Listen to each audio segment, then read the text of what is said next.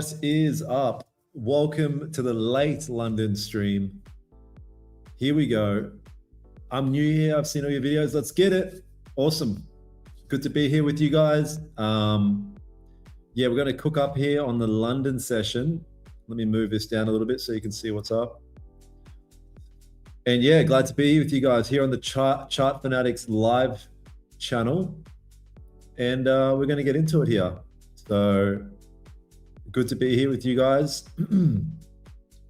Got some sound effects. Let's go. Good to see you guys. So I'm going to jump in to do a bit of a top-down analysis here in a minute, see where we're at with gold and NQ. Anybody that doesn't know me, I primarily trade gold and NQ. So I'm going to do a bit of, oh, what's going on here? A bit of volume stepping in here. So we're going to be hanging out here for an hour or two. We're going to see if we get any setups here. You know, later into the London session isn't the most ideal time to trade, to be brutally honest, in terms of volume. So if we do see a setup, we have to be on our best behavior, make sure that it's actually a good trade setup. But Yemen. So let me start here. Let me just get a bit of an overview. Right? Gold's really whipping around here, isn't it? Is there any news or something happening right now? Logan Paul on the stream, let's get it. Any news? All right, I'm gonna do a bit of a top down here just to get a bit of a pulse on where we're at. You guys, we've got FOMC a bit later on tonight as well. Big news coming in later tonight. So weekly bearish. Yesterday was super bearish. Today's kind of like a doji at the moment. Right, today's kind of a doji at the moment. China. 4 hour really tried to push up here. New 4 hours opened up and starting to retrace back down. So no clear direction other than the fact that the new 4 hours pushing down here. Two strong red 1 hour candles. 30 minutes looking a bit sketchy. Previous 30 closure, pretty weak. And we did get a 15 break below this level, but I don't know, man.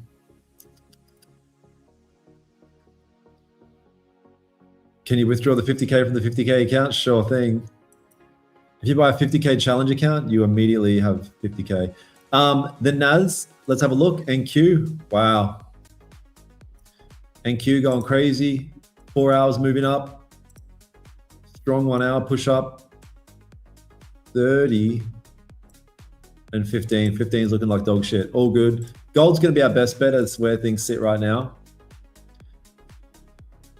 Didn't close below on futures. Oh, really? Didn't close below on futures. Okay. It did not close below on futures. Let's have a look on futures. Yeah, it's not the best closure regardless. GC. Not the best closure regardless. Yeah, I see what you mean. Yeah. Yeah, we're really going to need to wait for like strong confirmation here if we're going to look for a setup. Not the most high volume time. Make sure you guys drop a thumbs up for the stream as well. Here on the Chart Fanatics live stream, drop a thumbs up. The more thumbs up, the higher the probability we're going to get a profitable trade. It's just math. I don't make the rules. It's simple math. What do we got here? Yeah, man. Let me check the news. Go to forexfactory.com if you want to see when high impact news hits. So we can see in 8 hours, rate cuts, FOMC. Yeah, we're going to get massive volume stepping in around that time. Like massive volume. Anyone that doesn't really know, like last FOMC was, I think right here. No, maybe not further. Last FOMC was, oh, right here, I think. Right here, just meltdown. Meltdown of, no, it wasn't there. It wasn't there. All you need to know is it's freaking wild. Wild, wild, wild. right? Shit's getting wild tonight. So I know a bunch of you degenerates are going to be loading up an account and full margin in it. I would never do such a thing. Danny Drizzle, full port and FOMC. Someone's got to do it, man. Someone has to lead by example. Yeah, 4 a.m. in Sydney. It's always late as hell if you're in Australia. Big Jake FX, what's good, brother? Job your love. Doing NYSE in the Dizzy tonight? I'm not sure. I don't know if it's going to be the best idea to trade NYSE tonight, being so close to FOMC. Maybe. What up, Zog? Zog Dog. So we're going to see if we get a setup here late in the London session. That's exactly what we're going to do, you guys. And yeah, don't let anyone tell you anything different. Ditch us again for UK girl. Yeah, we'll see. Good to see you. What's up, Pam? And anybody that doesn't know me, my name is Daniel Holmes. I'm a price action trader. I've been trading for 6 years, primarily gold. For the first, 4 or 5 years, I traded primarily prop firms, but recently I've switched over to personal accounts. So this account you can see right here is one of my personal accounts. Deposited 50K, currently up 40K on it, and we're just chilling. So let's see how we go.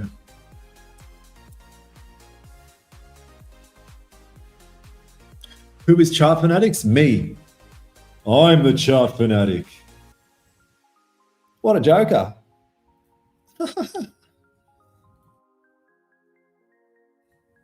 I know you, I'm a subscriber. Oh, let's get it. Yep. About 2 years, a little bit less than 2 years ago, I went full-time trading. Right, started making more money than my job. Job your love, right? Started having days where I was making my weekly income, and took the leap and said, you know what? It's now or never. I'm 33 years old. It's now or never. So I quit my job, moved to Dubai where I don't have to pay tax. 2 years later, here I am on Chart Fanatics, chilling it. One question, why do you trade rejection? Why don't you trade rejection on that level? Rejection on this level. I'm not super interested in this as a breakout. Yeah, I'm not sold. I don't like the 30. Don't like the 30. 4 hour seems a bit directionless. Yeah, and I'm glad I wasn't in this. It's just dancing around really ugly. What's the ranges like? Yeah, ranges aren't the biggest either. New here from the UK. Let's go. Let's go. Congrats, brother. Thank you, bro. And again, I always say this, but I'm retarded. So like, if I can do it, any of you guys could do it, 100%. If anyone here is looking to move into full-time trading, or that's like your ambition, which it should be, this isn't a hobby. No one's trading for hobbies. We're here because we want to make money, right? To give to our mummy. So yeah, man, if I can do it, so can you. Oh, CF family, Chart Fanatics, nice. Here from Norway. Norway. What's up, brother? How often are you live? I mean, I'm live on my channel twice a week, and then the rest I do it in my mentorship community. But yeah, running a few live streams here for the Chart Fanatics cats as well. We're fanatics with it. And that's what's up. Make sure you guys drop a thumbs up for the stream. The more thumbs up I get, Chart Fanatics give me so much money, it's not even funny. So if you give a thumbs up, I get money. No, not really, but do you have a Telegram? No, I don't have Telegram. The reason I don't have Telegram is because who gives a shit about Telegram? I think we'll chop this range until FOMC. Yeah, that's the thing with FOMC. Like, it's hard to say. Like, what you'll notice with things like FOMC or NFP, these massive events, price loves to like, it almost doesn't let anyone get an early entry. So if you try to get in early in the day, price is going to do its best to take you out.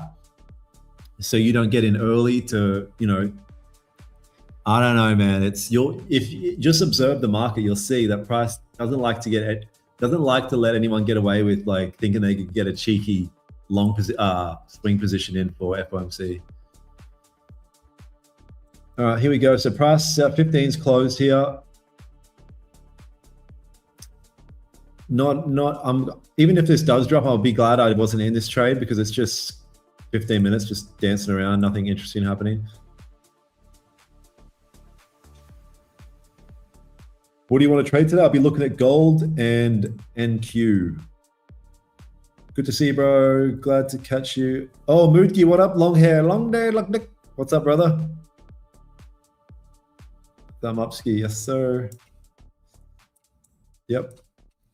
Yeah, so looking at gold here, had a level of interest marked here, but wasn't the most keen on it. Wasn't the most keen cuisine on it. There's definitely clean traffic to move down by the looks of things. But look how it's so like, just low. It's just low volume. I don't usually watch the market like at this time, and you can see the difference. Like you wouldn't see candles look like this and print like this at, you know, New York, NYSE. I always talk about like one of the most important things as a trader is knowing session times and trading at the high volume times. Right? In the beginning, I used to trade at any time, but now we trade at the high volume times. Can I full power FOMC with a lucid funded? Absolutely.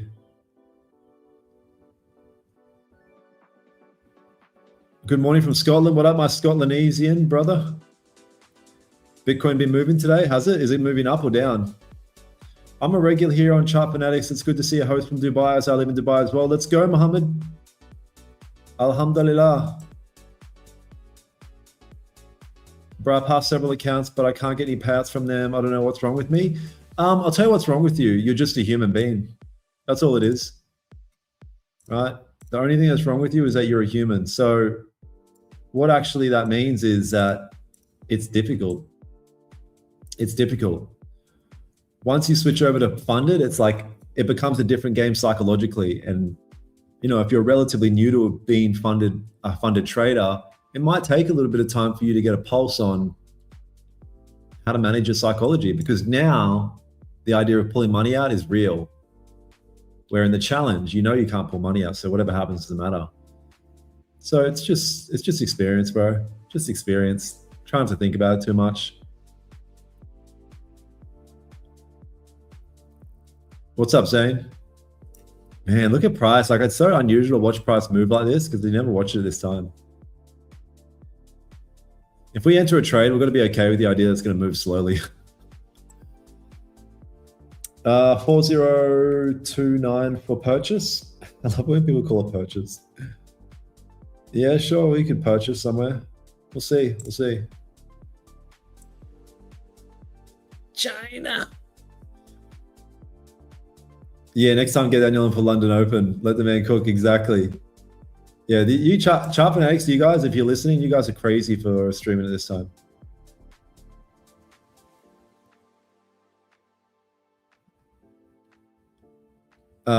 Wait, what do you mean, Jake? 8 to 10 New York time, a good range to set for myself. Oh, is it a good time to trade? I mean, the best time to trade is an hour after New York until you got a couple of hours after that. For beginner, joining your community and your strategy to have people that surpass your getting profit. I don't know what you mean, bro. What up, Kind? So yeah, NQ is just volumeless. So we're not going to look at that too much, but gold's going to be the one that I'm going to be the most interested in. If gold can break above this level here, I'll be interested in buying. I'll be interested in purchasing gold. Yep. I'll purchase it. Question, with SMC plus ICT background. I see many levels, order blocks, FPGs. So difficult to adopt your strategy. How do I block out that old mentality? Yeah, I mean, the thing is, how do I just pay money? I love when like $20 comes out of your account and it's just like, oh, SMK took $20. And I'm like, what the fuck is SMK? Yeah, the thing is, like, even when people join my mentorship and we jump on an onboarding call and they say, hey man, you know, I'm ready to get at it. And I say, what did you use to trade? And they said, oh, SMC, ICT, all this bullshit. I'm like, it is critical that you leave all that shit at the door. You got to leave all that stuff at the door. You can do it, man. Just make the commitment mentally. You can do it. What happened to the masterclass today? I don't know if you mean the one that I'm running, but I ran that yesterday. You missed it. Good to see you around, man. Been watching you since Australian times. Let's go. Thank you, bro. I appreciate it. I mean, I don't know if you guys remember. I don't know. But when I was streaming in Australia and I still had a job, what was a couple of things I used to say? I say, man, one of the things I used to say was, oh man, one day I'm going to be on Riz's fucking podcast or Chart Fanatics and stuff like that. Like, I used to say that shit. There's guys that message me, they're like, whoa, bro, I remember you used to say that. Brother. 2 years later, manifestation's a real thing, you guys. It doesn't work if you don't do the work. I know it's annoying to hear. You only work if you do the work, but it's true. Like, step number one is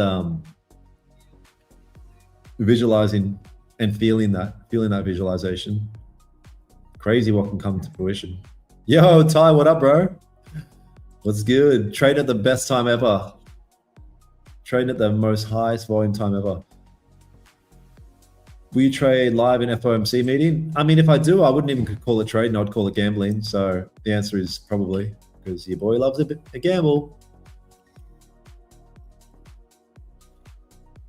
Yeah, I don't know what that is, Jake, but yeah, an hour after New York Open is good to go. Do you still buy funded or go straight to direct funded? No, I'll still buy challenge accounts and pass the challenge.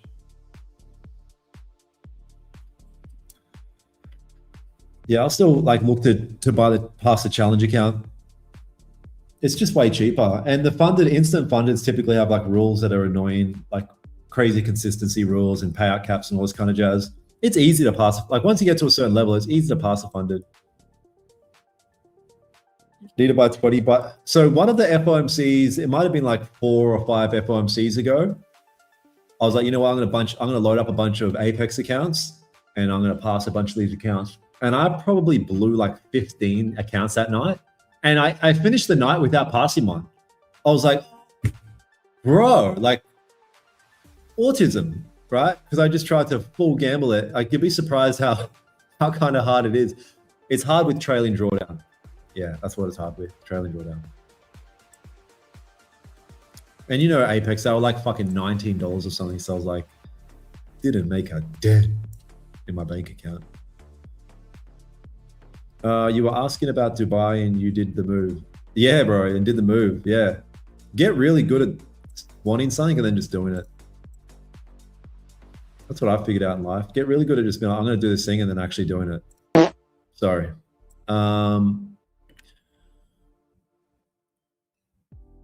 There's so much trading content, hard to filter out what to learn from. Yeah, you just got to pick one. Just pick one, bro. Just pick one. That's the only way to do it. I agree. And then the only way to get around that is just to pick one. Yeah. So again, anyone new here, my name's Daniel Holmes. I'm a trader from Australia originally, been trading 6 years. I currently live in Dubai. Spent most of my trading career trading fucking prop firm accounts. And then the thing that really tipped me over was I got moved to live with Top Step. And then I went back to trading the accounts again, built up accounts and started to pull money out again. And then they banned me. And I said, man, that kind of left a bitter taste in my mouth. So I moved over to personal accounts, grew a small personal account from 5K to 100K, withdrew 5K. And now this is currently my 50K account. Well, it's 90K now, but this is something I might do. I put 40K onto this account in the last like 6 weeks. I'm kind of blocking it off there, but you can see some of the stats here to the right. And yeah, turns out your boy's now kind of mainly focusing on personal accounts after so long of trading prop, right?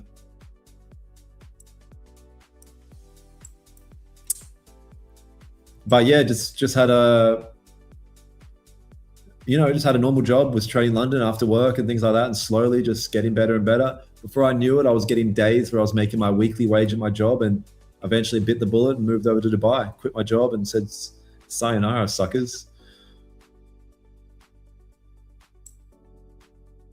Doing a giveaway? Yeah, I'm giving away kisses.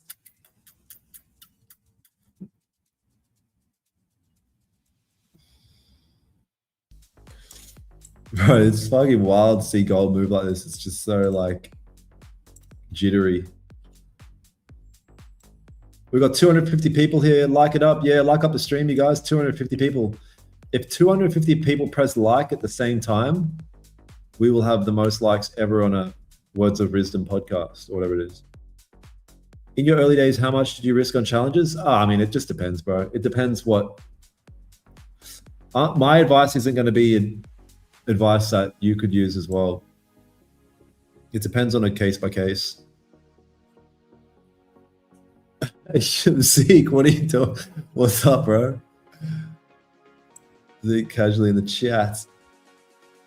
Please consider not swearing. I have children. Yeah, get them out of the room because I'm going to swear heaps. Yeah. You're going to need to get them out of the room, bro. That's going to be the issue there. I bought my first 100K FTMO account.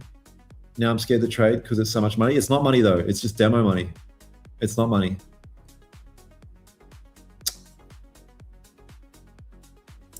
It's not money. What's the foundation of your trading strategy? Yeah, just price action. So reading candlesticks. I mark key levels of support and resistance or respected areas in the market, and I essentially wait for price to break out of that range or react off. So I've got a system. I call it type 1, type 2. Type 1 is essentially the breakout. Type 2 is a reaction off. And that's it. Obviously on the surface and the way I explain it, it's simple, but that's the premise of it. The underlying components that actually make it the strat is a bit more in detail, but yeah, that's the basics. Hi Daniel, much love from Beanley. Oh, sick. Yes, sir. Beanley. B-Town. Did I just hear a fart? No.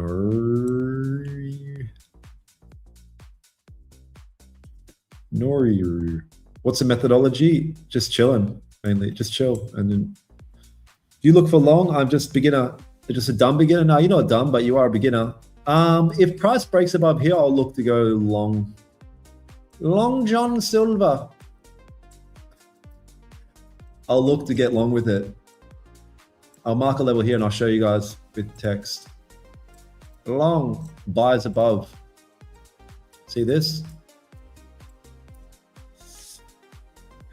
Buys above here is what I'll do. When is the next presentation / intake? Presentation / I don't know what you mean, my G. Logan Paul, stop swearing. No. What do you prefer more, 1-step or 2-step? I mean, it's not even a matter of preference. I just will never trade 2-step. Why you are not live on your own YouTube channel? Because I'm live on this channel. I can't be doing 2 things at once. Fast way to pass eval, just full margin it. Yeah, it's going to be the fastest way to success. Wow, look at this, bro. This is like such low volume shit. Chart Fanatics are trying to sabotage me, getting me to trade this time. It's the only logical answer. Bro, I'm funded 50K top step, but I'm scared to trade. Just trade, bro. What's the worst that can happen? You'll blow it? No, I blew my account that I paid $50 for. Just trade, bro. Study, bro. What's the worst that can happen? You blow it, then you just get funded again. Learn the lessons, and then back at it. What's up, you guys? Back at it with another video. What do you guys know about What do you guys know about diamond? Shine bright like a diamond. Yeah, I didn't think so. All right, crazy volume here. Top 10 volume caught on camera. I gotta get a haircut, bro. It's just becoming a joke at this point. I mean, I've got a couple areas of interest, I guess. A breakout of either of these ranges, maybe. I don't know, man. This is the kind of price action where we'll see. We'll see what happens on these next candles. Elon Musk says money won't matter after 10 years. What's your thoughts? Yeah, just be broke for 10 years and just be broke, lazy on the couch, no bitches want you, ugly, fat, because Elon Musk tweeted that once. All good. Yeah, all good. Here's the thing, as a guy, you need to get your money up. It needs to be your priority to get your money up at any means necessary. Before I got money my whole life, I'd suffered with anxiety, panic attacks, all this bullshit. And whenever I did the analysis on myself, it always came back to the fact that I didn't have enough money. So step number one, get your money up.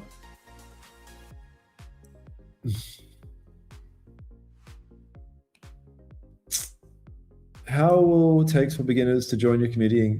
Oh, how long? I mean, it's not a robotic scenario. It's on an individual basis. There's guys that really crush it out the gate. There's other guys that take time. It's on an individual basis. Yeah. What's your YouTube channel? It's just Daniel Holmes Trades.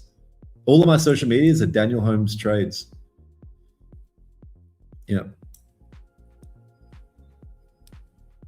Liked your story on Instagram about Logan Paul and you realize he kind of looks. Yeah. Oh, that was fuck.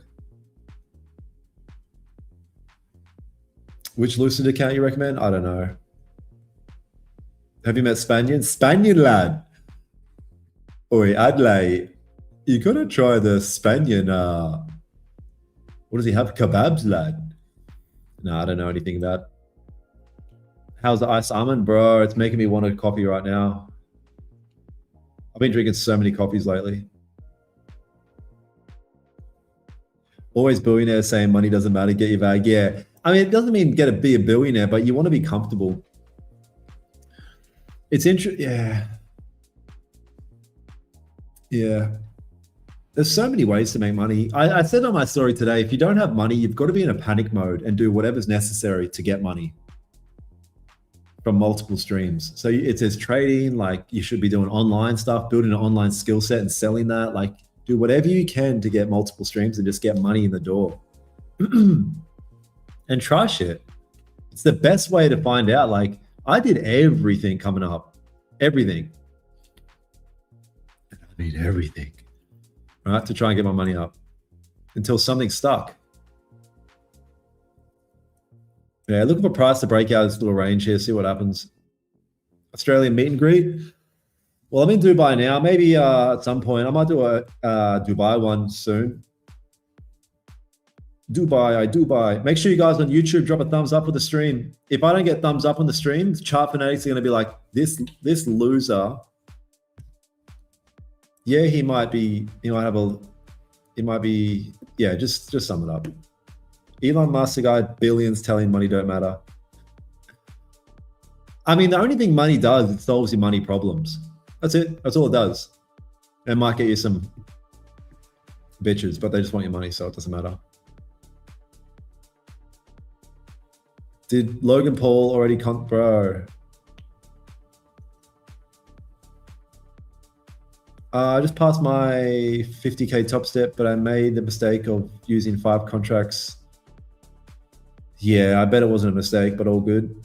You know, the amount of people, I've been mentoring and trading for so long, the amount of people are like, bro, I accidentally put 10 contracts instead of 1. It's like, that wasn't an accident, bro. Come on. Who are you lying to? You took a risk and it didn't pay off. Can you explain the difference between lots and minis and micros? I mean, lots is CFD, lots is Forex, minis and micros is futures.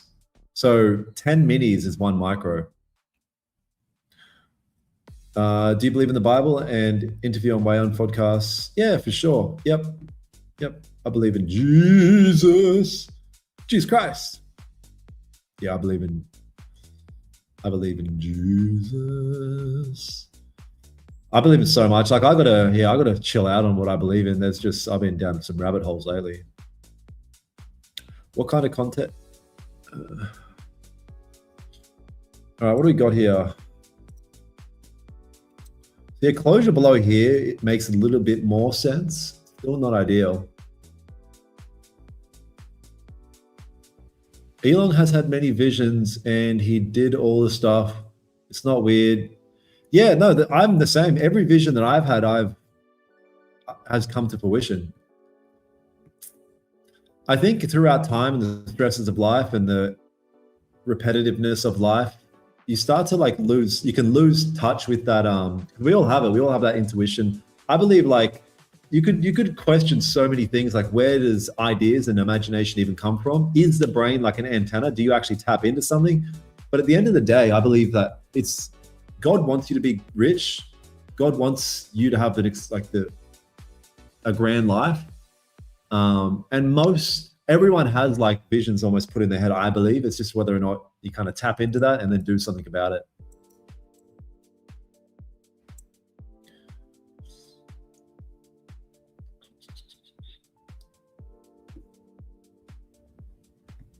God's plan.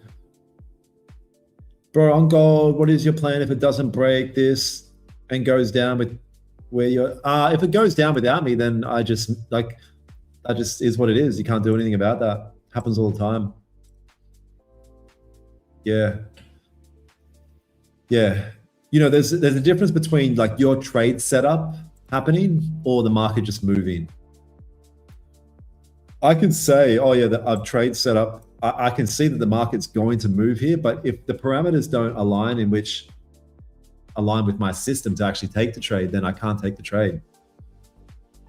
Any podcasts coming up? Bro, I've done about 4 or 5 podcasts in the last couple of weeks to months that are just like cooking. I don't know what these podcast guys do, where they just record a bunch of podcasts and then release 10 years later. It's like, brother,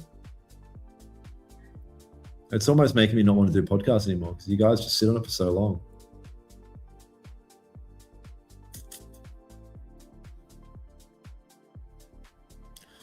I said you look like Jake Paul's brother. Brother, do you believe in aliens? I don't know, man. I don't know what I believe in that sense. I've been so back and forth with that shit, and now I'm just more confused than ever.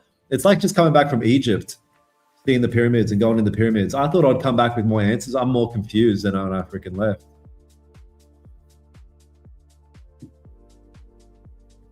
Yo, what up, Shib Nation? Do you suggest back testing, forward testing? Yeah, I think forward testing is going to be your best bet. I think forward testing is going to be a good idea. Yeah.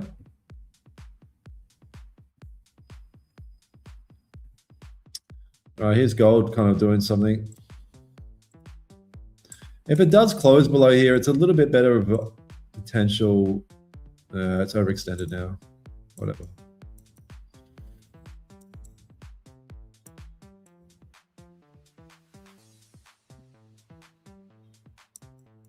Yeah. We'll keep an eye on this. Dog shit time to trade. What's a YouTube, man? Nothing in the description? Brother, these guys. It's Daniel Holmes Trades.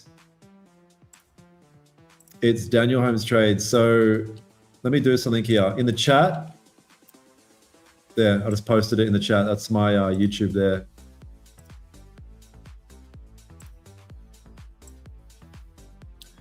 Yui Chewy. I had a dream about trading before I knew what it actually was. Wow. There you go.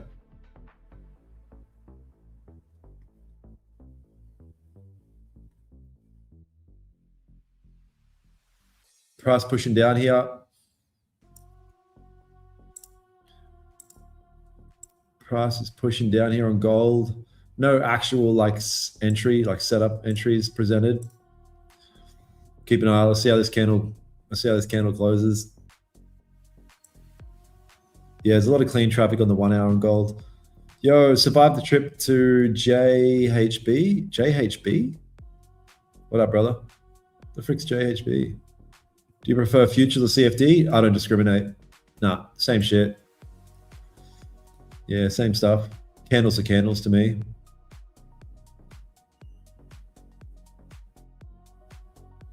Yeah, it's 4 months ago on the podcast. I know, it's so weird. Like, I don't get why dudes do that. Wow. Gold really be doing things.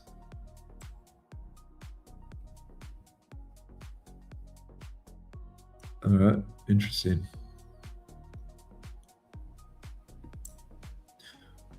I really want to start a trading podcast, but it's so hard to get anyone want to do them. Yeah, like trading podcasts is cool and all, but then you got to get guests.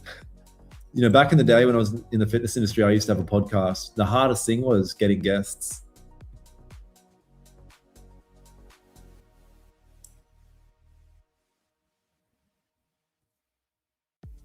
Oh, Egypt was amazing. Yeah.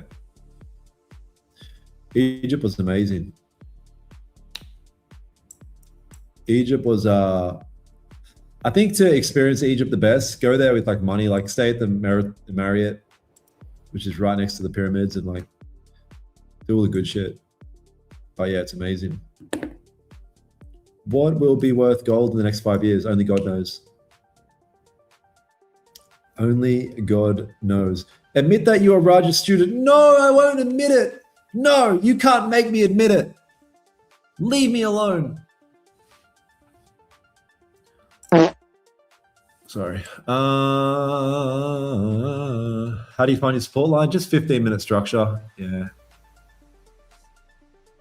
This candle's massively just dropped down here. We'll see.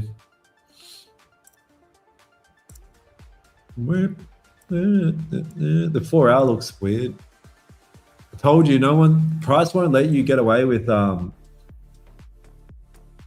to hold like a long position or something from the morning for FOMC. Yeah, Raja's my student. Top 10 things that never happen. What's your prediction, Daniel? My prediction is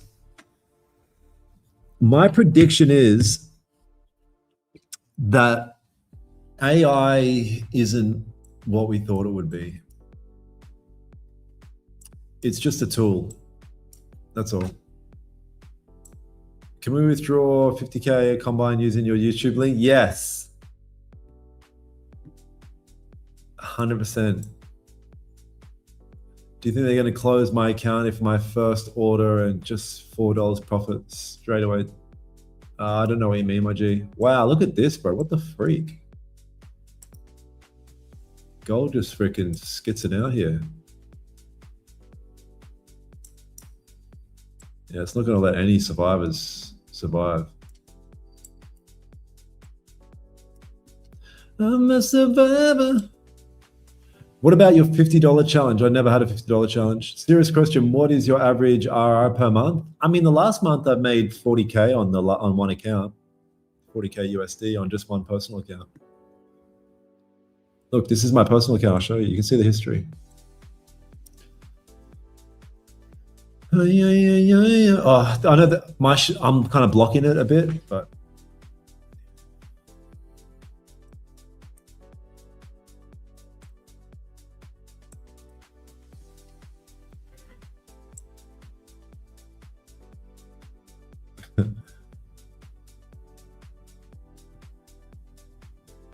No, I'm not looking at, there's nothing, I'm not looking at anything with small bodies and shit like that. Like, price is just not presenting anything interesting right now.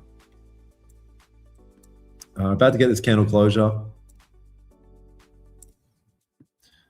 Just fucking drop from here randomly.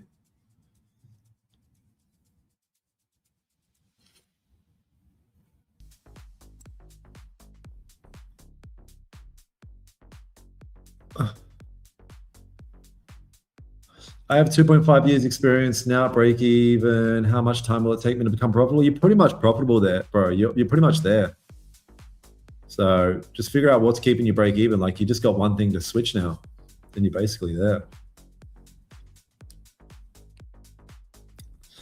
You're literally there, dude. Have you tried swing trading? Yeah, for sure. I mean, I still try and swing trade small accounts here and there, but it's just a nightmare. I hate it.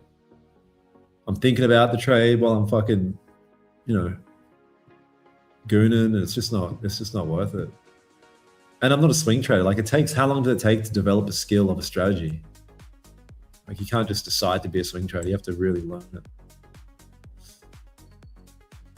You got a video for beginners? Yep.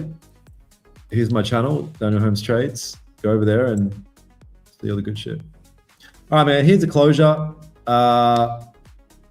Price just kind of dropped from here. All good. What are you gonna do? Yeah. We're going to have to see something here. We're going to have to see something. What's the 1 hour looking like? Yeah, I could see price just keep moving down here.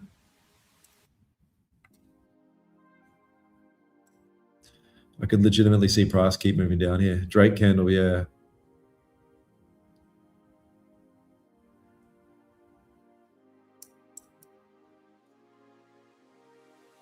Oh, you lost 100?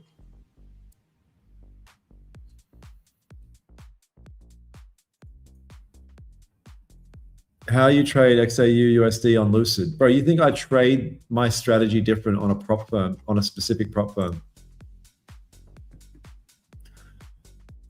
Oh, you mean with Lucid? When it comes to Lucid, the way that I trade, I use the Bing Bong strat with Lucid. All the dailies flipping red.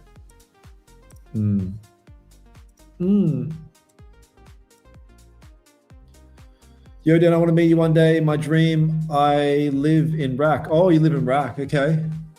Up north. So you're really close to the Strait of Hormuz. Nice.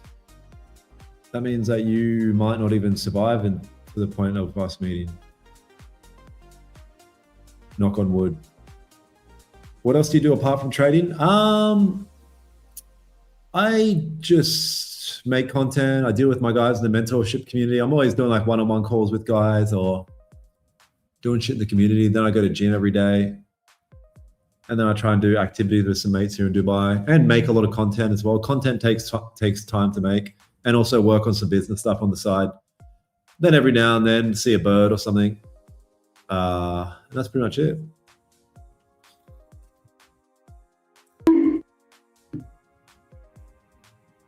Yesterday webinar, good man. Oh, let's go, my man. Not the Bing Bong strat. No.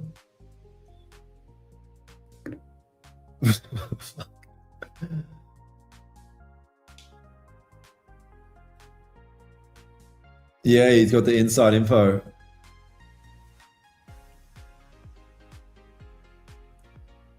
It's all in peace here. You should come here one day. Yeah, I do want to come up there one day. Just something, yeah, suss it out.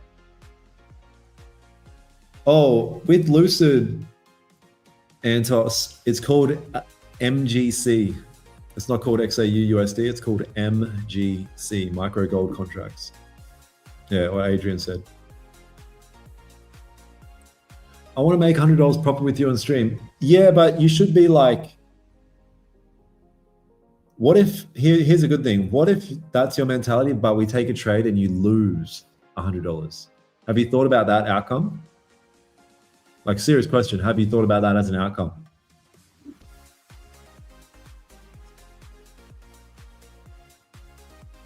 Is it a good place to buy? You mean Dubai or gold? Guys, this is gonna be my longest stream ever. You guys know I usually like back up, but I'll be gone. I'll be done by now usually. Yay. Yay. I have $500 in a personal account. How much should I expect from it on a monthly basis? What the fuck? Why do you expect that you're gonna make money on it in a monthly basis? Who told you that? Who told you that? That if I put $500 into an account, hey, I'll put $500 there. How much can I expect to make? What? Here's the truth. You're going to lose it all. That's how much you expect to make. You're going to lose that $500. I'm 100% guaranteed. Promise you. Please add me on all social medias. It's going to happen. So now the question is, what do I do after I lose that money? That's what the real question needs to be like. What do I do when I lose that $500? How am I going to bounce back? Am I actually going to start taking trading serious? Right? Or am I going to just keep treating it like, I don't know.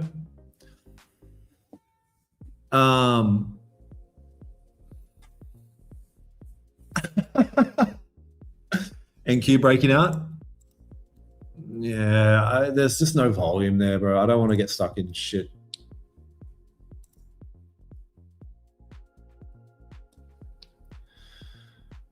Then you'll reload 500 more and lose that as well. I don't know. What are you looking at for buys and sells? I'm just looking at, I'm looking at something, bro. Because right now there's nothing. You know, prices just kind of dicking around here and then we drop pretty aggressively. Like if this candle were to push up and fail here, massively push up and break above this level, I'll 100% buy. But, you know, I'm on at a weird time as well. Let's be brutally honest. I'm on at a weird time to trade. Are you in tread? What a joker. Best stream chart for 97. Hey, you guys, please drop a thumbs up for the live stream. This might be my last live stream on Chart Fanatics because they go, this dude's out of control. So, you know, I can combat that and be like, look, dudes, we got some crazy likes. Dan, have you ever seen genitalia? Oh, shit, man. How did that even fucking get me? That was so easy. That was so easy. How to become break-even phase and be profitable. Identify the reason why you're not that, and then just switch up on that. And it's just time and experience, bro. It just takes time. It takes time, man. That's all. Nothing in life where it equates to money in your bank and large sums of it is easy. Unless you win the lottery. I say this all the time, but it's true. I need to keep reminding people. So you're going to have to just lock in. It'll take time. Stanny Brown. Yeah, what weird structure here. Just straight back down. I bet we come all the way down and then dance around here, then New York, NYC, we come all the way back up. And it just cooks everyone. It doesn't let anyone get away with anything.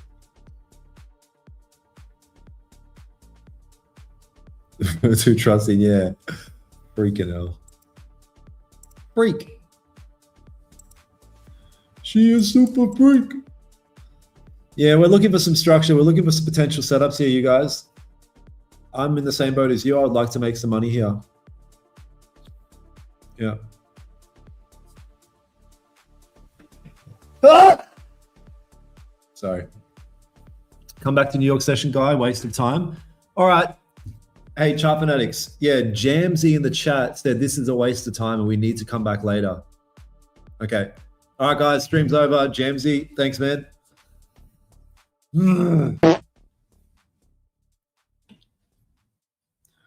What's your strategy on gold? Price action. So I'm waiting for breakouts or reactions off levels. Lowest time frame I'm going to go is a 15-minute time frame. I'm looking to build a bit of a bias on the higher time frames. But right now, I'll be brutally honest, there's nothing super interesting. So I'm going to need to let a candle close and see if we get a bit of structure develop.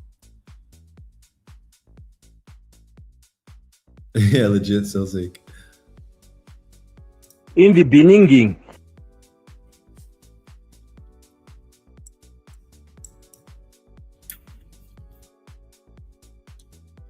What broker? Dominion. Okay.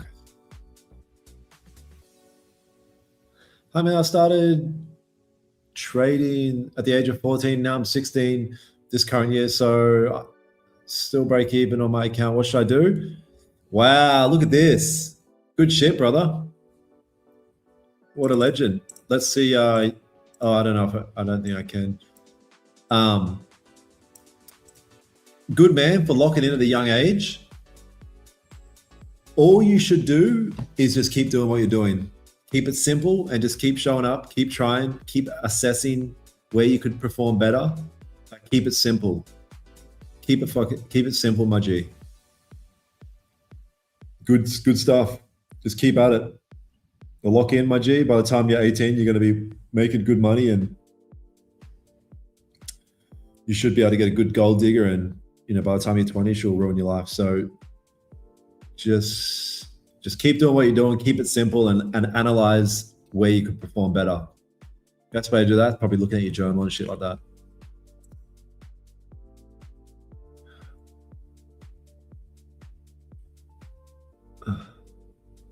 Didn't know Logan Paul was a trader, brother.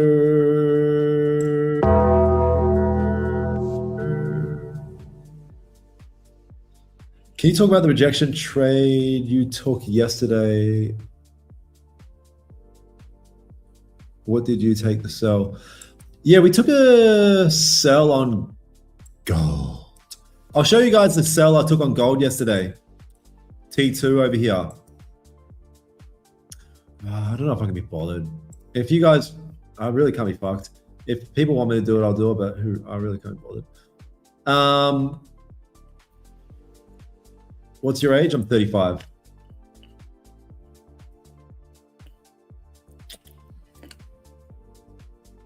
Get him in the dissy. Yeah, get him in the dissy, young buck. We'll get you real good. We'll train you up real good for FOMC. Thank you, serving up the goodness today. Really? I mean, it looks dog shit to me, but I mean, in the last hour or two, it looked bad, but nice. Good man. Do you trade GU? Nah. Just golden and cute. Is trading one of the best careers? Depends what your definition of best is.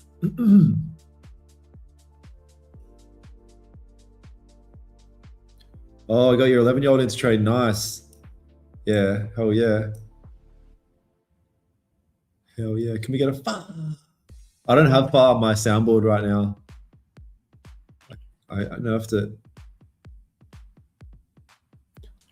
From Azerbaijan. Nice. Do you consider levels like PDH, previous day high, or PDL? I do PDFIL. PDFIL is one of the major levels you got to keep an eye on, but other than that, I don't really pay attention, no. Same year, mate, age. I'm starting trade now. Good, man. Let's do it.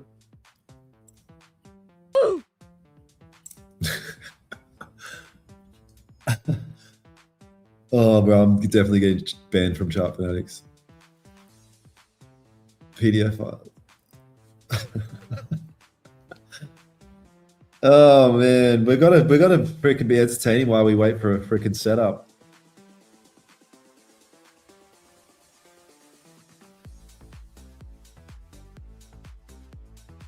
Honestly, if we're gonna be honest about all this kind of shit. You don't look 34, 35. Just subscribe, bro. I look 35 in real life. Oh, thank you for signing up, subscribing. What's the setup and how do you strategy? Yeah, I'm gonna see how this candle closes. We're about to get an hour 30 and 15 closure. The 30 just kind of like down here. Weird 30 closure. So let's see what happens here, man. We're back down to this level. And we're gonna have to see what happens. Yeah, I'm living in Dubai. I'm living in Dubai. First time watching. Trenches to the trade. Trenches to trades. Let's go. My brother's crawling out of the trenches to the trades. Let's freaking get it, my G. Let's get it, man. Fuck these trenches. Yeah, tax-free in Habibi land. Tax-free. She's a super freak. These are my Red Folder News glasses. How long did it take you to become profitable? I mean, 2 years-ish. It doesn't need to take as long as me or as short as me. Like, if I were to get into a mentorship like what I offer, it would have been significantly cheaper, quicker. On the real note, Dan has changed many of our lives through the mentorship, and we are legitimately only getting started. Thank you, Dan. Even with all the funny banter, we're still cooking. Yeah, let's go. Appreciate that, brother. Yeah, we've helped. Like, there's a lot of guys that have, changed our lives for the better, which is something that I can say that I've helped do as well, which is a good feeling. Sometimes you get people, why do you teach if you're profitable? Shut up! Because I help people improve their life. That's why. And it's an extra source of income. And I've done coaching my whole life. Even before trading coaching and shit like this, I was a bodybuilder coach. Before that, I've been coaching these chicks how to really work on that. So, it's fulfilling to me. Oh, watching from India, let's get it. My Indian brother. How can I contact you? You can't, unless you just message me here.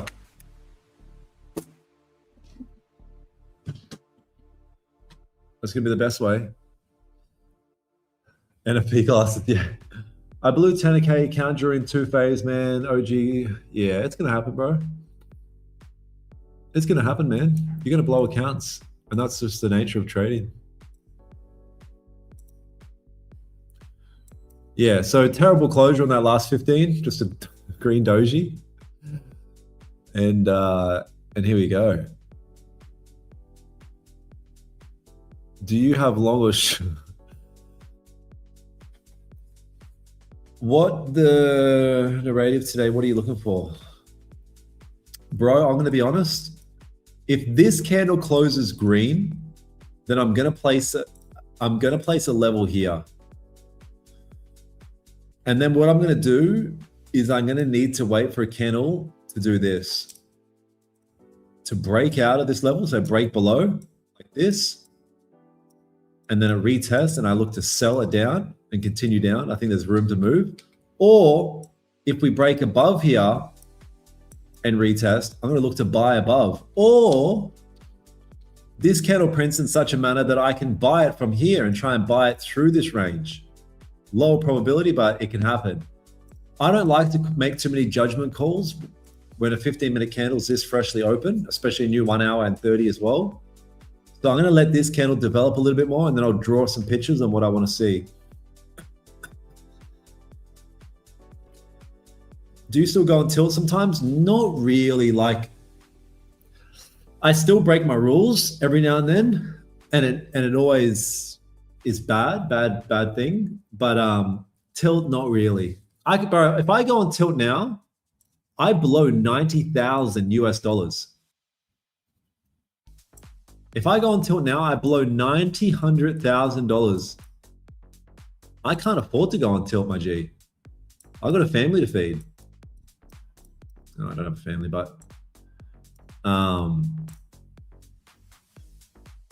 it takes time, bro. I used to like dream of the days where I never went on tilt. It actually is a reality. I used to go on tilt all the time. I used to think I would never make it in trading. It's just not for me. I can't control myself. Next minute, later on, you just keep showing up, keep trying to improve, and you can actually get there.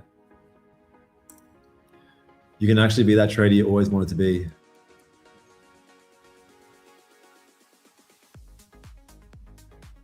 You didn't answer my question, then buy. No! Please. Please, I'll answer. I'll do anything. Don't leave. Don't leave. Just like my girlfriend. I think we want to fill the 1 hour bullish. I want to fill, yeah, we'll see. We'll see. Right, I get dangerous if I stream for too long. I just start losing my mind. All good.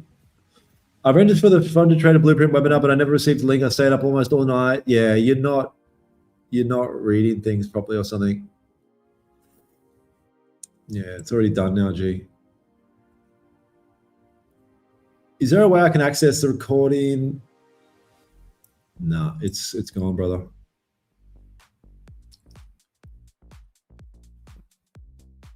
Like minute. Have you ever been to India? Have I ever been to India? Let's have a look. India. Just remind myself if I've ever been to India.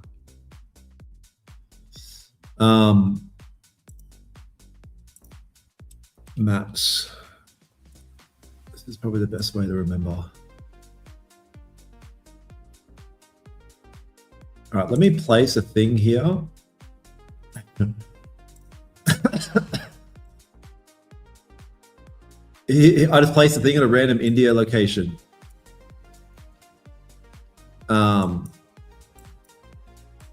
It's not ringing a bell. Maybe if I go up more close to a city. It's not ringing a bell. Hey, buddy. Yeah, it's not ringing a bell. I don't think I've been to India yet.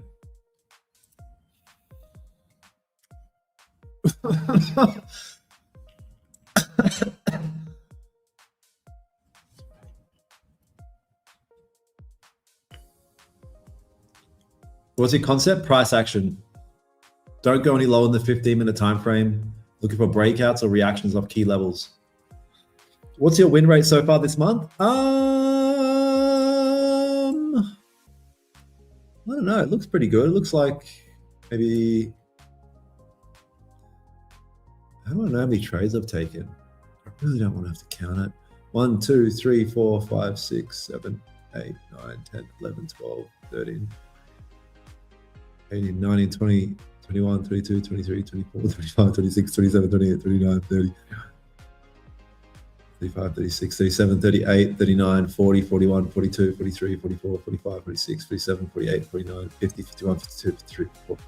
All right, so it looks like it's about 59 trades with 1, 2, 3, 4, 5, 6, 7, 8, 9, 10, 11, 12, 13, 14, 15, 16 with 16 losses.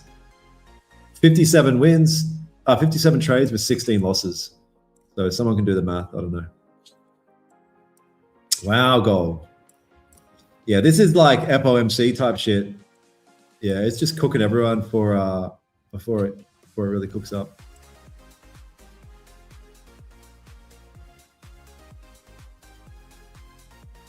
Do you believe in automated trading? No, I don't believe in automated trading. No. Are you a stand-up artist as well? A stand-up artist?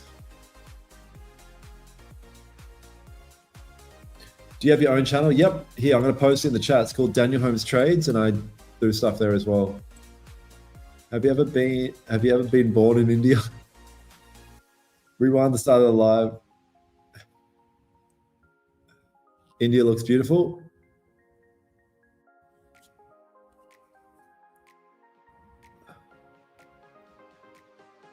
Oh, 84%? Nice. Oh, is that, I seen you just delete that. Maybe it's not 84%. 72%? Oh, there you go.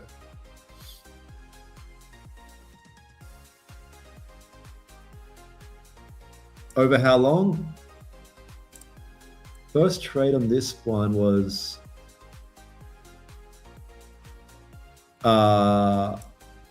this 3rd of the 6th. The 3rd of the 6th.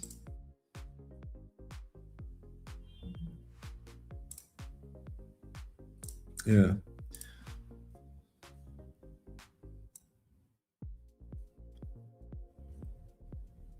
Think you can buy NQ? Let's have a look. Yeah, I'd rather buy NQ, to be honest.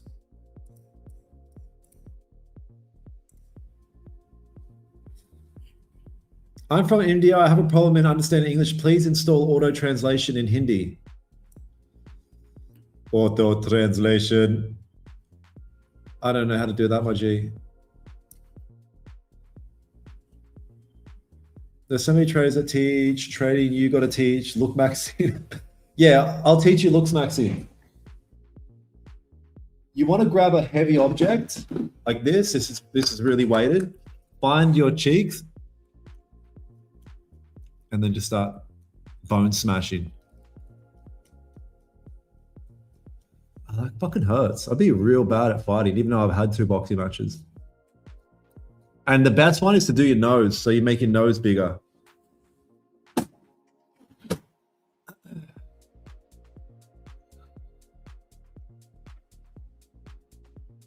I'm new here. How much do I have to pay for this live stream? Bro. Timo in the chat. Where are you from? I'm from Australia originally, but I live in Dubai. Hey, if you guys all press like on the live stream, Words from Wisdom Riz said he's going to give me a lap dance on the next live stream. So please, everyone here, press like.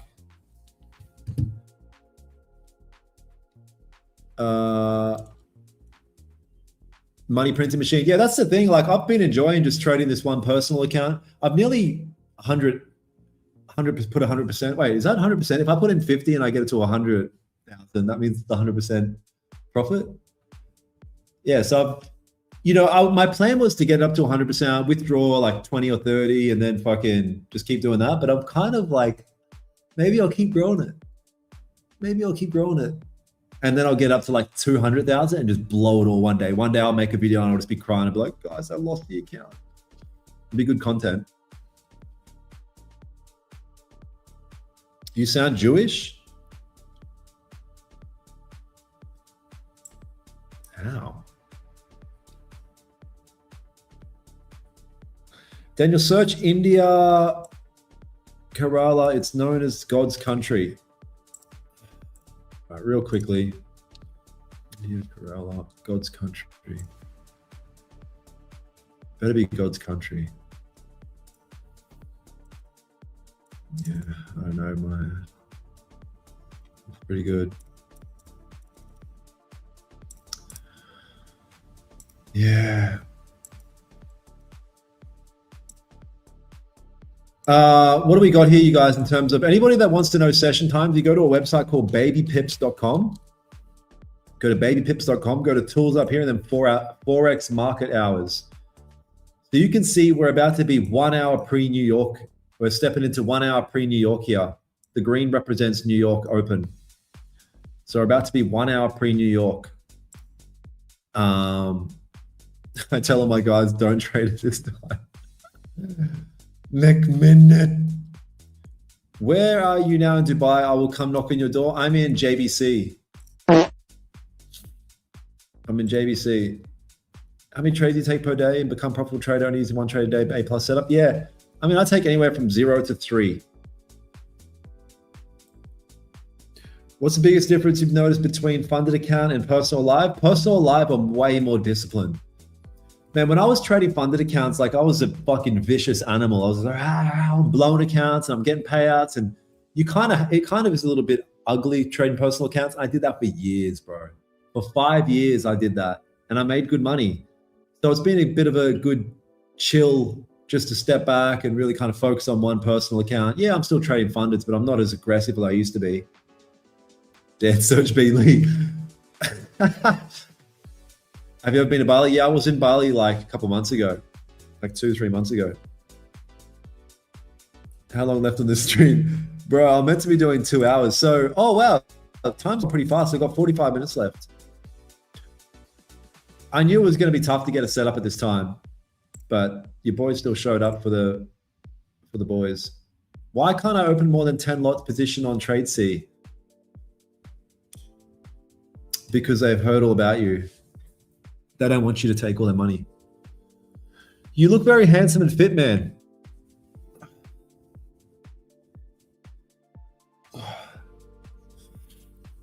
Thank you, bro. Thank you, thank you, male. Nah, it's all right. I'm not joking. I'd give another man a compliment. If you see a handsome and fit man, you don't say that's a handsome fit man, you're gay, right? Because it's kind of reflecting the opposite of your insecurities. Brother, I've been trading 3-4 years. I'm not getting much success on support and resistance candle top. I'm working on new pattern SMC ICC concept. Yeah, but here's the thing, my G.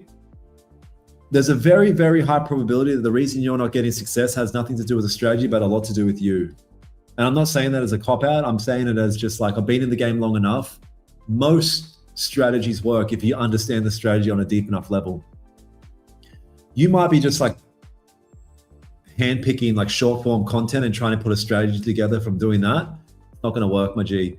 You're going to have to lock in and really understand the strategy on a deeper level. Most of the time that means like joining a mentorship or buying a course or some shit. But yeah. Where's Bean Lee? Is that in Egypt? Yes. All right, here's a closure. If this next 15 closes below this level, I'll 100% sell the shit out of gold. Yep.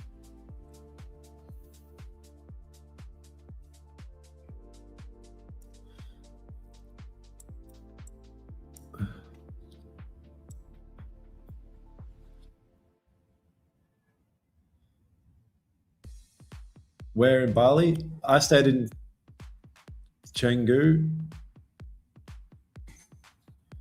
How much risk you take when you trade a funded? Depends, bro. Sometimes a lot, sometimes not much. Most of the time, a lot. Do you reckon it's a good idea to be aggressive on fundeds? Depends what your experience level is. The question you need to ask yourself if you're going to be aggressive on a funded account is, if I do a, is that going to be okay? No. If you go aggressive and blow the account, are you going to be okay with that mentally? Because by going aggressive, there's a much higher probability that you're going to blow the account. So you've got to come to peace with that idea. Yeah.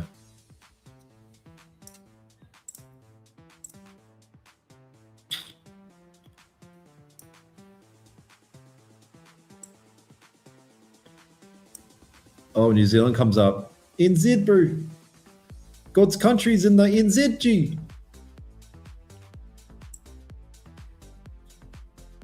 Australians in Bali are very handsome. Oh, really? Australians in Bali are handsome. Is AI going to replace traders forever? Bro, you're the same dude that said, Elon said that we won't need money in 10 years. What are you going to do about that? Why are you so fearful of the future, my G? You keep talking about the future. You got to be in the present. You do have to be in the present, though. You have to act quick. If you want to talk about Elon, one of Elon's best quotes, in my opinion, says, figure out how to achieve your 5-year goals in 5 months. Speed, act now, now, now, now. Do it now, do it now.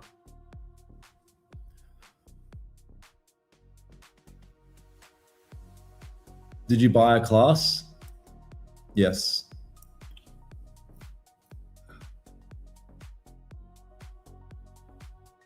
Yeah, close below in a retest, I'd buy the shit out of it. I mean, I'd sell the shit out of it for sure. I can hear the sound of reading. I don't know why. Of reading? What do you mean by reading? What does reading sound like? Reading sounds like this. Oh, interesting. Then a paper turning. Oh, you want a hungy yo? Wow, look at price moving up here. If we get a break above this level, I'll buy above here as well. Here are my levels, and here's my ideas, you guys. I'm going to put some notes on both of them. All right, I put notes on both of them so you can see on the screen what I'm looking for.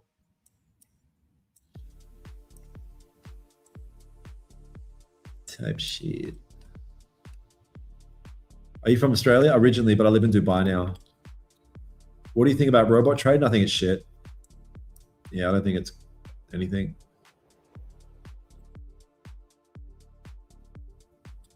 Wait, are you actually in this trade, Adrian? Reading sounds like fun.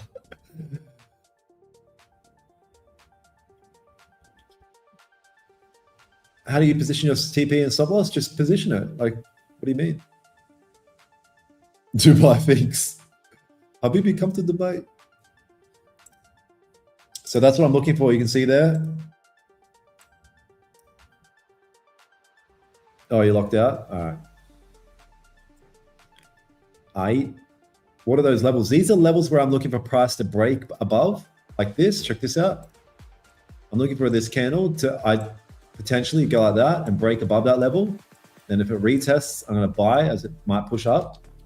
Or the other one, it comes down and it breaks below, which I'd actually prefer. Then it retests, and then I'll be looking to sell. Now, the question might be, is this a good time to take a trade?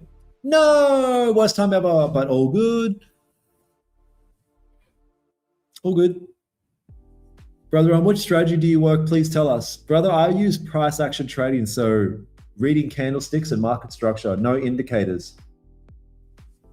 When I started trading, I used this strategy and I found mad success. I had all these grand visions of like, wow, I'm gonna be a full-time trader. This is so cool, I'm him. Then I started adding in all this other bullshit. I thought, man, if it's simple and I'm making this much progress just by doing this, imagine if I add in trend lines and all these moving averages and shit. And then things went sideways. So I went around the world for a bunch of time doing all these bullshit strategies and then came back to simple price action trading. And here we are. Now I live in Dubai, full-time day trader, Habibi.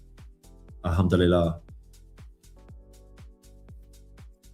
Why won't you say if you made any trades today? No. Okay, if I tell you I made a trade today, what does that change in your life?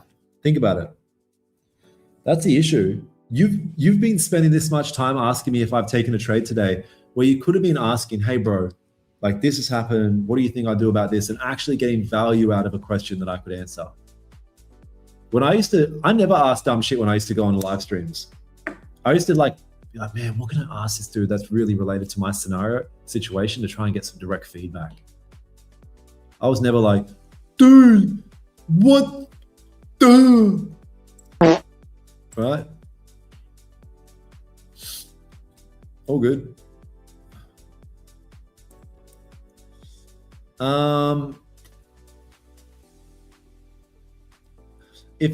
tell you where I place my stop loss and things like that if a setup presents. I also wanted to shift to Dubai. I'm from India. Is there any possibility hang around with you when I come to Dubai? Yes. Yeah, if you come to Dubai, we'll catch up. We can hang out. How did you choose those lines? Mainly based on the 15 structure. So like you can see here, we got some support here based on these green and red candles. So if a candle breaks above there, now I'm getting the signs that we're kind of engulfing this region and I can look to buy above. And same with here, it's really simple. Like it's really just like red and the equal bodies. Like, so the red and green 15-minute structure here is like now a level of support. As soon as that green candle prints, it becomes support. So price is gonna have a reaction off this level now. Now, is that reaction either gonna be enough to push it away, or a seller's gonna take over to such a degree that it closes below that region? If it closes below, now I can start building a bias. I start flicking through the higher time frames and seeing if a story is being told that the market wants to continue down. Then if we get the retest, which would be like buyers trying to take back over, but they fail, and that becomes a wick, there's going to be I can start to build a bit of a picture of, hey, this could be a good sell here. Did you say Alhamdulillah? Yes, I said Alhamdulillah. Ashallah. Fucking, yeah.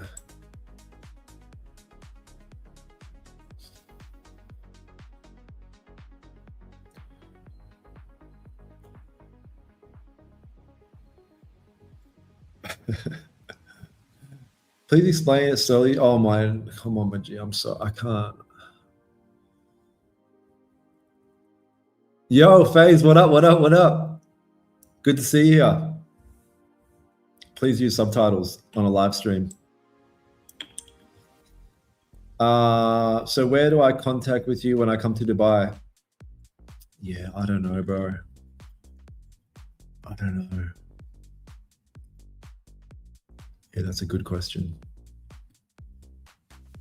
I was looking at the market today also. I just wanted to see if I missed a trade. Yeah, I haven't seen anything yet, bro. I haven't seen anything yet interesting enough to take. Has anyone in my community, have any of you guys taken any trades today?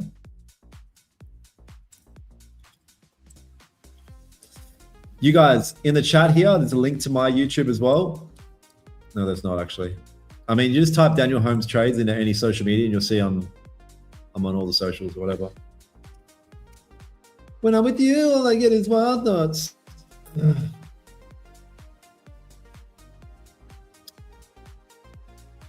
Sweet as AB drizzle, whatever.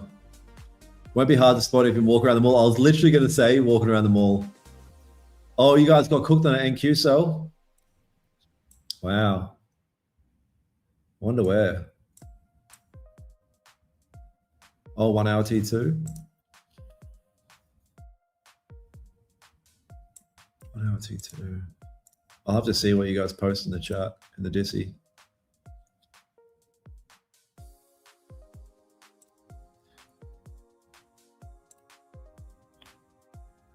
Please stop the fart more time again and again. Please stop the fart more time again and again.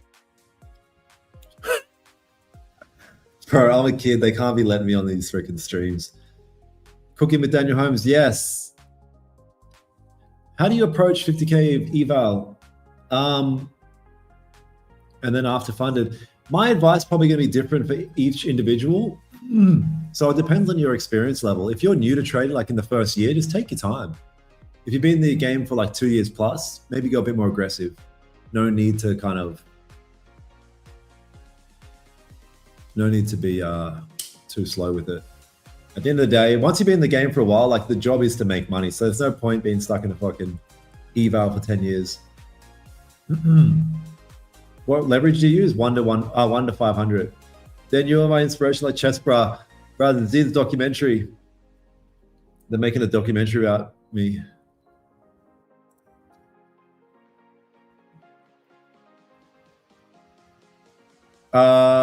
Yeah, so we're in this range, man. We're in this range on gold. There's no point getting jumpy and taking a bullshit setup just because we're impatient. I'm not going to get jumpy on a setup unless a setup arises. I don't care if I'm on stream. There's been many times on stream where I've taken a bullshit trade just for entertainment purposes and it doesn't work. Yeah, the entertainment strat does not work.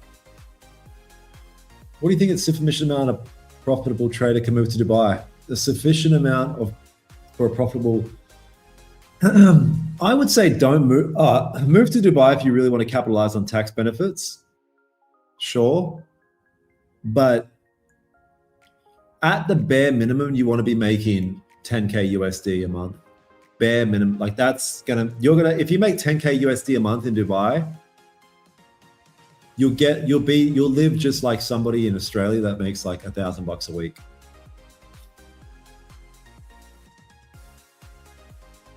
Sweet as Moogie. Alhamdulillah, brother. Hope your back's all right.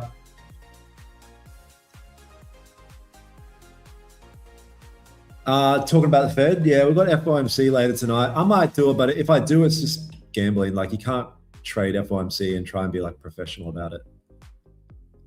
W entertainment strat. This is a 15-minute time frame. You can see on the screen here.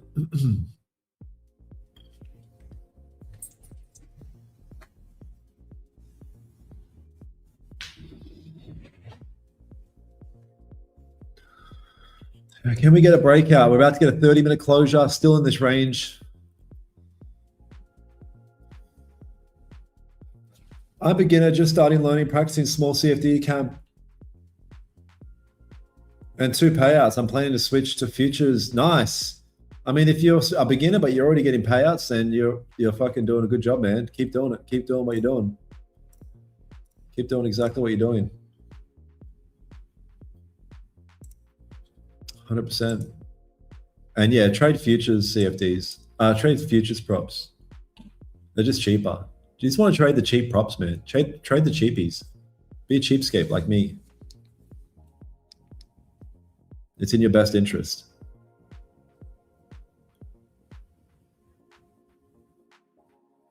It's legitimately in your best interest. Promise you.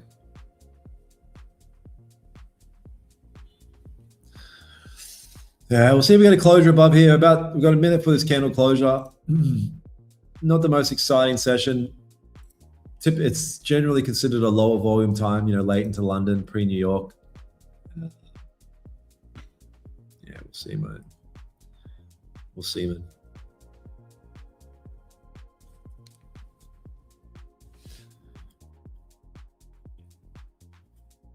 What would be the target if you sell or buy? I mean, if I buy, I'll be taking size off at this level, this next structure point up here. If I sell, I'll be taking size off at this next support level down here.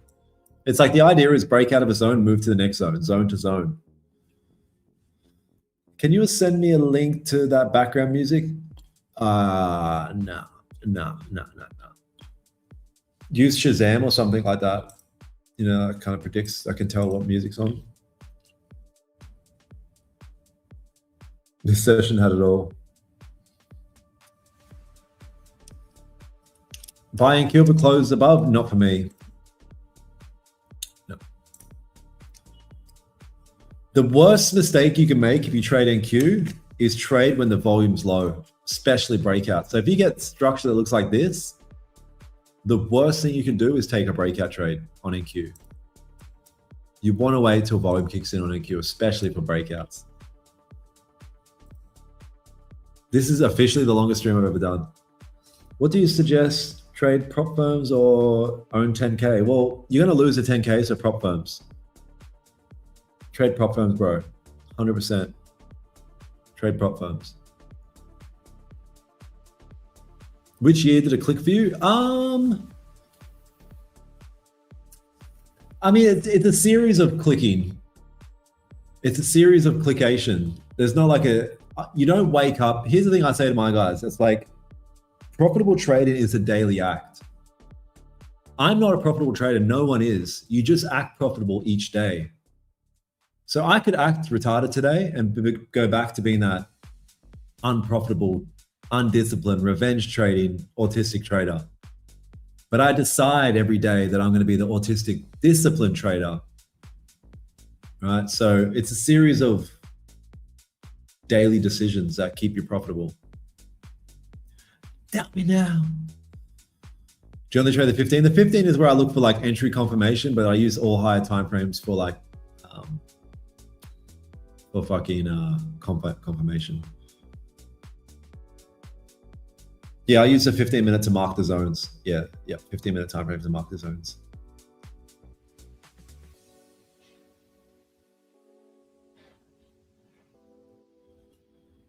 How do you calculate risk and TP on futures before executing the trade? I mean, I'm probably not the best person to ask that. I kind of eyeball it a lot and just know from experience.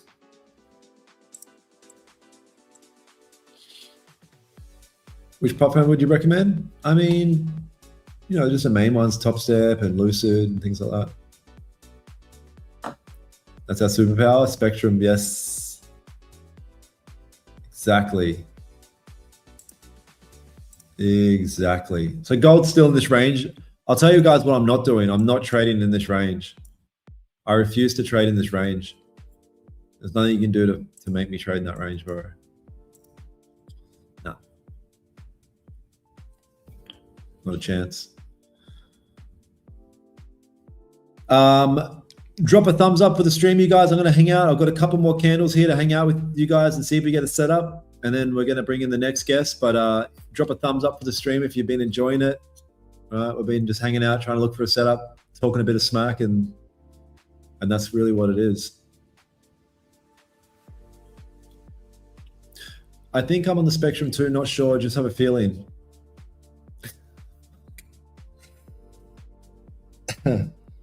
Yeah, you're probably right. Long and short, then cut the loser when it breaks out. Fuck. Do you go live every day? No, I go live a couple times a week on my YouTube channel and then the rest in my mentorship community. Yeah, we run like probably 3 live streams a day in the mentorship because I have other coaches that run the live stream in there as well. So I'll run some, they'll run some. Yeah, we've got a full ecosystem.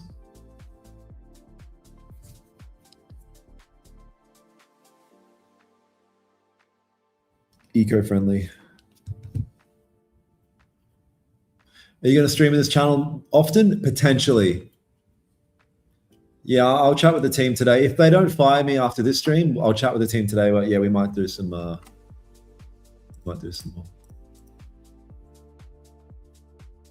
If the current candle closes where it is now. Nah, I can't do anything in this range. I'm not going to trade this range. Even if I don't even need to look to left, but I already know like this box right here, you guys, bad news. If we go like this, check this out. If I look here and I go onto the 30-minute time frame and look to the left, look what happens. Now, I didn't even need to do this. I already made this decision in my head before I even checked this out. Look what happens every time price gets to this point. It fucking consolidates, right? If we go to the left more, yep, more. Consolidate. Just chop suey all through here. So this specific point on gold, I don't know why, and I don't need to know why. Darn. Is not a good area to trade within. Because every time price gets here, it rejects, it dances around, it's just bad news. Big bad man, big bad banana. See, all through here, just gets choppy through here. So I know that I don't want to trade here. I want to break out of this range.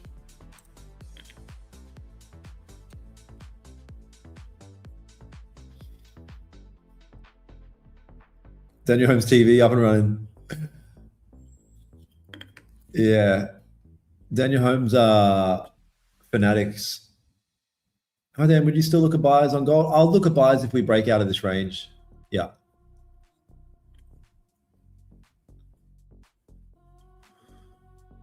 Yo, what up, Allison? Oh, you mean NQ? I'm not interested in NQ. It's low volume. What trading platform do you use? I'm thinking I'll go on deep charts. No, just use the three best.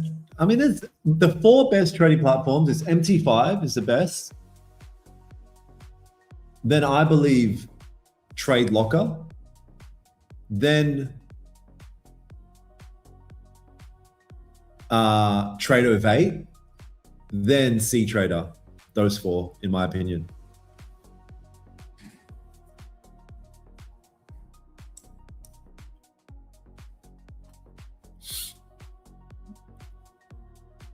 All right, man. We'll see how this candle wants to close. Looks like it might just be still in this range. I'm on Dominion Markets broker.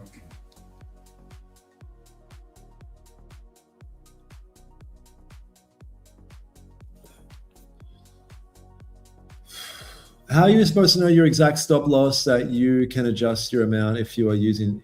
I don't do impulse entries. My side chick just hit her stop loss. Top Step X. Yeah, or I've been thinking about, bro, this is how good Project X platform is. I've been thinking about putting some cash into a Top Step broker account because I can trade the personal account on Project X. Hi, brother, I'm new. You are from where? I'm from Australia originally, but I live in Dubai now.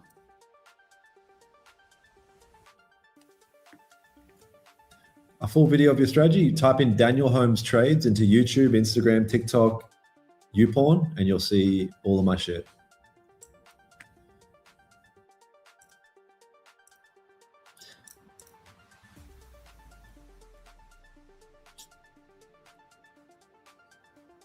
Oh, is it just a US tie? Oh, that's annoying if it's just a US. Damn, they must have to jump through hoops to get it to just a US. Oh, is it a futures? Huh. I didn't know. Yeah, it's future. Oh, that's interesting. A futures broker that's just for the US. Interesting. Nice, Paige. Have a good one. We'll chat to you very soon. Fun stream. Appreciate you. Appreciate you. Yeah, it's been a tough, like, it's volume wise. I knew this was going to be the case, but you know, I thought it would show up anyway and see if we can get anything happening. Man, I'm 6 months in. I keep blowing accounts, always getting upset when I lose. Hey, bro, you're going through exactly what you're meant to. This is exactly what you're meant to be doing. You're meant to be blowing accounts. You know that guy named Accounts? You're meant to be blowing him a lot. You're probably meant to cry, punch your desk, scream into your pillow, push a kid over. Like, this is all normal shit that you're meant to go through. But the idea is, can you go through those lows, do the analysis on yourself, see where you need to improve. Yeah, kid, you're getting blocked because you keep saying the same shit. Oh, I can't block. I'm not the admin. Oh yeah, I can. Put him in timeout. Yeah, you're getting put in detention for a minute. Do the analysis on yourself, see where you can improve, and get back on the horse. Because what most people do is they blow those accounts, they feel like dog shit, and then they just quit, which is fair enough. It's hard. But those that can push through, do the analysis, figure out what they need to improve, can make it through to the other side. Currently, I'm watching your 5-hour free course. Let's go. It's worth it so far. What do you mean it's worth it? It's free. Hey, bro, I'm currently watching your 5-hour free course. I can say it's definitely worth it so far. You didn't pay. Of course it's worth it. All good. But yeah, appreciate you.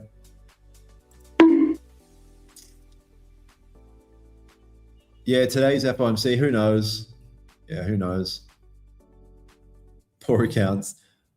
Peace out, Silseek. Which strategy you use? I use price action. Price action, build a bias over the time frame, sit on the 15 for confirmation, and wait for price to react around a certain level. How much is your free course?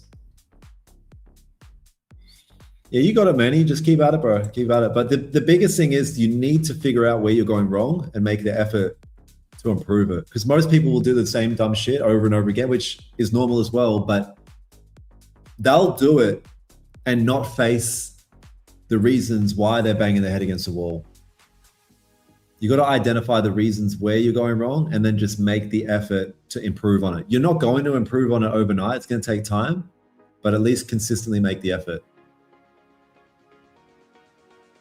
He paid in time? No, he didn't. He's getting free stuff. Because here's the thing. It's either the time that you spend to learn the skill to become financially free or the time that you spend to just sit there scrolling your phone. So if anything, he should be paying me. You're getting free. You're getting something that took somebody years to find financial freedom through, and he's given it to you for free.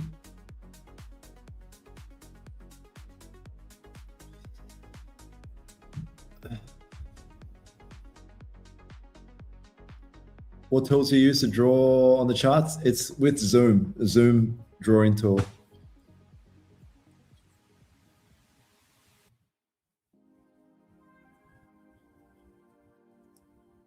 Does Chart Fanatics have a code of conduct, or do they allow somebody, or they allow anyone on stream? They allow anyone on stream. How do you think I got in through the cracks?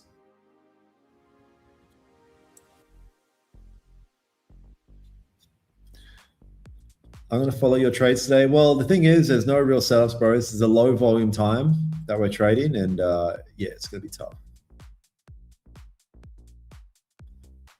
Biggest drawdown confession? I mean, there's too many to even name. Yeah, too many to even name.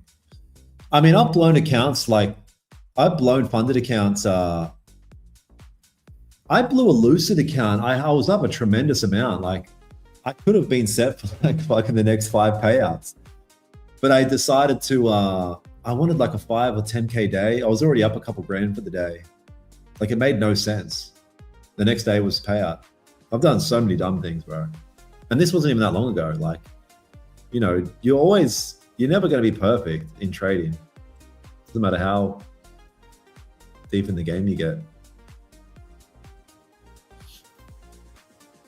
Hey, Dan, are you going to be on this channel regularly now? I'm not sure. I'll either get fired after this stream or I'll be on more regularly.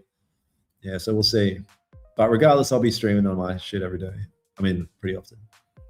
I'm profitable and still blow accounts. Yeah, exactly. Exactly. Yeah. Yeah, price still in this range. I outlined before why I'm not interested in trading within this range, you guys. It's been known as a very choppy area. So I want to see price get out of this range. What's your deepest, darkest secret? Then I'm a wizard, Harry. Let's say you make an entry, where do you put your stop loss? it's going to be hard to say. I'm going to have to see an actual setup, and I'll show you in real time. I always cringe when traders get asked their biggest loss. Yeah, I know. It's people like ask it in interviews and stuff for like clickbait, but I mean, traders know that that doesn't even matter. Like, what matters is the consistency. Oh, look at this. Chart Fanatics in the chat. Who here wants to see more of Dan on Chart Fanatics live? Question mark. You guys have to answer this. If everyone uses the same AI data to help them trade, where does the edge come? No one uses AI. What AI data are you seeing me use? And I made $40,000 in fucking a couple weeks. Stuart, nice. Hey, Ty, what's your biggest loss? No, I don't trade order float. Is order float the balloon strat? After FOMC, where do you think price will go? It doesn't matter. Don't know. It doesn't matter. If this candle breaks out above here, this will be a pretty decently high probability breakout. It might do it at New York Open. Can you show your analysis? Honestly, my analysis is that price is just kind of in this range here. This is where we've been in for the entire session. And I want to see price either break out of the top end of this area or the bottom end. I'm looking for a breakout for the highest probability play. More Logan and more better pay the man Chart Fanatics and get him on the stream at a better time. Yeah, we're going to do more like either London Open or NYSE or something like that. Yeah, this is a bad time. I'd like to see more swearing fart guy. I'd like to see more of my autistic brother. Let's go. Let's see you make an entry when the price break above. Okay, here we go. I'll fucking show you. This candle breaks above and we go, great. We got the breakout. It looks something like this. The next candle retests this range and starts to flip. My entry goes right here as it flips. I got a buy stop sitting there. My stop loss goes back in the range underneath the current candle low. And my take profit or take profit one moves up to here around a 1-to-1 risk to reward. As price gets to about there, I'm going to cut 80% of the position, 80%. Then I'm going to move my stop loss, which was down here, up to break even. So now I'm in a risk-free trade. And my full TP that was originally here, I'm going to now move up to here and let the rest of the 20% trade run and see if it can move up to here so I can get more out of the trade. Because regardless, if it comes back down, I'm already at break even and I've secured 80% of the position. So I'm in a risk-free trade at that point. So I might as well see if I can get a bloody runner out of it. Like this. And that's it. There you go. There you go. There's my whole game plan. Too much sauce? Send the invoice. Yep. Give me the invoice right now.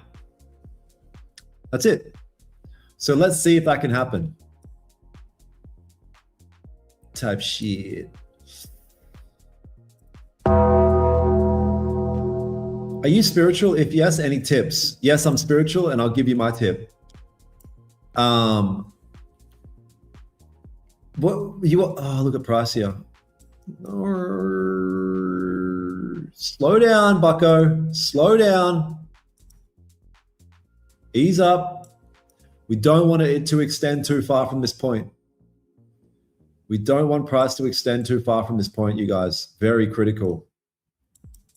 Critical, lyrical, spiritual. Are you spiritual? Any tips? I don't know. I'm not spiritual, but I believe in Jesus. Spiritual means that you believe in spirits. You might as well be demonic then. No, I don't know what I am. I'm just chilling, bro. Support, resistance, and market structure is all you need to know, in my opinion. Yeah, exactly. I'm with you there, my bro. I'm with you there, brother.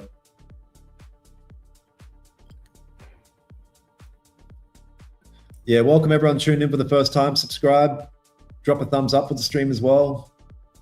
My name's Daniel Holmes. For anyone that doesn't know me, I'm a price action trader. Been trading for 6 years, originally from Australia. Once I became a full-time trader, I moved over to here to Dubai because you know what?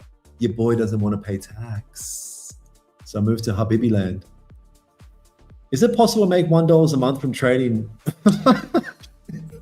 Bro, this guy keeps asking the funniest questions.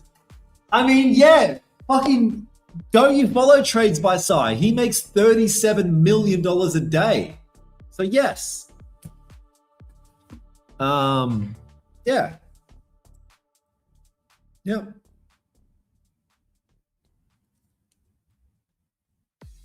People ask for another drawing, yeah. Free source. I just sourced it up over the screen.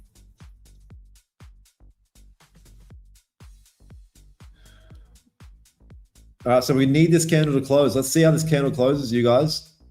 When you break even while going long, you have to set it slightly before. Yeah, slippage is always annoying. Is it possible to make 1 million trading? Asking for more tip. Favorite Alex Jones quote? They're making the frogs gay. And they're bat people, and they're living in caves, and they're making the frogs gay.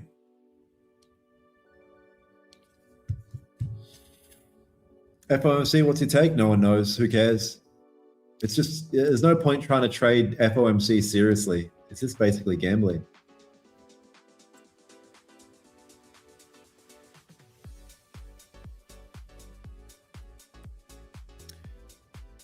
Hey Daniel, when you put on a trade and you've got 50K account, can you tell us step by step how to withdraw the 50K?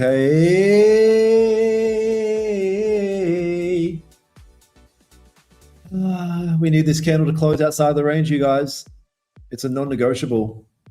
I have just subscribed when you said you believe in Jesus. Jesus! Matthew, Mark, Luke, and John. Yeah, you're gonna have to believe in Jesus if you really want to.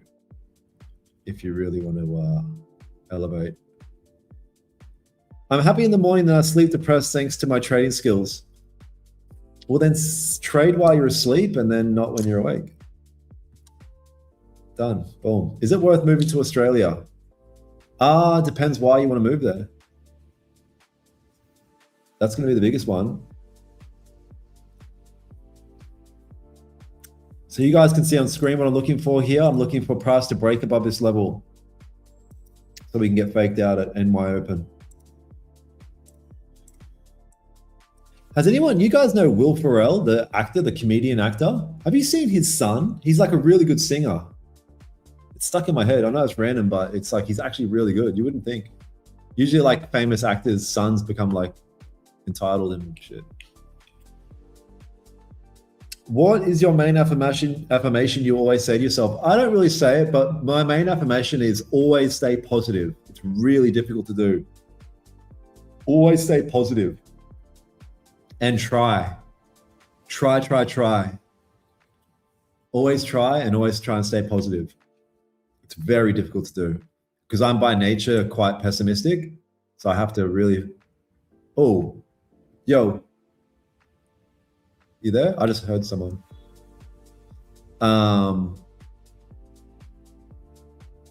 Yeah. Yeah, be like Trades by Sar who makes 1 million every day. Yes, exactly.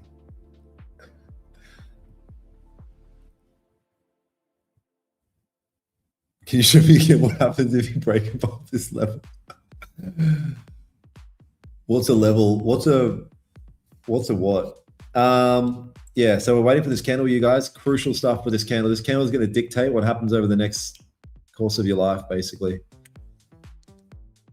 We've got nearly 400 people here on the live stream, 400 traders. This is a Charts Fanatic live stream, all-time high. Everyone drop a thumbs up for the stream. My name's Daniel Holmes. I'm a trader from Australia, but I live in Dubai now. And we're here on Charts Fanatic stream trading. I'm trading my personal account, which I started at 50K, but now is at 90K. We did the math before. I've taken 57 trades and there's 16 losses or something like that. and we're just chilling. So we're trying to take a trade outside of this range, but price is rejecting off now. And we're going to see what happens. We've still got time on the clock. We're about to come into New York Open as well. 5 minutes on the clock. A lot can happen in 5 minutes. You guys are laughing at me and I'm just asking what's inside my mind. Yeah, fair enough, bro. Yeah, fair enough. We're not trying to laugh at you. It's just funny. So I guess we are laughing. No, we kind of are laughing. Here's the thing, bro. Of course you can make $1 million a month trading. Yes. But you know what you should do? Try to make 10 bucks a week first, then 100, and work your way up. It's good to have grand goals, but I'd say get your beak wet now and start trying to make a couple dollars in the game. If the 15-minute broke above resistance, the second candle, the 30-minute broke smaller, and the previous is a bit of a red. But the second candle, 30-minute looks, yeah, that's a good point. That's a great point. Really good point. Really good point. The 1 hour would look quite nice, actually. The 30 would look bad. The 30 really matters, and the 15 would look good. So yeah, that's something to take into consideration as well. Really good point. What's a candle? Okay, fuck it. We're not going to use a candle. You know, I'll get so bored that I'll take a trade based on the line chart sometimes.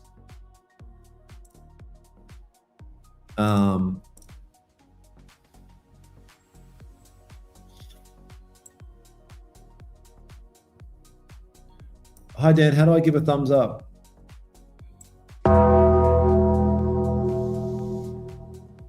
You look a skilled and honest man. Subscribed and like. Appreciate you. Really clean range to the right. Yeah, super clean traffic to the right. Do you think about time equal price? Don't know what that means, bro. Sorry. Breakout during high volume time. Have a high win rate. Yeah, you want breakouts at high volume time. Really, really important. Very important stuff. You want breakout at high volume time. Yeah. How many days do you need to spend in Dubai to register for tax residency? 90 days a year, but you can come here, set up a company and get like registered straight off the bat, or you can do it before you even get here.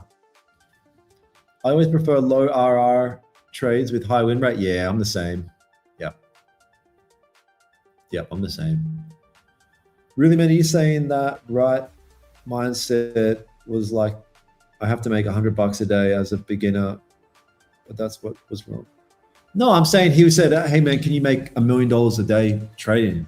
I'm like, sure, but let's focus on now, which is make $1 a day, like start somewhere. There's no point asking me, can I make $1 trillion a second if I've never made $1 yet?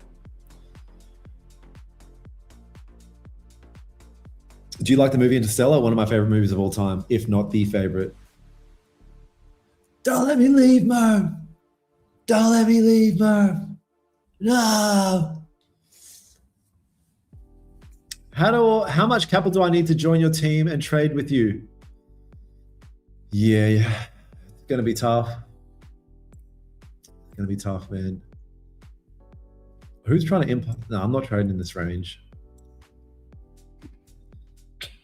Yeah, looks like it's this session has turned out to be exactly what I anticipated. How do you turn the volume on?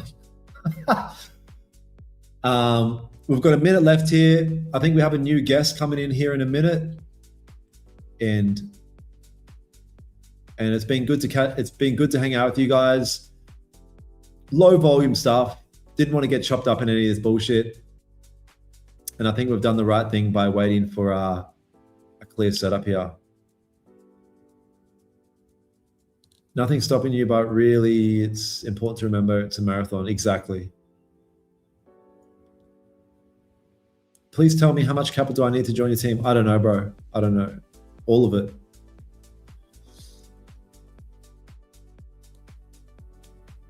I don't think it's about how much money you make. It's about following your strategy. Yeah. It doesn't. Let the strategy do the talking. How do I turn the screen on? Yeah. Chart Fanatics admin, what do you guys want to do?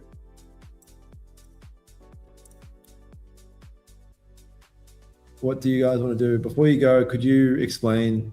Oh, bro. Just you have to reverse. You have to rewind.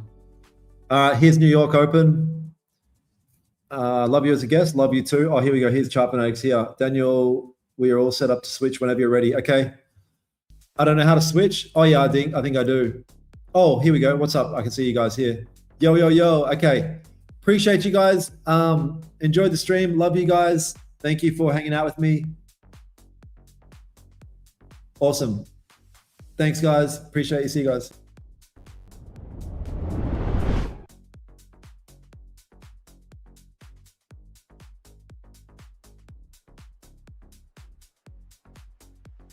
And welcome to our segment of Market. Usually I host streams for Market called Market in the Morning, so this will be our version of Market in the Morning. I'm going to help you guys prepare. We have FOMC later today at 2 p.m. Eastern. I'm sure many of you know that we're looking like we're not going to be getting any hikes, obviously not going to be getting any cuts, but what's so important for this meeting is what Mr. Kevin Warsh has to say. Does he mention anything about inflation? Does he say inflation's cooling? Does he say it's not cooling at the speed we'd like? Does he mention anything about higher oil prices? Higher oil prices has been the main driver of this higher inflation we've been seeing over the past few months. So guys, let's break down the charts and let's get prepared. Awesome. Is my screen share going?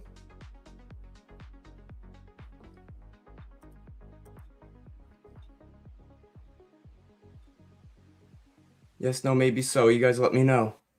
Before you go, yes, awesome, guys, let's get it. So ES futures hover as Iran-driven oil rebounds heightens hawkish Fed risks. Guys, before I get into it, if you haven't known or haven't seen it already, this is the Market AI fundamental terminal. If you do want access to it, it's marketedge.ai.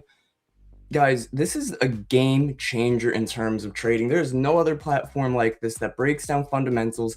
It basically gives you the knowledge that you would have to watch hours of another big broadcast, Yahoo Finance, CNBC, big Bloomberg terminals, all rolled into one to make it easier for you guys, the trader, the retail trader, even if you're trading at a higher level, to have that knowledge, have that breaking news tab instantly as soon as things come out, so you know what's moving markets. Have you ever looked at a chart and went, what the heck just happened there? Market is going to give you the answer to that. You could even come over here. Let's say we saw this drop here on the ES. Why? I could click the candle and it's going to break it down for us. That exact hourly window, because we're on the hourly chart, weak durable goods data at 8:30 likely drove the early ES sell-off. Durable goods order missed sharply versus forecast, weakening growth sentiment. This gives you that more knowledge. This gives you the knowledge you need to understand why financial markets, S&P, NASDAQ, even gold, oil, and the dollar are all moving. So me personally, I'm going to give you guys my run through that I do every single morning. Preparation is key. If you're a day trader, you already know that preparation is key. If you're prepared for something, you aren't going to be taking random trades in the middle. When you have zone A and zone B that you're looking for, you're not going to take a random trade in the middle. That is a no trade zone, and it will keep you out of random losing trades and let you really focus on the high probability. So what do we have? We have breaking news. One of my favorite things to do in the morning, because the main focus in our news right now is the US and Iran headlines.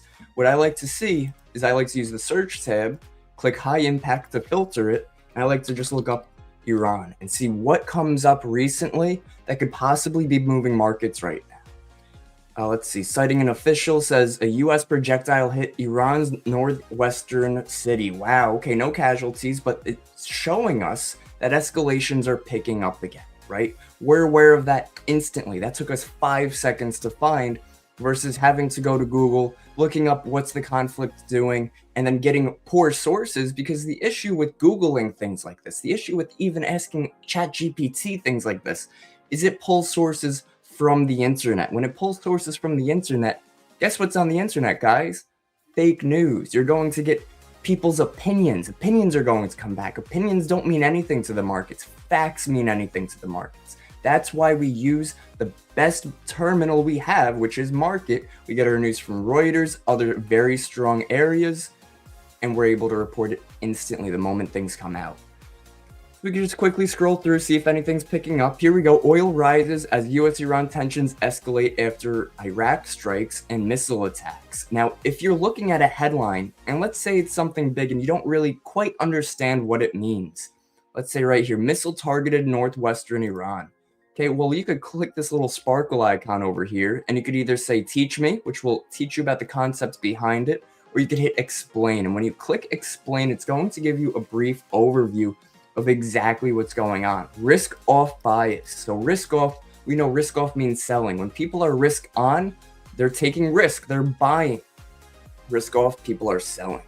Led by sharp repricing of geopolitical risk in energy. Whenever we think or see that oil is moving higher, we know that that's a direct impact to our energy sector.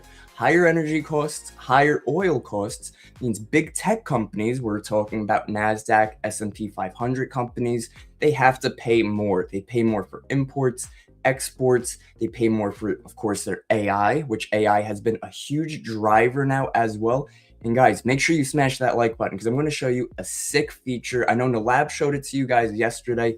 It is Ask Market, but I want to break down for you what exactly moved Tesla and Google lower off of the earnings because we saw that they had a strong revenue. Tesla had its best quarterly revenue in its history, but the stock dropped over 14%. And everybody was confused. Why is it doing that? I'm going to tell you right now, one word and one word only, CapEx. That's capital expenditure. That's how much they're spending on AI. So back to this Iran headline. This headline points to renewed escalation inside Iran's borders, reinforcing tail risks around Hormuz, supply disruption. So whenever we hear the term supply disruption, we have to know that one thing is going to happen. Price is going to move higher. When there's a supply issue and supply gets less, they have to charge more because it's not something that everybody could get a hold of so easily. This is the same for any type of market, the stock market, the oil market, the real estate market. If there are more buyers than there are sellers, they have to increase the price so not everybody could take a stab, or people are going to start bidding and they're going to pay more than they wanted to. Whereas if there are more sellers than buyers, then that's going to bring price lower. So that's going to impact inflation, even as missiles were intercepted. So this is beautiful right here. Even as missiles were intercepted or hit, it doesn't matter. Missiles are being launched, escalations are picking back up again. Very important to know. So let's go into Ask Market, and I want to ask it about Tesla. Yeah, tell you what markets are doing right now. I got you. So tell me, guys, let me know in the chat, what do you trade and what do you want to cover today? We'll mainly be covering the S&P 500, NASDAQ, gold, and I will go over oil as well, since that's been a major driver. Now, obviously, guys, if you trade the ES, you trade the NQ, you most likely use something like the VIX, the volatility index. When you trade something like gold, you want to look at the dollar. Those have that inverse correlation. Right now, I did want to show you very quickly about Tesla. So how did Tesla report its earnings from, I believe that was last Wednesday on July 22nd. And again, it's going to give you the report, summarize everything, and let it run. After this, we're going to ask it what's moving gold right now. It's going to do the same thing. Look how quickly it pulls up the information. Not only that, but it's not just a whole bunch of words like you see on GPT or Gemini. It is giving you information. It's setting it up clean. It gives you recent quarters, everything you might need. This is crazy. July 26th down, 34%. Crazy. Tesla missed Q2 earnings expectations on July 22nd. The stock dropped for 5 consecutive days since the weaker than expected report, with shares now at risk of falling below $1 trillion market cap. This is next level. Guys, market just told us this right now. You can learn this information, gain this information directly from market, and be smarter than the next guy, right? So be prepared. Use a tool like market. The shares dropped for 5 consecutive days, including a 4-day losing streak since the car maker reported weaker than expected second quarter earnings. Very good. Gives you a breakdown, gives you some insights. Awesome. So now we could do a new chat and ask, and what's cool too is it's got a microphone. What's gold doing today and what's moving gold? Here we go. Transcribing. Perfect. Had it spot on. We run it through. It doesn't take 10 minutes. It takes, clearly you guys see, it takes about maybe 10-15 seconds. A very nice and quick reaction. We're going to see gold slightly bearish at 40.33, pressured by fresh US-Iran escalations. That's spiking oil and lifting Fed hawkish bets. Now remember what I said before, guys, about higher oil prices means higher energy costs. Higher oil, higher energy, higher consumer prices. What does higher consumer prices translate into? Translates into higher inflation. When we have higher inflation, what's that translate into? That translates into the Fed having to be more hawkish, whether they're holding rates steady or they're starting to hike rates, which means increasing rates.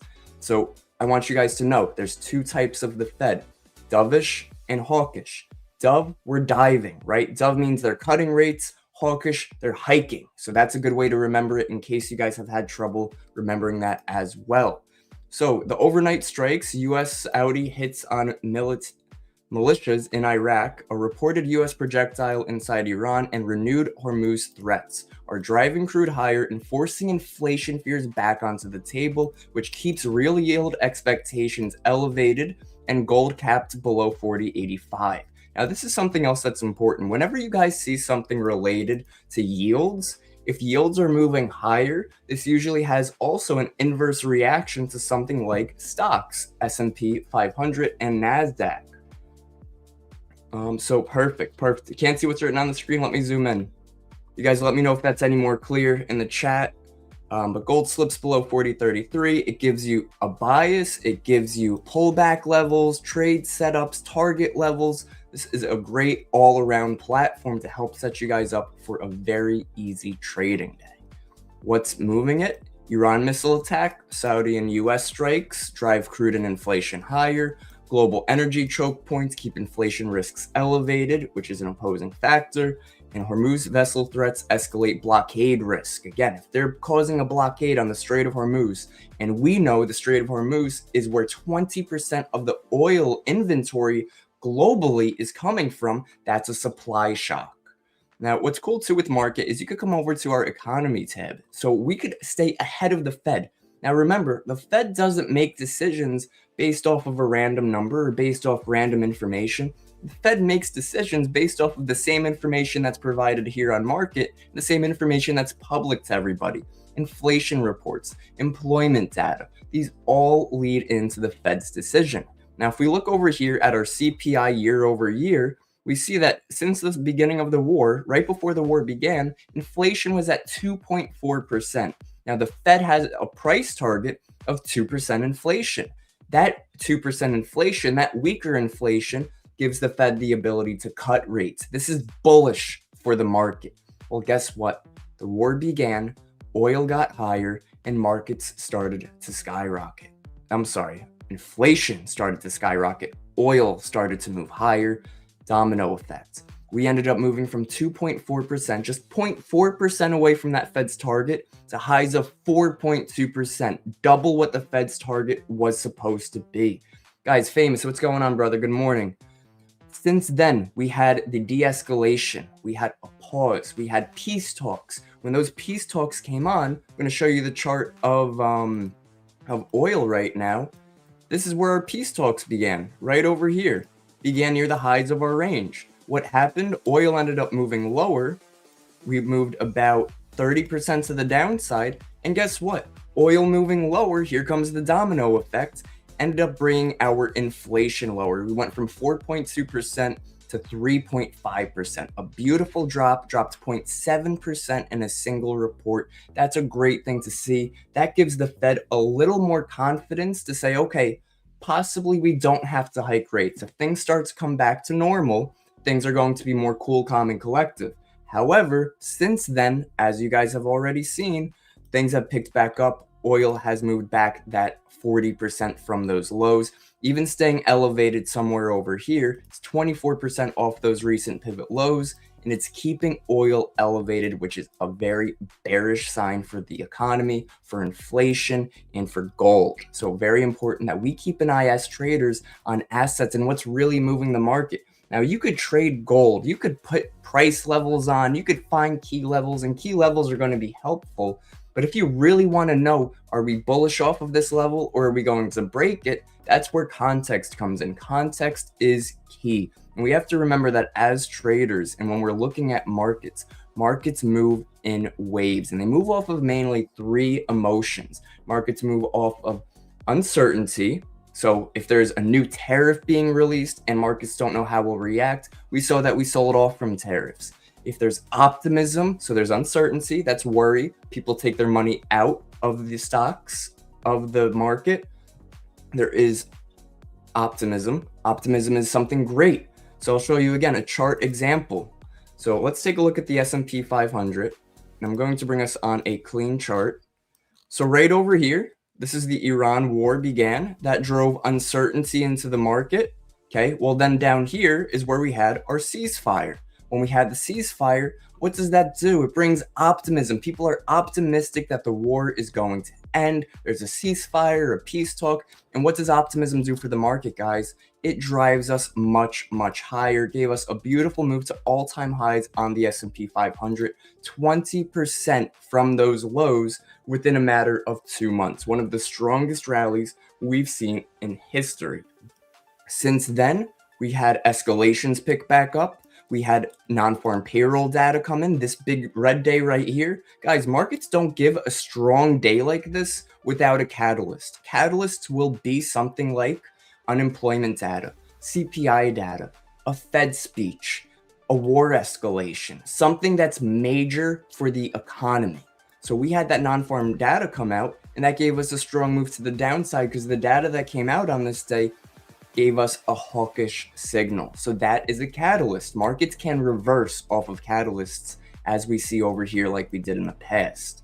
Now, we had the catalyst, we tried to rebound, right? Now, this is sort of the ping pong we see with some of the headlines where we have catalyst to the downside, we're hawkish. Peace talks over here. There's a peace talk on the table. There's the MOU. Great, we start going bullish again. Then what happens? Oh, the MOU gets held. They aren't happy with the deal. Okay, we're back to the bear side. Now, what are markets doing? Markets are barcoding, right? This is the uncertainty of the market that investors, think of it this way, guys. If you were a big institutional investor, or you had millions of dollars invested in the stock market, and you heard a brand new headline that said something like, oh, the war's picking back up. The US attacked Iran. Oil is starting to spike. Do you really want to be invested your millions and millions of dollars knowing that there could be a strong impact on those companies you're invested in? If I know that higher oil means that the company I'm invested in with, let's say it's Microsoft, has to now pay more, or Amazon has to now pay more, and guess what? When these big companies pay more, they're not just taking it on the chin, they're passing it on to you, the consumer. So again, is that something that's bullish for a stock in a company? Absolutely not. So uncertainty, optimism, and the third emotion markets move off of is surprise. Now, what's really cool here too with market is it gives you a nice dashboard here. Well, what's really cool obviously is the dashboard, but what's great is that there is a market AI Chrome extension. So we're looking at our charts and we could keep our high impact and our breaking news right here. And we could also turn on notifications. So if I close this out, and we get a headline, it's going to pop up on my trading view chart. You're not missing it. You're not missing a big move. Look at this. New headline came out right now. Trump says US strikes will take place against Iran in response to attacks on US targets in Jordan. 1 minute ago. You take a look at the S&P 500 right now. We see we're starting to get a bit of a reaction already to that headline. These are escalation headlines. If we take a look at oil, it's most likely moving higher. Guys, you saw me check this here right now. I didn't check this beforehand. This is all live right here. Oil's giving us that bullish reaction. I've been covering this and telling you guys exactly how markets react to these headlines. If you have any questions, please feel free to let me know in the chat. We can cover some gold levels. If you guys want to cover some XAU USD, we could pull up our market terminal and just very quickly run through it and say, okay, whether you're trading GC, XAU USD, it's going to give you the same bias. And we see that gold slips near 40.30 as renewed US-Iran oil spikes lift Fed risk. Slightly bearish on our swing trading bias, slightly bearish on our day trading bias. What does this do to help us as traders? It helps us to confirm if we break below a level, we're most likely going to get that continuation. Versus if we start breaking higher and we break a pivot high, we don't want to take a breakout trade if we know our market sentiment is slightly bearish. We want to look for those reversal trades at highs when that's the case. So what's great too with market is it gives you your bias and calendar events. So the day trading bias on XAU USD is slightly bearish. What supports the bias? So again, it keeps you in line to say, okay, these are the headlines I need to keep an eye on. These are the important headlines, so I'm not busy going through every headline that comes out. Iran missile attacks on Saudi US strikes drive crude and inflation higher. We know this, we covered this. Global energy choke points and fuel shortages keep inflation risks elevated. And Fed expectations to hold policy at restrictive real rates and sound hawkish. Dollar trades near recent highs on lingering Fed hike rates. This is a list of reasons why we're bearish on gold. That's a beautiful, beautiful thing to see because it helps give us that confirmation that, okay, I'm looking on these shorts. Yo, Mariri, what's going on? I appreciate you guys. Any questions? I want you guys to light up that chat right now. Let me know what you're trading today.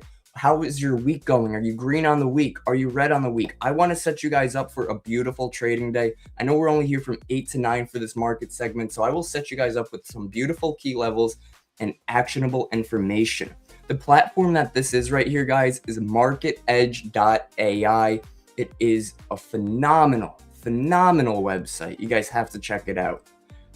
What could flip it? What's great too is what could flip it. It doesn't just tell you what's supporting the bias. It tells you what to look out for that could flip your bias. So we see Australia CPI higher. Australia core inflation undershoots and eases rate hike expectations. That's amazing. They were less than expected. That's a good thing for Australia, but it's not strong enough to impact gold to the downside. It's important that we're able to understand too the strength of these headlines. We know that the Iran missile attack is much stronger than Australia having slightly cooler CPI. Equity and AI-related volatility spur defensive rotation into commodities. Global tech and chip route fuels defensive demand for gold. So again, these are things that could be supporting gold, but are any of them that significant? And we know that the answer right now is no, because these are the ones that are much more relative. And we see that these are also the ones that are coming more recently. Again, 5 minutes ago, Trump saying the US strikes will take place against Iran in response to attacks on US targets.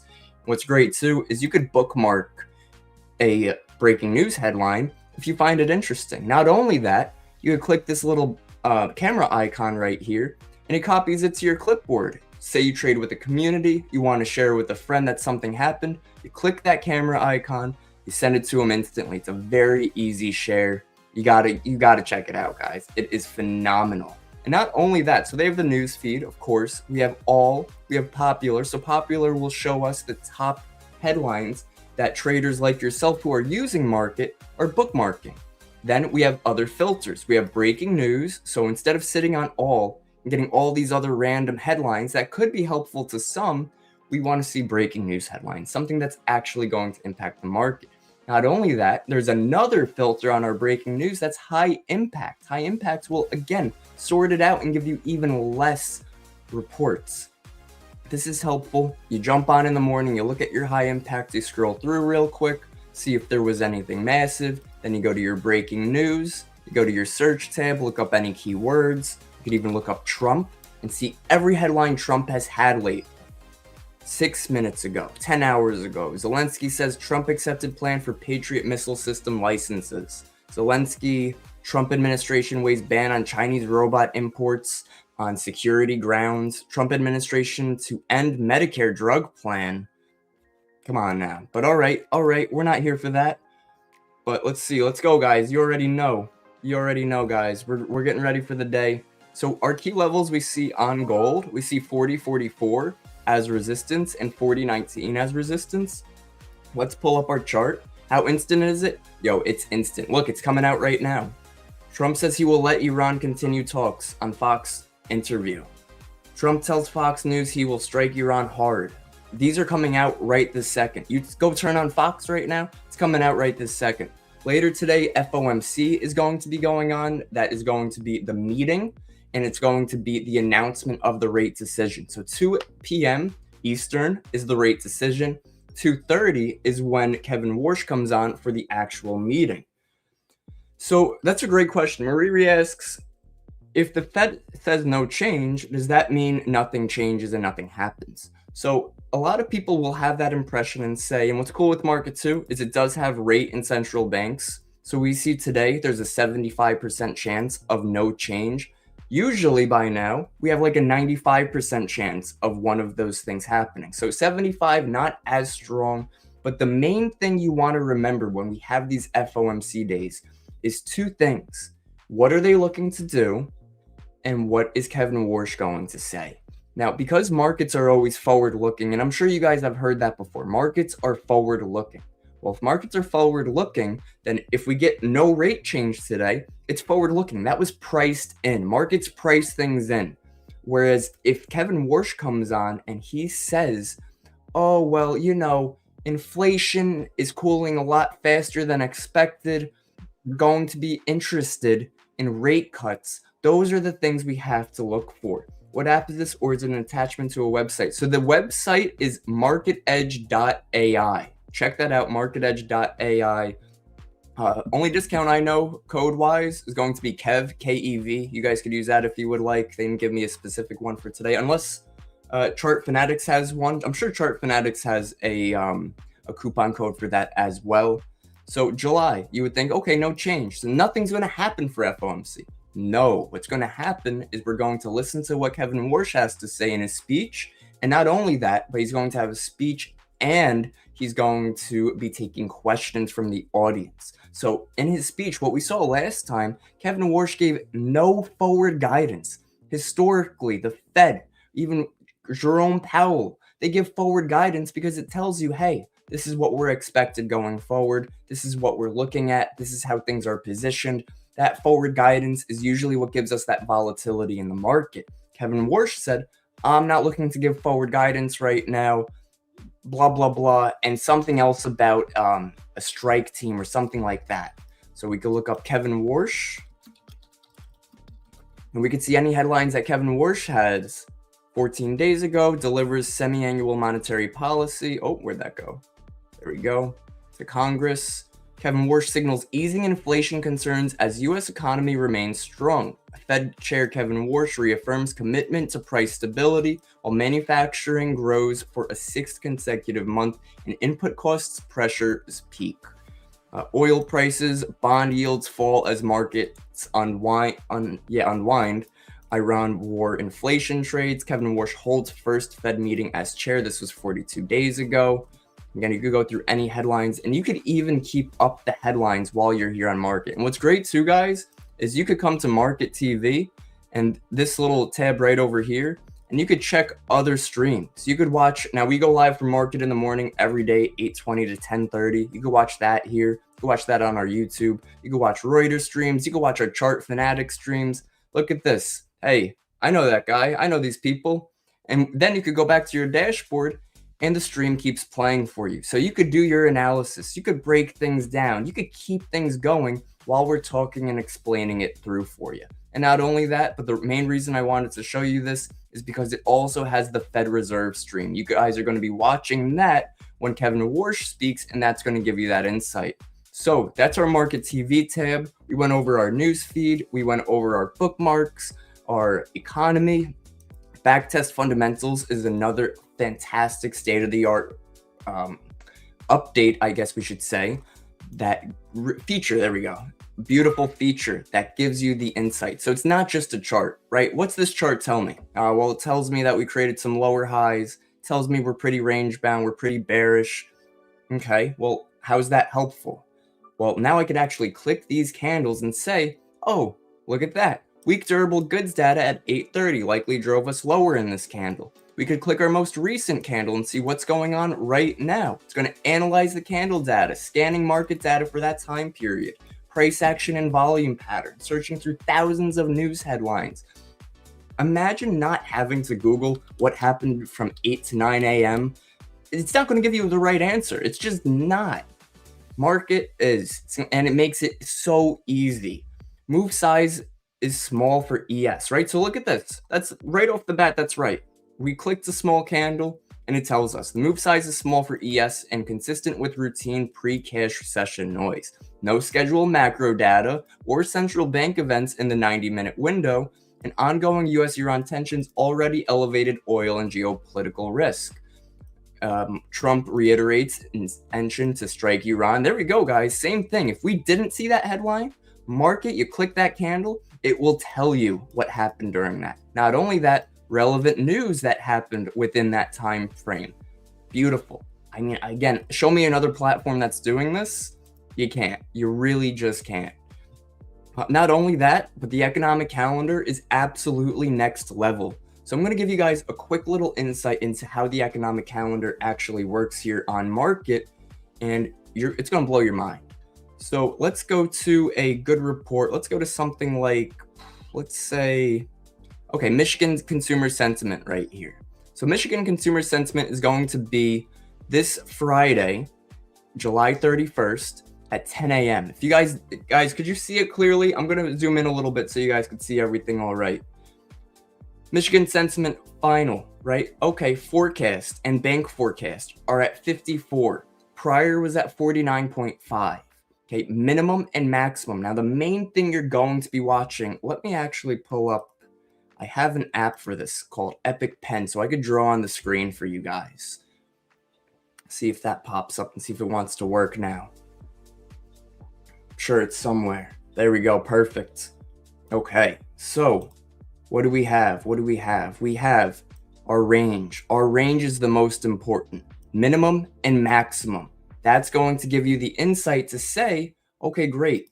If we're below the minimum, we can expect a trend. If we're above the maximum, we could expect a trend. If we're right within that range and we fall on as expected, guess what? Markets have been pricing in. That is not a surprise. I mentioned before the three emotions markets move off of: surprise, uncertainty, and optimism. If it falls right on forecast, that's not surprise, it's not uncertainty, and unfortunately, it usually is an optimism. So yeah, there you go, a range-bound report right there. Now, if you want to know, okay, well, how do I know, what does that mean, Kevin? What do you mean? Well, what trend? If it's above maximum 55, what trend are we going to have?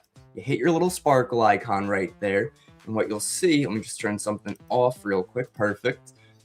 Michigan sentiment final. Playbook. The playbook is going to be your best friend. Now, for the playbook, what you can do is you could choose the asset that it has an impact on. So if you're trading the S&P 500, you're trading the NASDAQ, let's look at the NASDAQ. Okay, for NQ, it's telling me that if we have above, we're very bearish. So if we get a very strong Michigan sentiment report reading, that's going to give us a very bearish move on the NASDAQ, on the S&P 500. We have that advantage over the retail traders that are using a crappy trading economic calendar, something free like Forex Factory that just says how it comes out and how it was forecasted. Market gives you the full breakdown and a real-time playbook that you could actively trade with. Now, does that mean, okay, Michigan sentiment came out, it was very bearish because it was higher than expected, I have to go short right this moment? No, absolutely not. All it's doing is it's reaffirming that trend for you and giving you that strong confirmation to say, great, NASDAQ has been moving lower. Our playbook and Michigan sentiment came out above expectations. We have that reaction to the downside. But what site are you looking at to get all this information? What's going on, Yoga? I got you. Yeah, so this site that we're on right now is marketedge.ai. Marketedge.ai, phenomenal platform, a truly state-of-the-art, one-of-a-kind platform for economic data, breaking news headlines, and keeping you guys on the right side of the market, because it doesn't just give your economic calendar. It doesn't just give your news feed. It has a dashboard that's putting everything together for you. That's saying, this is our bias, and this is why. Here we go. Let's see if we have any more headlines. South Korea, just mainly Trump saying, tells Fox News he will strike Iran hard. This was 10 minutes ago. Let me tell you guys something. I'm sure you use Twitter. I'm sure you use any other social media or something that gives you news headlines. I just got a notification right now on my phone about this headline. This headline came out 10 minutes ago. Twitter's not going to keep up with market. Market gets our information directly from Reuters, one of the top news reporters in the world. It is instant. He says it, it's out. And you guys will see that later. When we have FOMC later today, when Kevin Warsh is speaking, you're going to see breaking news headlines come out with whatever he's saying, if it's something important or something relevant. So extremely cool, extremely helpful. And I'll show you guys again, this feature right here, Ask Market, is not available yet. It is launching August 4th. And you could ask it absolutely anything you want. We could type it out. We could use our microphone tool. What's impacting the S&P 500 today? And what's the bias? Going to transcribe, make sure it's correct. Of course it is. We're looking at market. We hit send. And instead of pulling from 200 sources like ChatGPT might do, boom, look at that. I couldn't even speak fast enough. That's how quick it pulled up this information. ES futures steady as oil jumps on US-Iran tensions. Fed decision nears. It gave us our SPY bias, right? Now we could be more accurate with it. We could tell it what about the ES, and then it'll give us the ES price levels. But just remember that this is the same asset as the S&P 500. This is just the ETF equivalent to that. Yeah, you got to add this to your tool belt. Absolutely. Market is an essential tool. You know, people trade all different strategies, and that's fantastic. ICT, order flow, options flow, even just basic support and resistance, moving averages, whatever strategy you trade, as long as it's giving you an edge, that's great, right? Trading is a foundation. Trading isn't just, here's my moving average, I sell when I'm below it, I buy when I'm above it. No, there's going to be more in depth to it. There's risk management, there's fundamentals. There are things that are driving markets that will give you the actual concept and the foundation to have that. So when we're trading, it's not just your strategy. It's your strategy, it's your system, it's your risk management, it's the fundamentals, it's the economic calendar, which falls umbrella under the fundamentals, and that will give you the advantage. You add all those together and you have a very strong edge in the market. The only reason you would lose at that point is most likely improper risk management. And risk management doesn't just mean how much you risk per trade, it means knowing when to trade and when not to trade. Market gives you that insight too, to say, hey, we're in the middle of nowhere. This is most likely not a good place to trade. Or hey, we're slightly bearish today and we're near highs. Maybe don't take that breakout trade. It keeps you on the right side of the trend. Now let's see. So why is the day bias leaning slightly bearish? Because Iran missile attacks spike crude prices. We've been over this. I'm not going to keep covering it for you guys. I'm just showing you the example of what's actually moving. You could click one of these two, and it will bring up the actual impacts in the report and a brief sentence to give you that insight. Global energy choke points and refined fuels crunch anchor inflation worries. Multiple shipping and production bottlenecks alongside large draws in fuel stockpiles reinforce expectations of higher energy costs for overcoming months. Oh my God, that's huge. This just gave us insight for the next few months. Higher oil prices is going to keep inflation steady. It's going to keep the Fed hawkish. We are ahead of the Fed because we're using a tool like market and actually understand how these things work. Whereas if you're watching news, let's say you wake up every day and you give yourself an hour of CNBC on the TV. They're just going to yap. They're going to yap about this stock is doing this stock is doing that. What do you think the Fed's going to do? Opinions, opinions, opinions. Opinions are like farts. Everybody's got one. Nobody wants to deal with somebody else's. Market is facts. MRKT, marketedge.ai. You need it in your toolkit right now. There is no reason to not have it. It's not $1,000 a month. It's not. Bloomberg is, what is it, 36 grand a year? Something crazy like that for a Bloomberg terminal? Market's only $50 a month, guys. $500 for an annual. I'm sorry. I don't like the term no-brainer, but come on. You gain the edge. You gain the insight, and you get the live news headlines right away. What more do you need? You can now unsubscribe from all those channels you have on Twitter for notifications. You don't need those anymore. Market is your source, and it's not like market is making it up. It's not just some GPT or Claude API. It is a full-blown Reuters information, LSEG information, economic calendar, strong events, real market news, and real market insights, not opinions. Guys, keep those questions coming. I absolutely love them. Can you show NASDAQ? Of course I can, Mark. Mark, I could show you the world. NASDAQ steadies as Fed holds eyed amid oil spike chip rout. So NASDAQ has been moving lower. NASDAQ has been moving lower, and we know this. Now, it does give us slightly bullish. Now, something I do want to mention in terms of bullish, bearish, the bias up here, I don't want you to start using market and be like, oh, well, market said slightly bullish. That must mean I have to buy. No, you have to take into consideration the headlines, the reports, what could flip the bias, because this will change along with the right trend and along with the right headlines, but it might be lagging very, very slightly. And guess what? There's a huge difference between bullish and slightly bullish. Bullish is bullish, no doubt about it. We're bullish, that's great. We're most likely moving higher. Swing trading will confirm bullish, day trading will confirm bullish. When we see both of these starting to push back to slightly bullish and slightly bullish, we know that those buyers, those bullish momentum that we were looking at is starting to fade. Then we could come down to our day trading bias on here and say, okay, well, what could be fading it? Well, we know what was supporting it over here was AI infrastructure investment surge. What could flip it? Hormuz tensions and global energy choke points sustain inflation worries. I know that this headline, this guy right here, is a lot more important than this one right here.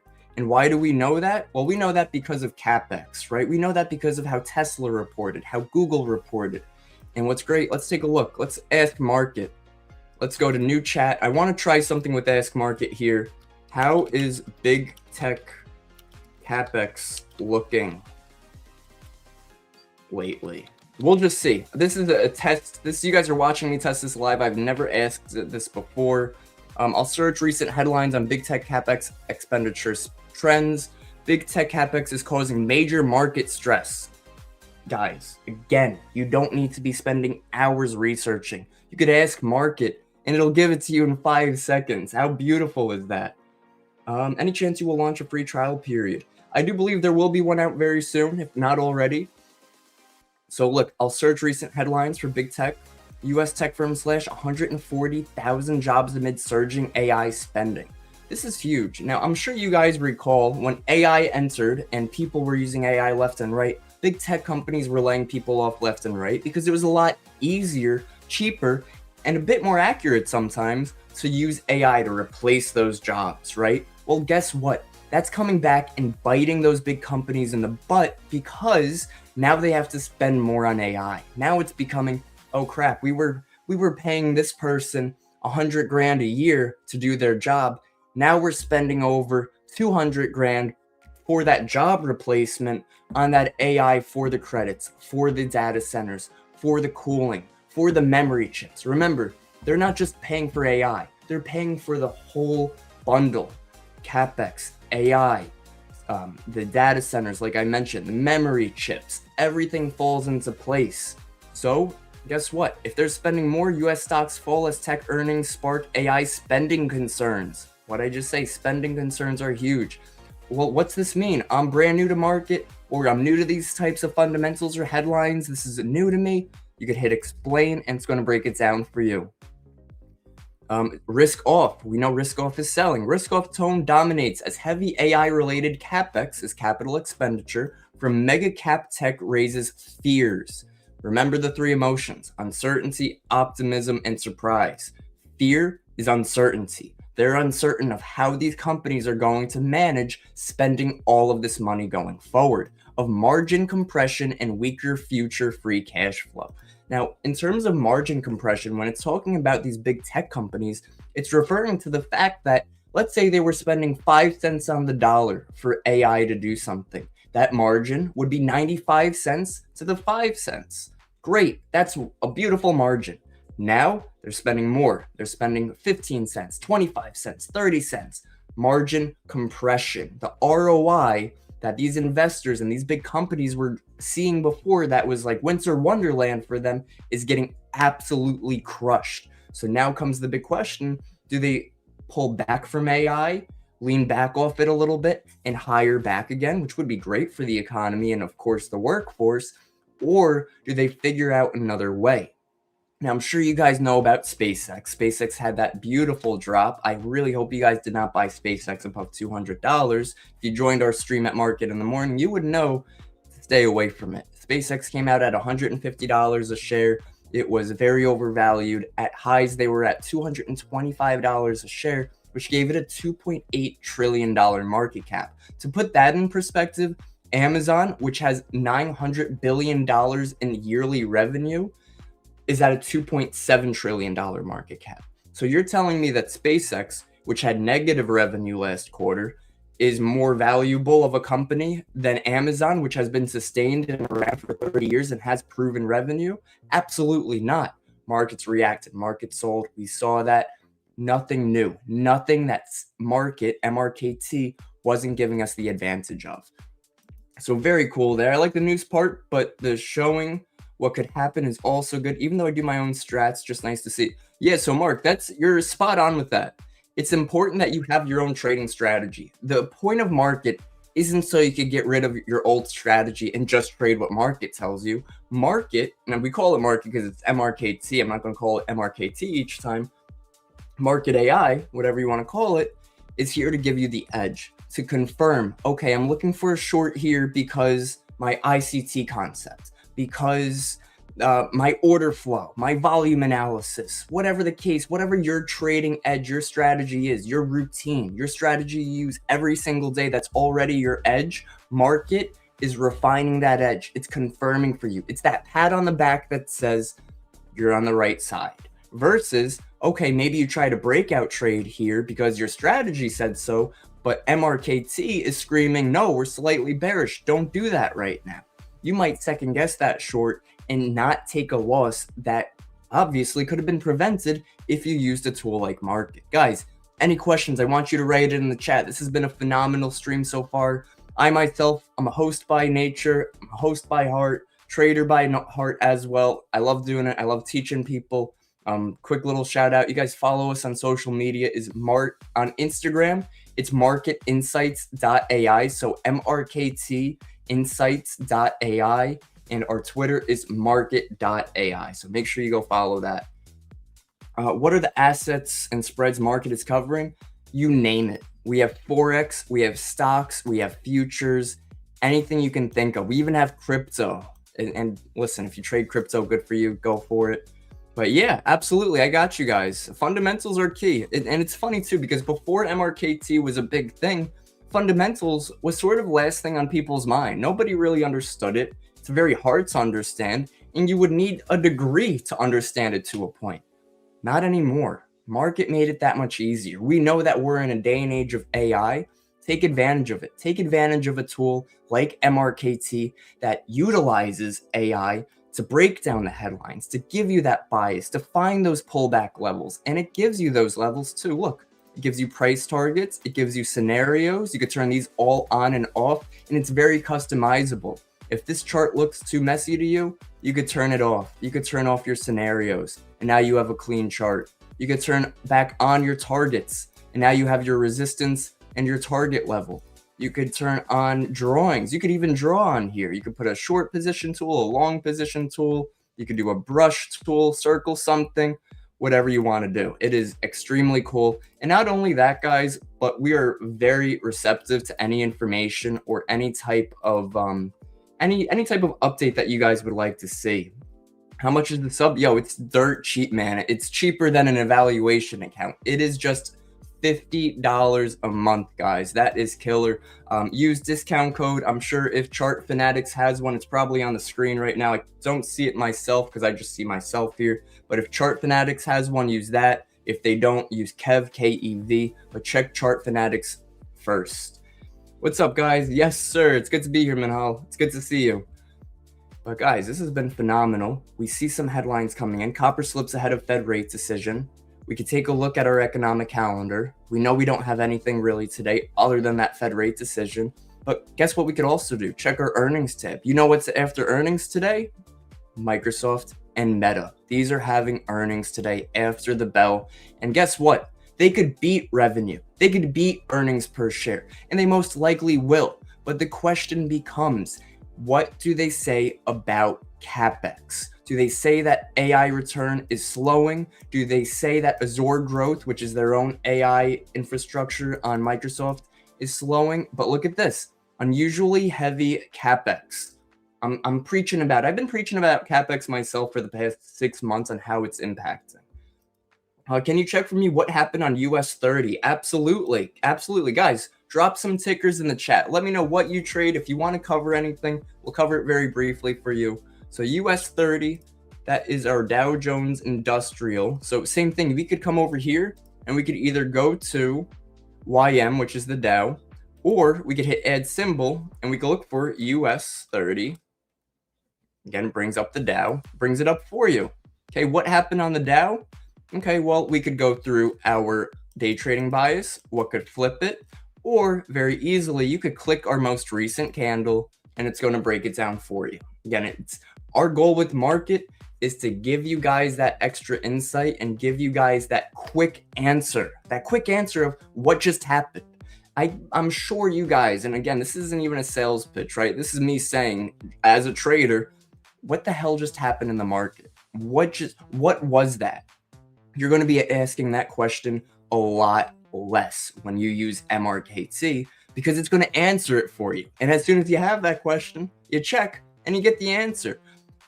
99.9% of the time, if we get one of those huge moves, huge volatility spikes, it is from a catalyst. It is from a headline. It is from an economic data event, all in which are covered with MRKT. So what happened here on the Dow? What happened? Risk off reaction to Trump vowing US strikes against Iran. Great, we knew this from the headline. Now again, we didn't have to check the Dow right here for that, but by doing that, it does help confirm. Trump Fox interview escalates rhetoric, promising hard retaliation on Iran. It's like, I'm sure you guys have seen the meme, the GTA guy going, oh man, here we go again. It's just ongoing at this point. Awesome, guys. Awesome. Conflicting reports on missile strikes add uncertainty despite official denial, and no economic data or Fed surprises. Remember the emotions I said about the market: surprise, optimism, and uncertainty. There's no Fed surprises. Markets are priced in already. There's nothing new until we get Kevin Warsh speaking. And again, we're going to be listening for what he has to say. We know that there's a strong chance that they hold rates. So we already know what's most likely going to happen at 2 o'clock. Now becomes the question, what happens at 2:30 when Kevin Warsh comes on, right? And I don't know about you guys, but I miss Jerome Powell coming on and saying, good morning or good afternoon, everyone. Good afternoon. Hello. Kevin Warsh's first meeting, he came on and he said, good day. Yo, that's our first red flag right there. But guys, let me know. What do you think? Who do you like more, Kevin Warsh or Papa Powell, Jerome Powell? Let me know in the comments who you like better so far. I'm a Powell guy. Powell till the day I die, but let's go. Awesome. Beautiful. Look at this. Here we go. What supports the Dow? So we know that the Dow is more of an industrial. Yeah, I miss Powell as well. Big tech and AI capex worries drive rotation into Dow value stocks. Boom. There's our answer. There's your reason. Now, I do also want to show you guys general markets. That will give you market AI sentiment index.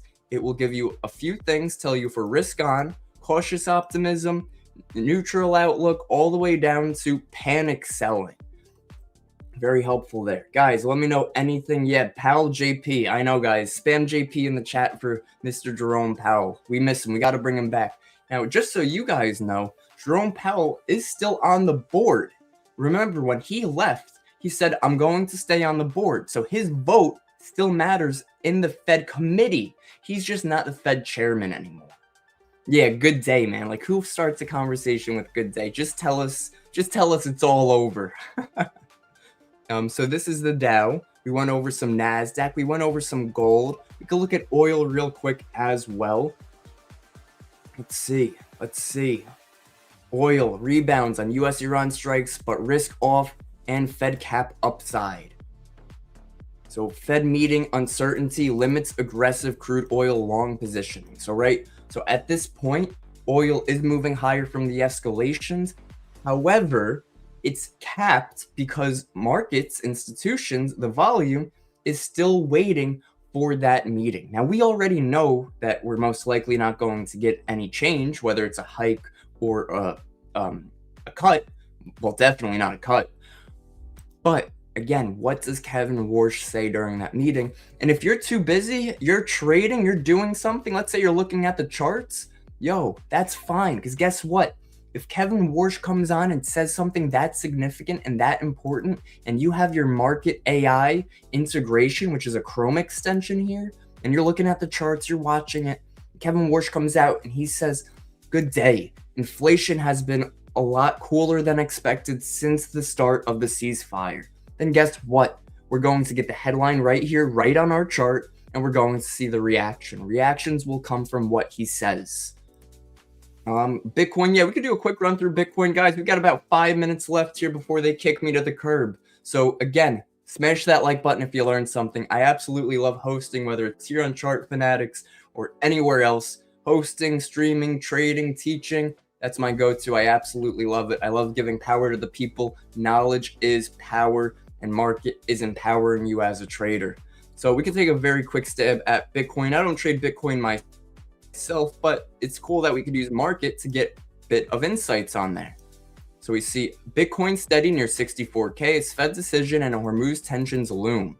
So Bitcoin is still holding a bit more of a bullish bias right here as it's holding that 63,000 support level, gives you a price target of 65,500. We can look up scenarios here, and it's giving a few possible trade scenarios. We hold 64,300, we're able to make our way to 65.50. We hold 63,630, we could possibly make our way higher too. So it gives you some key levels to be aware of as well. But again, that is to not go without your own strategy. You don't want to jump in market, use market and be like, great, I don't need to use my strategy anymore.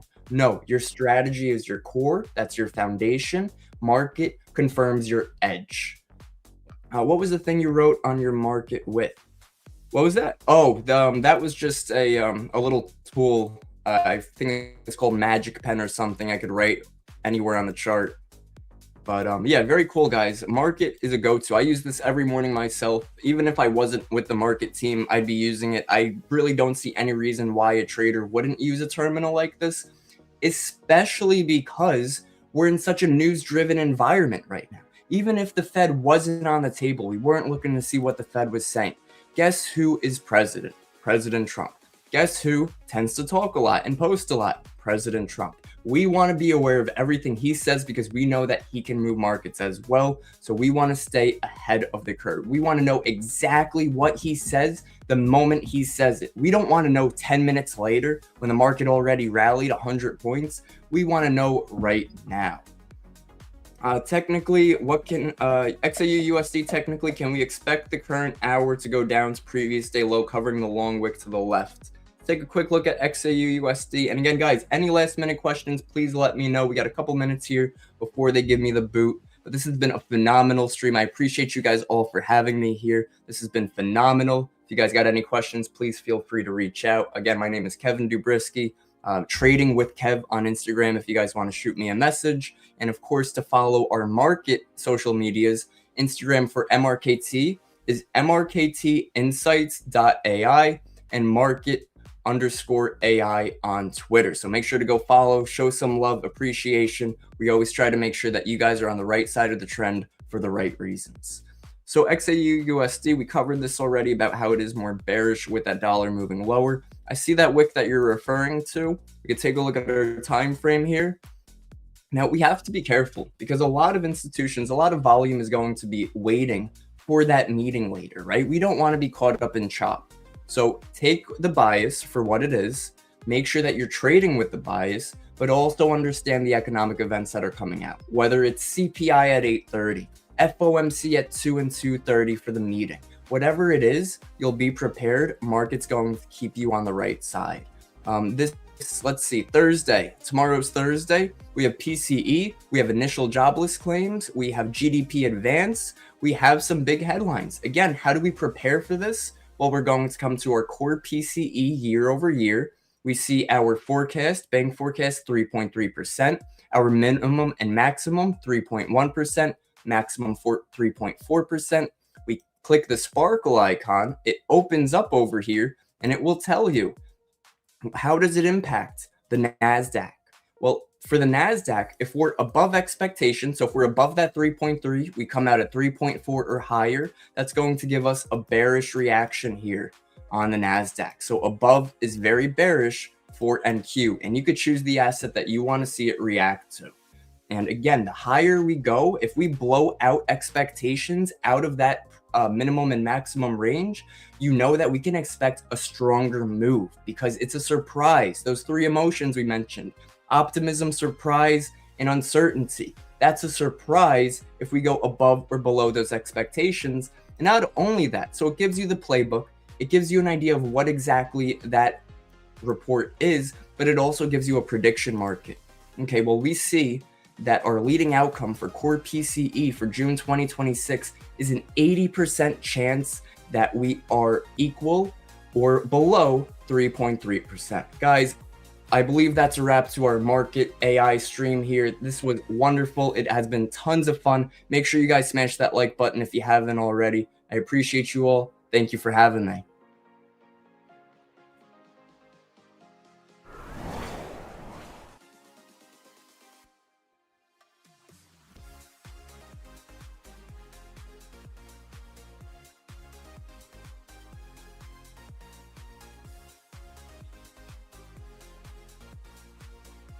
Hey, hello!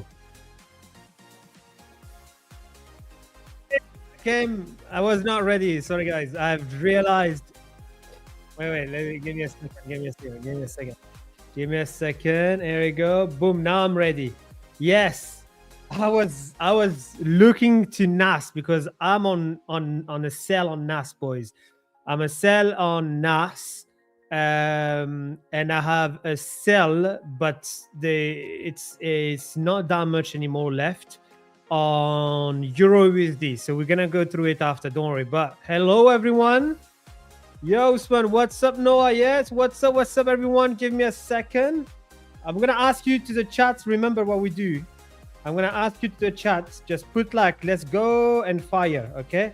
Let's put "let's go" and fire in 3, 2,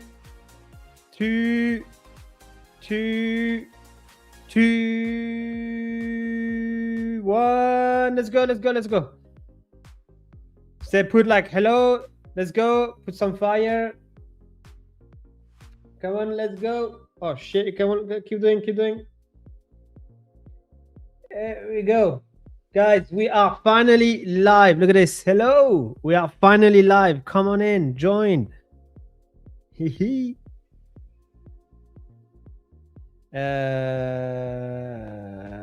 me put the link. So, and during that time, how's everyone's doing right now? Today is FOMC. I know what you guys are gonna say. I know. Don't go anywhere. I know. Today is gonna be either carnage or it's gonna be amazing. So that's why, like, this week I needed to be very focused on having a trade. Let's go. Awesome. Wait, do we have a delay? Okay, we're gonna do a game. Oh, no, I don't think so. I think you Sammy, hey Osman, I hope you're doing well. The French community is waiting for you. Come back, we miss you. I know, man. I know. I don't think I will come back. Because there is a lot of work going on. There is a lot of things going on, and doing French and English during like right now is gonna be a hustle. But if you can understand English, this is quite great. So, let me get the chat. So, who do we have? Here's one again. Speak so fast as Kevin. I don't think I can. Listen. Andy, why are you taking the piss, Andy? You know that. I'm not English naturally, yeah. Do you trade FOMC day? So that's a good question, Tara. I'm gonna answer to this because my approach is, guys, I'm mainly liquidity based, mainly only liquidity and only forever. For years, since 2019, liquidity only. That's what I like to drink every day, every morning in the chart. So this today is gonna be a liquidity day. It can be, and I'm gonna explain why, because I don't want you to get into a messy situation, kind of. We go back to the chat here. Hey, let's go. Yeah, let's go. Ready for the carnage. Yeah. Because the thing is, like, what we should be doing during FOMC, it's either we find a good trade couple days before, couple hours before during that day. So that's why this morning, I mean, before lunchtime, I needed to find a trade. I needed to find a trade. Like there will be another potential entry that we will be looking for today. And if the market is going without us, it's fine. But the good thing is that, look at gold. I know, bro, Billy. I know. And I'm still holding gold. Billy. That's the thing. That's the crazy part. That's the trade that I've shared to you. We got another entry. We went down. Euro USD, remember what I said also. We got a sell on Euro USD. I shared the analysis to you. This is something I've realized, okay? And I've decided this will be my final decision on this. I am done taking trades to take trades live. I've decided on Monday, I am done. I'm not gonna take trades to entertain. I'm not that person. If we don't make any views, we don't make any views. If we don't make any engagement, we don't make engagement. I don't care, because by doing this type of behavior, it goes against my the way that I view the market, and it's like me selling my soul to the stream because I need to make it entertainment. And at the end of the day, it's against my productivity.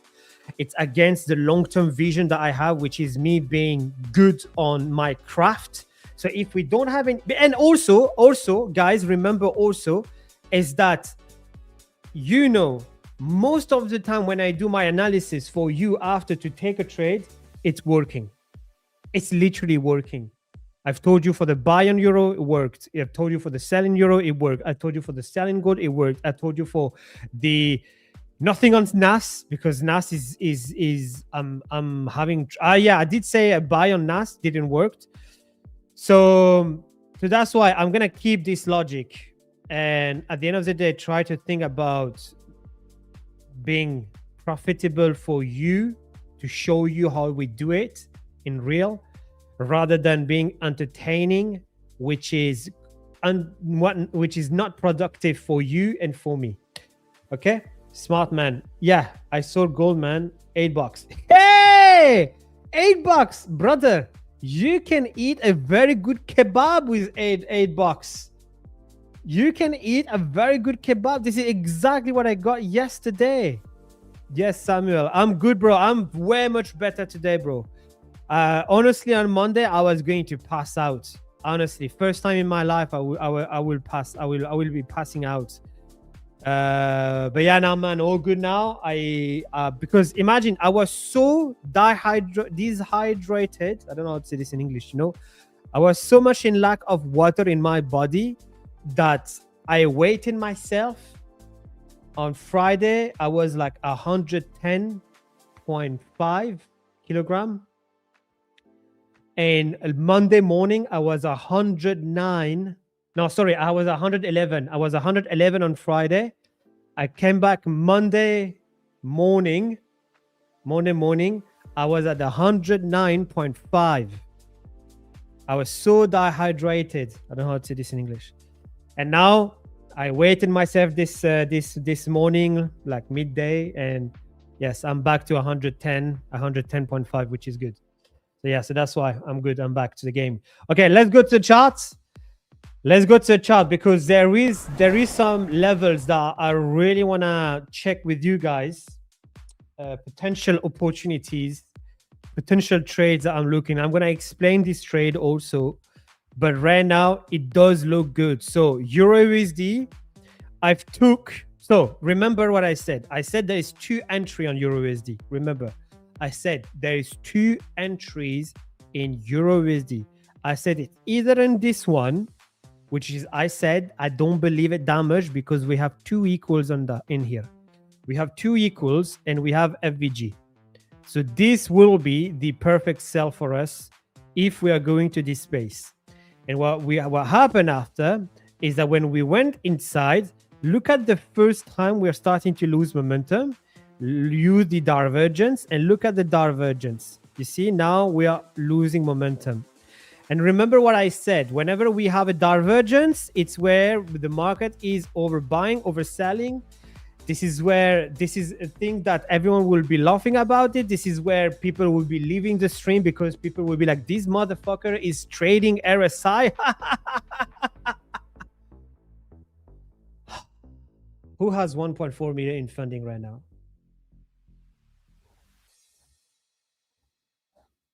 Without me being cocky because we never know. Listen, okay? Listen. This was clean. And I took my entry literally after this candle. So put it back here. So I put my stop loss below this high because I was like, oh, maybe we can go back to get this high, but also because there were an order block on top. And I took the trade from here. Exactly. So after that, what I did is that I'm not stupid. I know there is an FVG in here. So I took 50% of my trade. And after that, I left the rest open and I let the stop loss open because we still have a bit of FVG. And also because we have in here a small FVG just there. And look at what happened. Look. Poof. We went back into this FVG, small one, back into this order block, and now we are in peace. And during that time also, I've reduced my stop loss to this level. So that's why I was like very chill. So now I'm still holding Euro USD. I will share like all the screenshot and stuff after in Discord. And my final TP will be this level, but I'm waiting a little bit. Like, let's see. So that's the... How much did you make on this one? I've made 1.5%. 1.5% on this trade.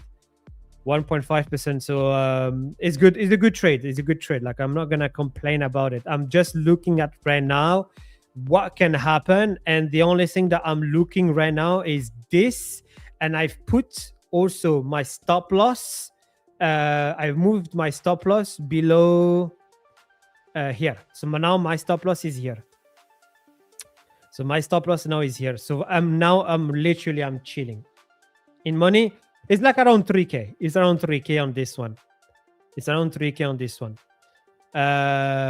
Gold, freaking amazing. So that's the trade that I've shared to you to the T. Literally to the 1 minute. Literally, like I can't be more precise on this one. Which is quite good. Happy days. I literally said to you same thing. We have those 2 equals, FVG on top, wait, engulfing candle, and the same thing happened. Look at this divergence, beautiful divergence, nice engulfing, boom, we go down. I took 80% of my trade early. So right now I have like 200 pounds because this one is on my main account. I've started recently, a couple of weeks ago, to trade on my main account. So this one has been a beautiful 1,000 pounds on my personal account, and now it's like it's just some little shit. And like I said to you, like this is what I'm targeting, like this little like trend line of liquidity, you know, like this little trend line of order, this little liquidity of order block. This is what I am looking to target. I'm gonna come back to you, Safe. I saw the last time, but I didn't say that. That's that invest bond. Yeah, red day today. Yeah. Okay. So that's what I'm looking for. Am I looking for another entry on gold right now? I'm not looking for another entry because I am a bit confused on either this is a grab of liquidity, so we don't go higher to this level and now we go down.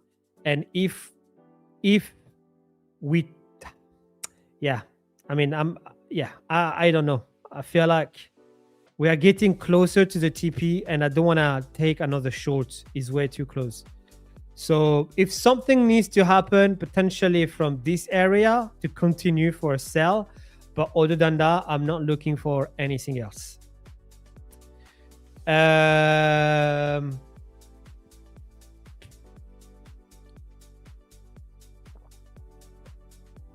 Yeah, of course, Billy. I'm gonna give you analysis very soon. Just let me do a quick recap before we start New York Open. Just give me a quick recap. Let me do a quick recap, sorry, before we start New York Open, because New York Open, I wanna sell potentially from here. And it's not me streaming and stuff, blah blah.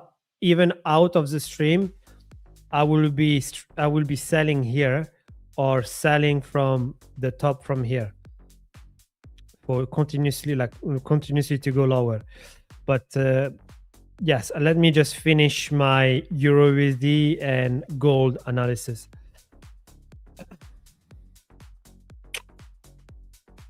Yeah, and even like for gold, so yes, just to continue on this note, on gold, I'm still looking to short, bro. Like the amount of liquidity that we have in here, slightly in here. I want to get everything in here out. Everything in here needs to go out. So to give a little bit more power to this analysis, we're gonna go back quickly to the daily and look at the daily. Look at yesterday candle. Look at yesterday candle, how bearish it was. Look at Monday, how bearish it was. I'm not looking to buy right now. I just want to be the biggest sheep, the biggest idiot in the world, and just continuously sell. I trade CFD and futures. I used to be in CFD for 5 or 6 years, and this year I finally I did a transition to futures. So that's why I used to have like 1 million in funding and CFD. I've lost 600k during December when my son was at the hospital. Mentally, I was like extremely at the lowest. Yeah, at the lowest of my life, to be honest. And I've lost like a lot of them, like with tilt, bad mindset, etc., etc. And I came back. Actually, I came back. I came back in trading. So I stopped trading November last year. I came back in March. So it's been 4 months that I'm back in the game, and now I got like 1 million back in on Apex this time. And I'm gonna try Lucid also. I've heard some good stuff about Lucid. So yeah. So basically, that's what I'm looking for right now. Like I'm looking to sell. I'm looking for the 4 hours in here. So yeah, one thing: daily bearish, 4 hour bearish, liquidity at the bottom bearish too. Everything looks bearish. And that's the mistake that a lot of people do. What people try to do is that they see the liquidity in here. They're gonna be like, oh yeah, look at this, we took the liquidity out. This liquidity is out. Now it is time maybe to buy. But remember about the higher time frame. If the 4 hours, the daily doesn't look that good, it's maybe not the right time. It's maybe not the right time to buy. Just wait, continue with the momentum, and we see the rest after. Okay, so gold locked in. Euro USD, I'm quite locked in. However, I do need to be nothing. Never mind. I was going to say something, but actually, never mind. I'm not. Yeah. So Euro USD or 6E1 on futures, if you wanna have a look. I'm gonna be looking to another short from there. Okay, from this level.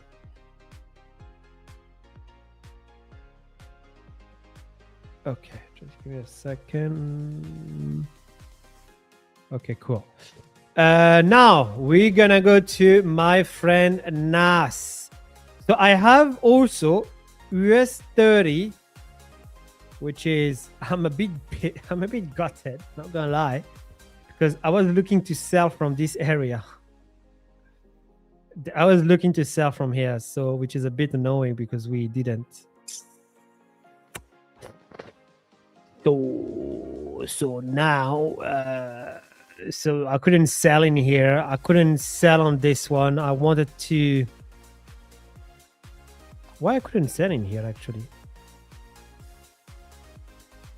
Because that was actually a very good sell. Look at this, perfect sell.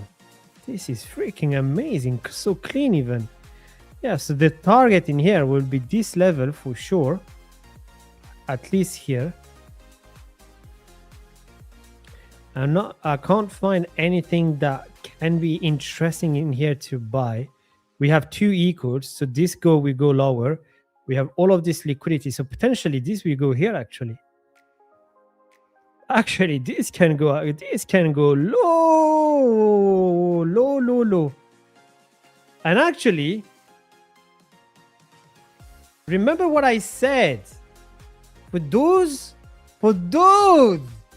who come here all the time, that come to my stream to analyze the way that I trade, those who understand the way that I trade, those who try to see the little things, take notes and stuff. There's so many flies again. Portugal is crazy. Remember what I said. Remember, anyone in the chat, what is interesting today? There's a lot of things interesting, Samuel. You know, those are in the chats. What did I said about SP500? And I'm gonna give you a small advice. I'm gonna give you a small hint. What happened when we have a big drop like this?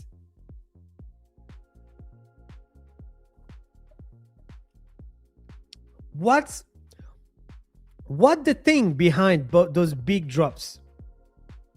Hey, Noah in the house. Yes, I am high. I am here. How do I contact you in person? Yeah, Anas in the Discord. I am one of the admin of the Discord of Charts Fanatic. If one of you mods can put the link of the Discord. Sellers induce FOMO, 50% pullback. Okay, one last attempt. One last guy. We need to try to guess why those big stuff like this is a blessing, and more we wait to get those low, better it is, more juicy the meat is. Oh, big placing orders. Big placing orders. Okay, so this is not me coming with my way of strategy, my way of. And by the way, guys, remember, I don't sell any course, so you guys can do your own research. But I didn't create Wyckoff, and if you guys think that Wyckoff is not up to date anymore because it was created years ago, and now that we are in 2026 and it's all about order flow and ICT, you are totally wrong. Totally wrong, 100%. Everything that you see in the market is about Wyckoff, Elliott waves. It happened again, and it's all about marketing. When you see in social media, it's all about marketing. It's me taking a thing, it's rebuilding, selling. Taking a thing, rebuilding, selling. Taking a concept, putting a name, saying that I've done 10,000 back test and selling to you and making money from it. We know it. ICT is the number one to do that. The turtle soup, look at what is turtle soup. The order block, even the old man who died, I don't know, I forgot his name, was talking about those order block and favorite gap at that time. Even the liquidity, I kind of like to say that I'm the only one guy, because I was one of the first, literally the first that was trading liquidity, and people started slowly to grab the liquidity aspect for themselves, but I was literally the first one to talk and trade liquidity. And the liquidity approach came from me studying Wyckoff and Elliott Wave and understanding why do we have stop hunt, why do we have those big sell-off, and after that the market is going back, what the patterns behind, right? So my point behind is that when you have those big sell-off, which is in Wyckoff we call it the selling climax, right? What is going on after is now that we are trapping early buyers. We are trapping people that believe that now it's a piece of resistance in here, a piece of support in here, and that now we are going higher. Look at this. We are not going lower than this. Look at this. The concept of lower high, higher high, lower high, higher high is working perfectly. The concept of support and resistance is working perfectly, etc., etc. For me, it's just only liquidity. And if you don't believe it, look at this. Big drop. What happened? What happened in here? If we go to the 5 minutes, look at this. Big drop. And poof, now we go lower. And after that, we slow down and now we can go higher. Now, if you zoom out, same thing. Big drop. Now we go higher. Another big drop. Now we are reinforcing liquidity at the bottom. Now what we want is poof. And after that, now we can buy. Okay. The NAS did the same. That's why I said last time when I was doing like stupid thing in here. That's why I said like I need to stop doing stupid thing because it's a lack of respect for my 10.5 thousand hours of back testing. When I was taking a trade here saying that, oh yeah, look at this, it will react. Yes, it did react. However, the same thing happened. Big drop following with another big drop because we have liquidity at the bottom. And look at this, last one, big drop. Now we are having another big drop. Poof. But this time is different. This time now we can see it is different. Big drop. Now we are respecting this low. So that's why I'm halfway. I'm trying to see, is it going to be a big sell where basically this can go lower because we do have an FVG daily at the bottom, or this is going to be a retracement to after maybe go for a buy opportunity. And that's something that we are going to see quite shortly soon. But I say liquidity red, yes. Institutional bank Biden. For the video in YouTube, guys, like it will come early August. It will come early August. Don't worry, it will come early August. I did say on Monday, if you guys was not here, early August. I'm gonna start to get my time a bit like free to do some content. Okay, so 2 minutes before market open, that's exactly what I am looking for. This place. This is what I am looking for. I'm looking for this area, potentially to another short. I mean, to be honest, in right now on gold, there is nothing to do. There is literally nothing to do right now, bro. Like there is nothing to do. Like I've checked already, and I will do another analysis after, but there is nothing to do. Like right now, it's all about like waiting.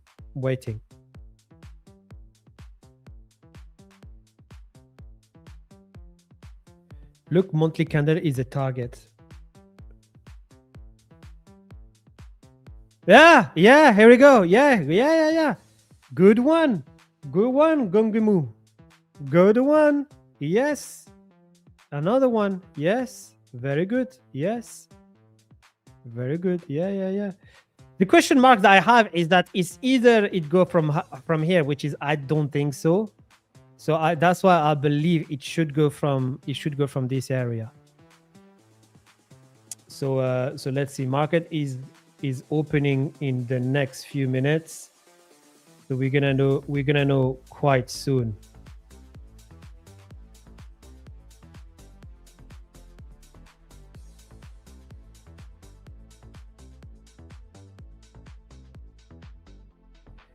Boom. Okay. So let's wait and see, boys. Let's wait and see. In 20 seconds. Because otherwise it can go higher. Because I'm on break even anyway on this one. So I'm not stressing. I'm not stressing at all. Because it can go to this high. But it should be respecting it. So let's see. We're reinforcing liquidity at the bottom. So let's see.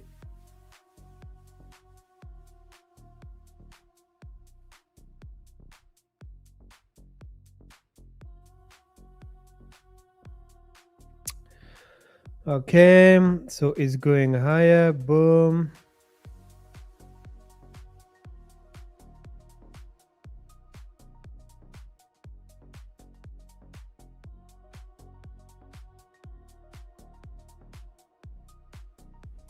So it actually tapped in the futures, which is good.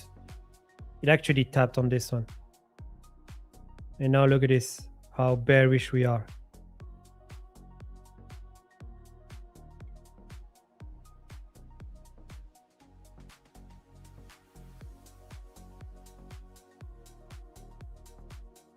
That's good. That's very good.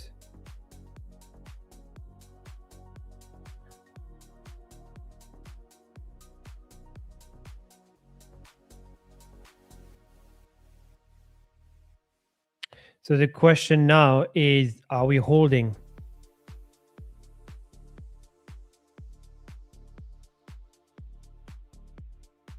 Today is actually FOMC also. So remember, you want to be like, if you're into this trade, it's already amazing. If you're not, you want to be a bit like careful. So what is good now is that we have now a BPR in here.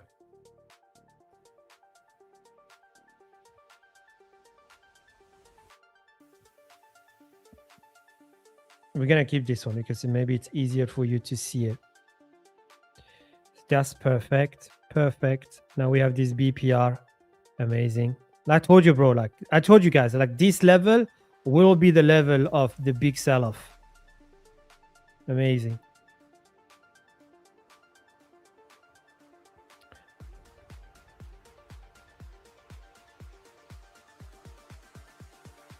So now, are we holding this level? And I need confirmation because the thing is like he took this liquidity at the bottom. Okay. So now this liquidity is out. It's normal that right now we are having a bit of a slowdown. No problem. Slowdown is fine. It rebalance. It gives a good rebalance to the market. Now, what we want is a reaction from here. What we want is a rejection from here. And if we do have this rejection from here, this could be a very good entry, and now we can go lower. Poof! Now we are going inside.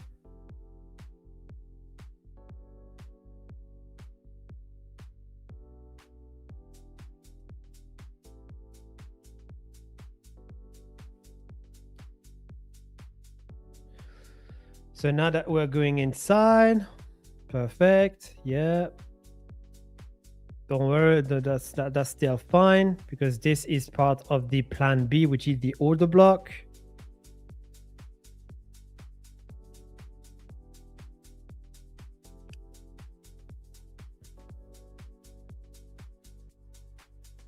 I'm gonna reduce my stop loss.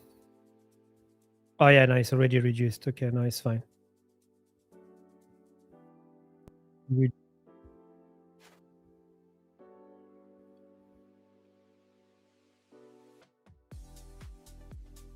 Okay. I'm locked in chat. I'm gonna watch the chat very soon. I'm just locked in because this could be an either like a break-even trade or an opportunity to take a trade. So that's why I'm looking.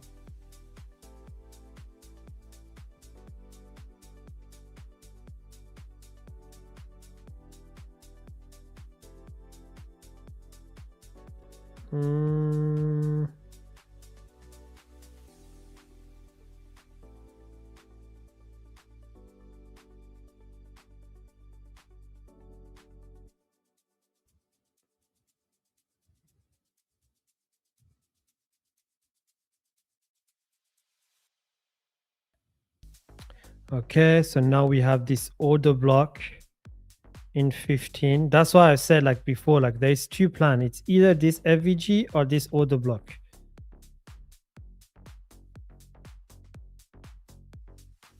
If we're not, it means that at this time, at this moment, it means that this is a liquidity out.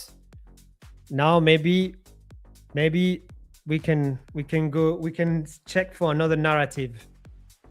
Maybe another narrative will be the plan.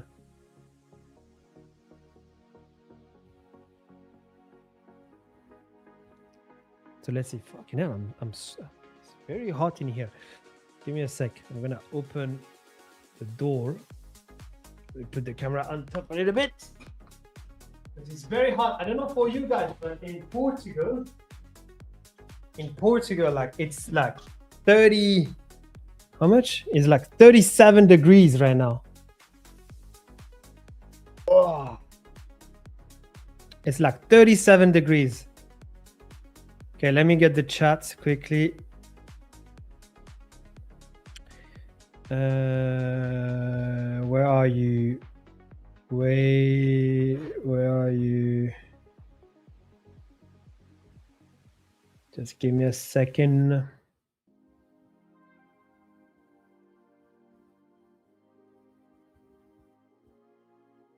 Yeah, that's fine. Where are you, chat? Why I can't find you? Oh, you're here. Okay, here we go. I see you. No, I think you already will revisit. Okay. So I need to send you a DM. Will you be okay if you go through them? Okay, yeah, it's fine. It's fine. I will have a look. Personally, I take a swing trade and buy this morning on NAS. Oh, okay. Okay. Yeah, good one. Good one too. Maybe you're right. Maybe you're right, man.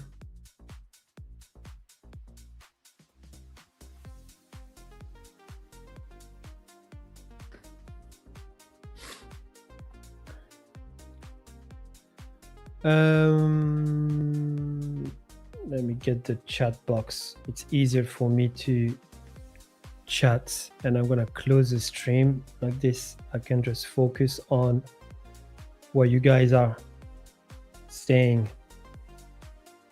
There you go. Okay, so institutional. Look at the monthly. Blah blah blah. Okay. So in here, okay, yeah, that's fine.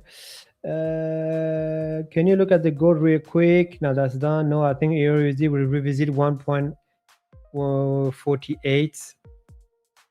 1.48. Wow, that's very high. 1.48. Nah. I'm not this team. I mean, who knows today? Who knows actually? Today it can be actually, yeah. Based on the news, if he can come up with like something that can be very bullish to NAS, to euro, to dollar, sorry.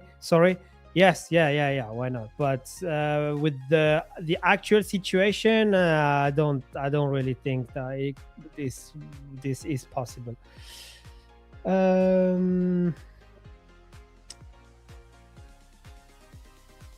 There is a level in 1 hour time frame. Yeah, but the thing is, like, we also need to align 1.48, bro.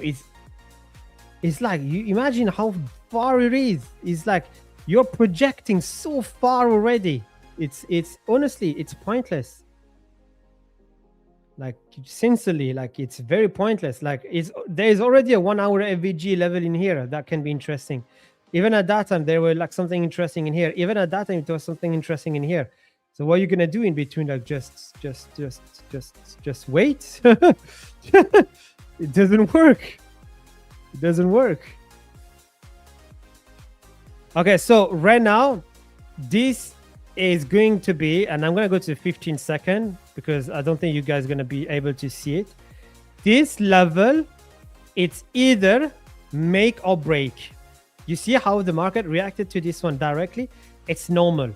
Right now, this is the make or break situation. It's either we can buy from here, or if we're in a sell, close a sell, for example, This level is the make or break, the 15-second level, this one. So you see, like, we are reacting to it right now.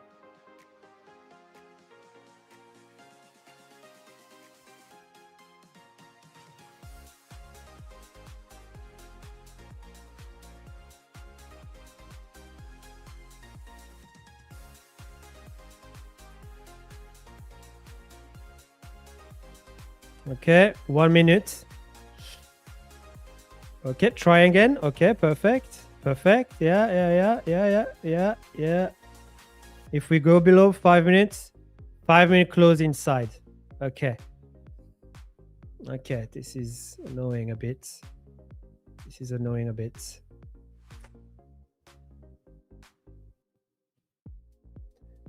This is a bit annoying. So what do we do then? The 15, shall we wait for the 15 then? Should we wait for the 15? Because if the 15 is bearish, it means that we will go there. I'm telling you, like, this 15 is very annoying. Don't be annoying, man. Come on. Just don't be annoying. Just go down.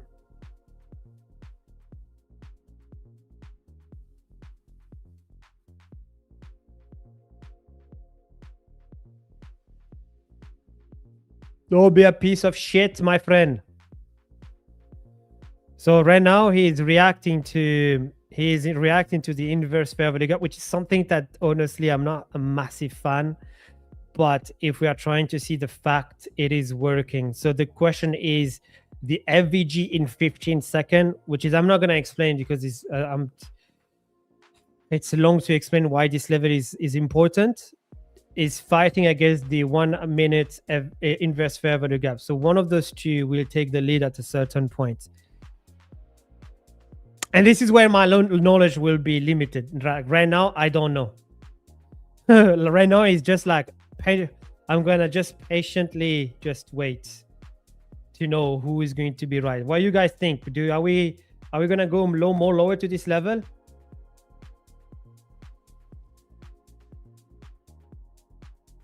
Yeah, this is Nas. Lower, Aline? What do you think, Samuel?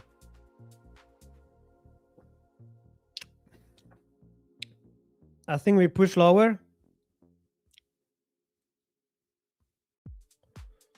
It's very like, yeah, let's see. Let's see.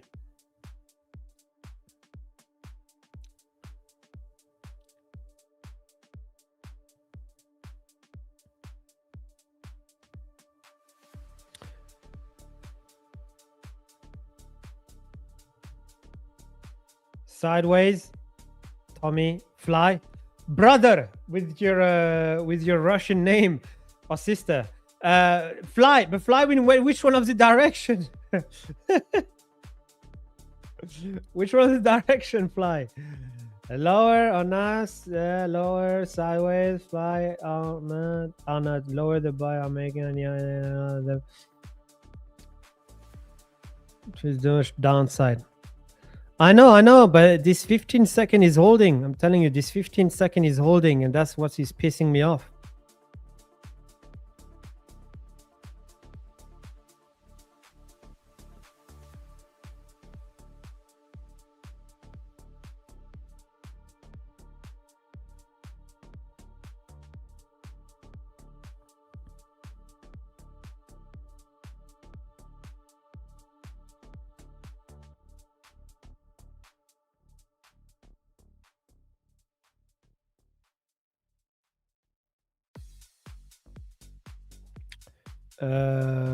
Okay.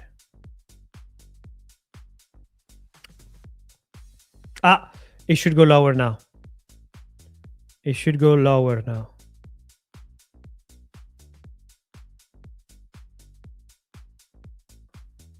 Come on.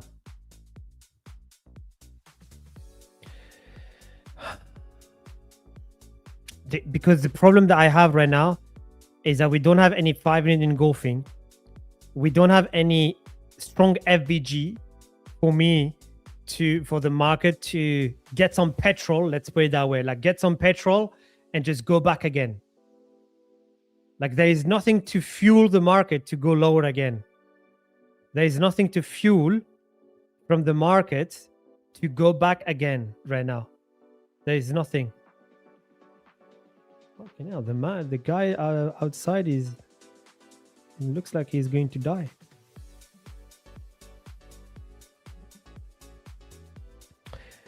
So, and I don't really know where the market can get the fuel right now. If I go to a smaller time frame, like only from this high, there is potential. Like, yeah, from here. And now we go back down. Look at the 15 fucking minute.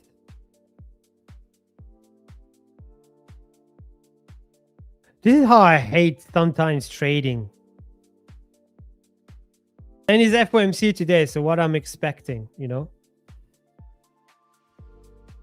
I'm expecting to see normal stuff going on, but today nothing will be normal. Today is FOMC, which is like full of liquidity.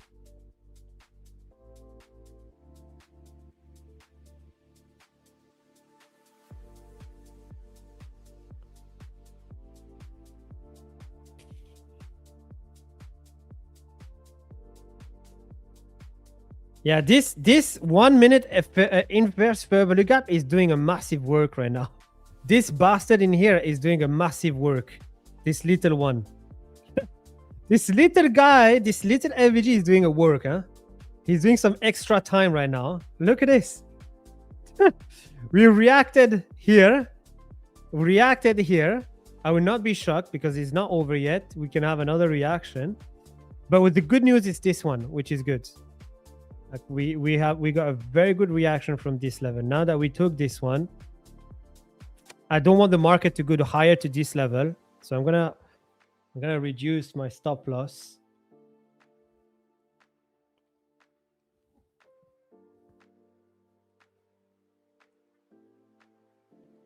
to this level. Job done.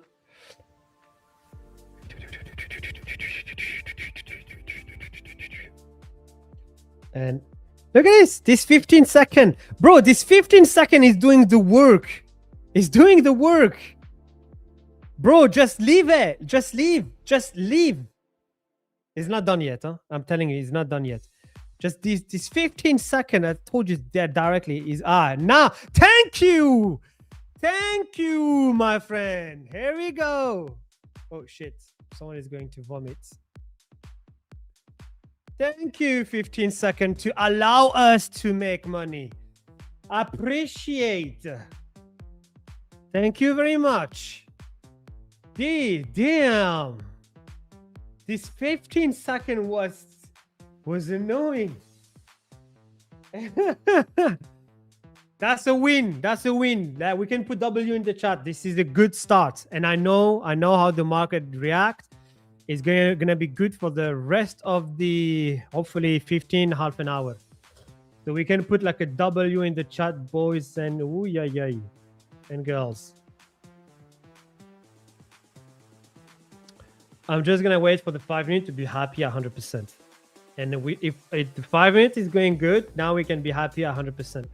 But that's the thing that I said last time. You know, when you guys were streaming with me on Monday.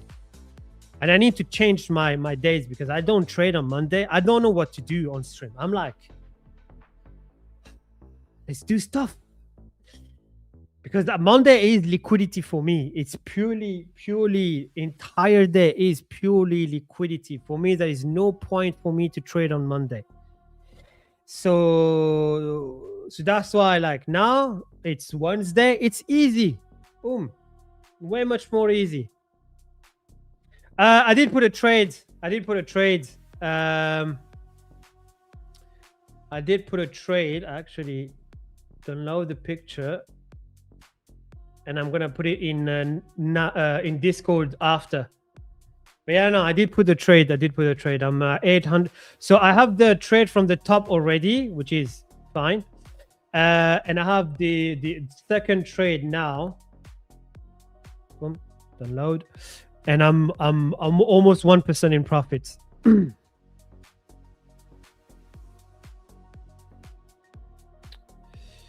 And I took it from this candle. this one. So right now, what? No, we don't have an X in here. So we still have liquidity in here. Let's wait. TradeZilla. Oh, trading view. What happened in Euro USD? Oh, okay. Okay. Euro USD is going to be interesting too. Wait for this one quickly. Bear with me, chat.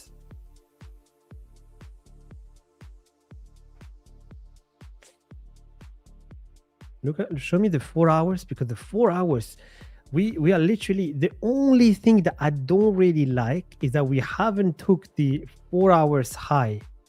So right now, I really want the next 10 minutes. Actually, forget this one. I need the 10 minutes to go here. Actually, in the next 10 minutes, I actually need to reach my TP. Because if in the next 10 minutes we go down, we actually gonna go very more lower.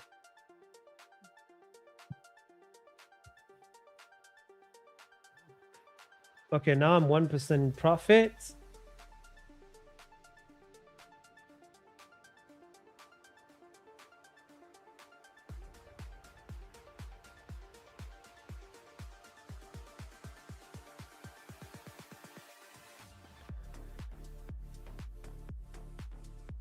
Perfect. Let's go down. Amazing. It's very important. I will explain why, actually, because I can understand that sometimes we don't get it. Why this is very important, that we need to go below this low, and that 4 hour candle needs to be below this low, because otherwise it gives us an excuse. And perfect. Boom. It gives us an excuse and reason to go higher if we don't go lower to this level. So give me 9 more minutes and I will explain why. But you see, guys, the way that I was trading on Monday, which is fun, but it's not that serious. I hate this type of way. Like, this is me right now, and I like it way much more. It's less entertaining, which is, I get it, but it's more me.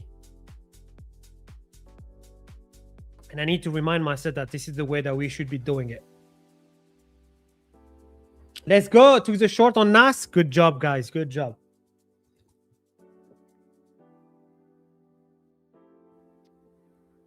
Amazing. I'm going to take some of my profit right now.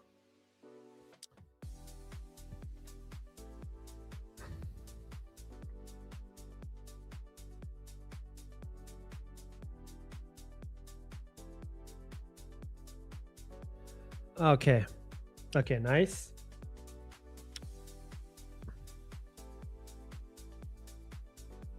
Okay, nice. Some of my profit is out. And now it is going to be very important that we close below this low. So now in the next 7 minutes, we need to close below this low. Because if we close below this low, it means that we will go way much more lower than what we want. If we don't, it means that we just took one of the London low, because I believe that this is the London low.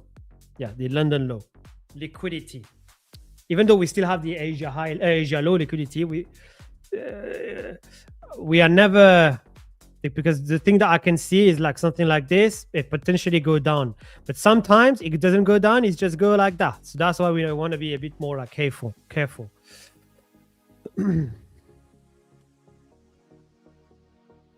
And also because, look at it, guys.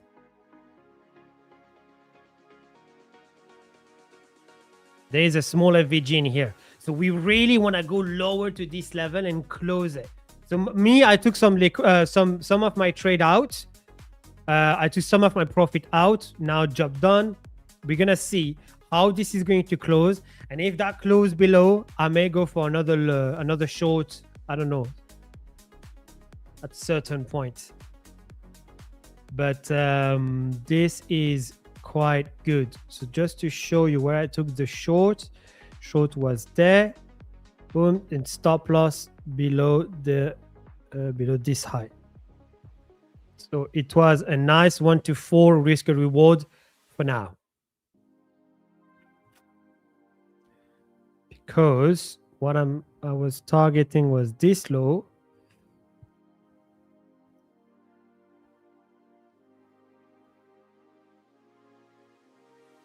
So in here we have a nice 1 to 4, but in reality, this is the one that I'm targeting, which is a 1 to 8 risk reward.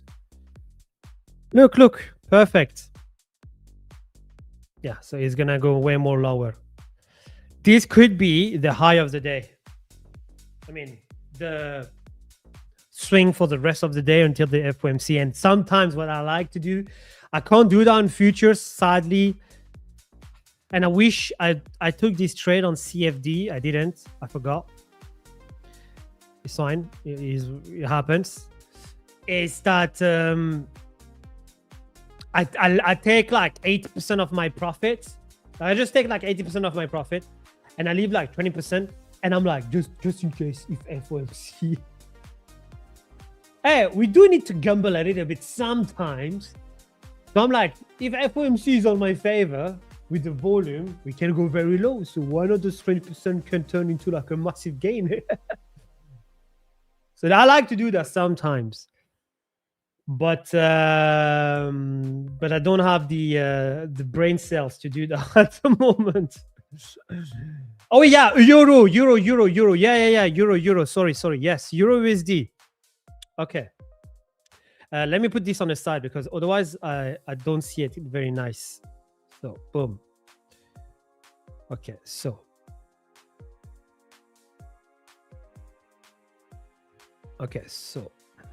let me think. Just wait. Let me think. We took this liquidity because we need to understand the cause to effect. Like we need to understand why. By understanding the why, we can find the solution. Okay, now we have this breaker block, align with the FVG, align with the institutional level. Okay, now, okay, wow, yeah, this level was actually very strong. Didn't really realize that actually. We have one FVG in here, another one in here. By the way, guys, I'm on EURUSD. Whenever we close the 4 hours, just let me know in the chat, please. Let me know if we close below or above. And I will stress. Ooh, this level is good. Ooh, this level is very good. This level is very good, guys. I'm going to wait for this FVG. It can go now. It can go now, but I'm going to be very, because we took this high. Divergence is coming to a place in 1 minute. Nothing in 5, that's for sure. I knew it. But this level is good because it's very well aligned with the 1 hour FVG. So this will be my next level. Add alert. Guys, put one alert in here. This could be the one. I really want to sell right now, not gonna lie, but because if I'm selling now, oh yeah, look at this 2 equals at the bottom, liquidity, boom. That's I'm gonna delete this one. This is my main reason right now. What's your TP on NAS? Quickly. So on NAS, oh, fuck off. So TP, main TP is this one. You see how bastard this is? You see how NAS can be a snake? Look at the snake. Look at the snake. Believing, like telling us that, yes, we're going to go lower. And now we have 40 seconds left. And now he's playing like with our balls. He's playing with our balls right now, like tickling, like, hey, I'm not gone, Baba. I'm not gone, baby. I'm still here. Look at this. I'm still here. Oh, look. I'm gonna play with your balls for the last seconds. I'm gonna hold your balls into the last seconds, and we will see what we're gonna do here. And I'm gonna take back your money. This is how Nas is right now. Apparently, okay. So everyone that trade order flow, I take your analysis because I do believe that the way that I trade liquidity plus order flow on top is savage. Look at where he closed. I told you, this guy is going to play with our mind. So the game is not over. So now we need to be serious again. Because it's so easy. It's very easy when you close below. You have like engulfing candle. We have it confirmed the 4 hours order block. Now the 4 hours order block is gone. It doesn't exist anymore. We don't have any engulfing. We don't have any like strong imbalances that can be aligned with the 1 hour and 4 hours. So now it's annoying. It's a bit annoying now. Can we see one of your chickens? What this guy is smoking right now? Like first, okay, EURUSD tapped into our level. Now, thank you, bro. Thank you. A bit late notification, huh? I don't know where your ping is. I don't know where your server is, TradingView today, but you're a bit late. Okay, now that we tapped into it, let's wait if we do have an engulfing in 1 minute, which is a bit early, or let's wait for the 5 minutes. So we're gonna do one of those two, but it looks good, and we should have an yeah, it's okay. It's coming now. Yeah, it's coming now. Do we have nothing else? Nothing.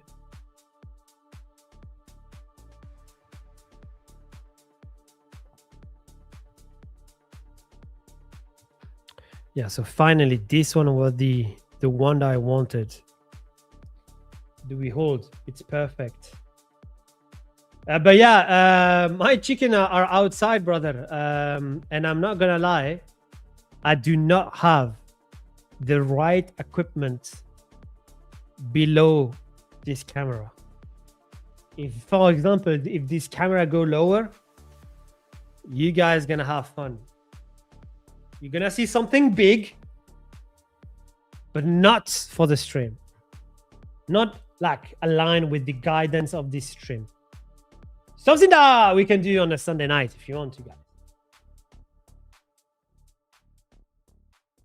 Not trading old USD anymore. I mean, it's been a long time, but I don't trade old USD. Like, I actually never traded the old USD. I've did it maybe like 1 or 2 times only. But is it hairy though? Okay, now okay, okay. Now this is getting a bit too much. Okay, it's getting a bit too much.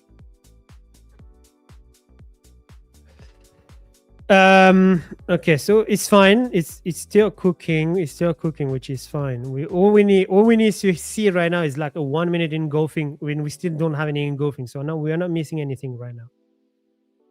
NAS, yeah, I mean, makes sense. So the question now is, where do we react again? Where do we react again? And that's why I'm happy I've closed the trade, because we may react from here. And honestly, like, you see like how much is like is I'm happy. Two of them. Whoa, that is rare. Too skinny. I mean, this one is getting too skinny. Brother, I'm 110. My wife says, she sent me a picture. She showed me a picture, actually. And I was like, wow. But my diet has been not good right now because of the stomach flu. And tomorrow we have a football game in Lisbon that I'm gonna watch. Benfica against I don't know who. I forgot. Benfica against who? I don't know. So I'm going with the father-in-law, with the brother-in-law. So I'm gonna eat a little bit like some cocky stuff, maybe a McDonald's with them. And after that, I will get back to my diet. St. Gallen? No, I don't think so. Wait. Who is playing? Oh, by the way, we're gonna do a giveaway soon. We're gonna do a giveaway soon, guys. Benfica football game. Thursday? Why are we doing Thursday? Oh yeah, St. Gallen. Yeah, St. Gallen actually. Yeah. How do you know that? Oh yeah, you've probably made some research. I'm a Benfica fan. It is. Sorry. Okay. Are you in Portugal? Because if you're watching the game tomorrow, I may see you to the stadium if you're a big fan. Euro USD.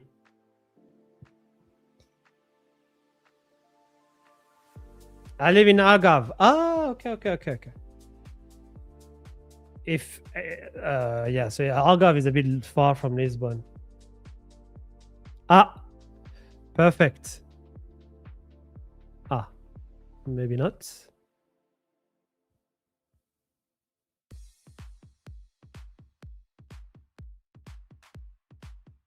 Yeah, it looks good right now.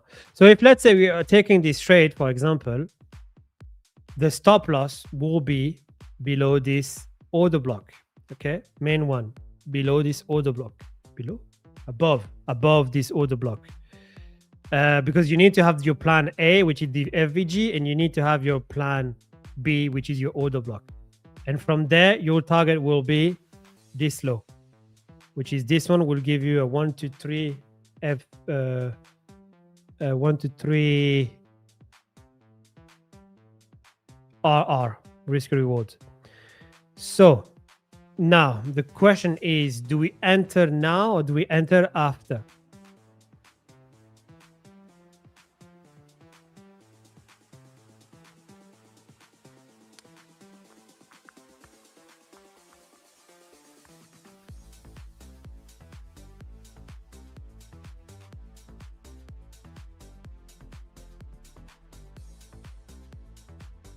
Let me see, guys. Just let me see. I'm still.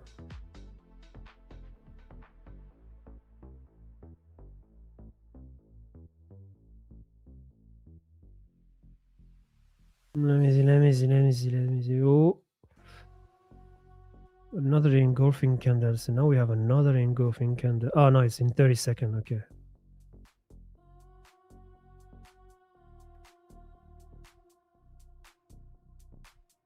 Oh, we have this liquidity. So we need to find a trade before we take this low.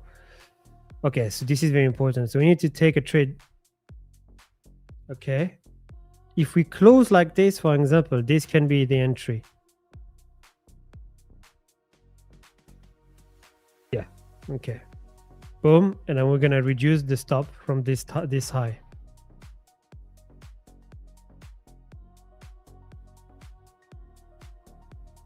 Yeah. What did he say? Top. Okay, bro. I'm not Portuguese. You need to come. Yeah, bro. I live in Algarve. I need to come to Algarve at a certain point. I do need to come to Algarve at a certain point. Oh, nice. I will drop you a Discord message whenever I'm going there. I will drop you a Discord. Katya, I'm from Algarve too. Of course, I know, Katya, you're from there. I was going to say, there's nothing on gold. Yeah, there is nothing on gold, bro. I can double check again, but for me, there is nothing, bro. Like, this was the only one place, but that was at 12, so not during our stream. And during our stream, there is nothing more. So, nothing interesting. 5 minutes. I'm just waiting for the 5 minute to close, but if like this is a very nice engulfing, and if we have this engulfing, you have like a better risk reward actually. I'm saying this like in a worse scenario, you have a 1 to 3 risk reward, but you can have literally a 1 to 4.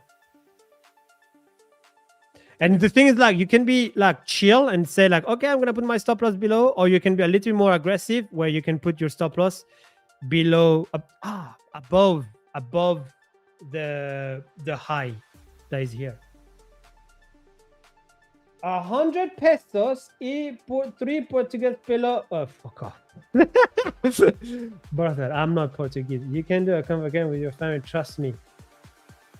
No flies today, Curie? Brother, Curie, I don't think you're watching the stream correctly, bro. There is flies everywhere. There is flies everywhere. But I do have my thing. Look at this. I do have my thing. I was going to do a very dark joke, but I'm not gonna do it.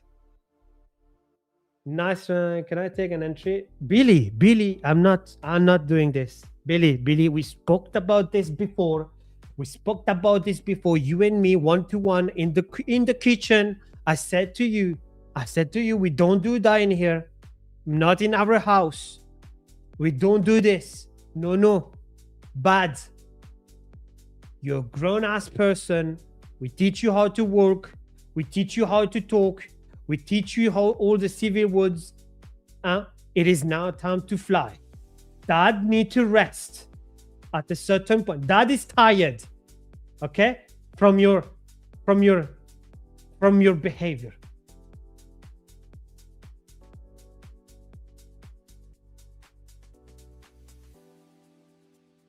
Can I, Billy? Shush! Stop!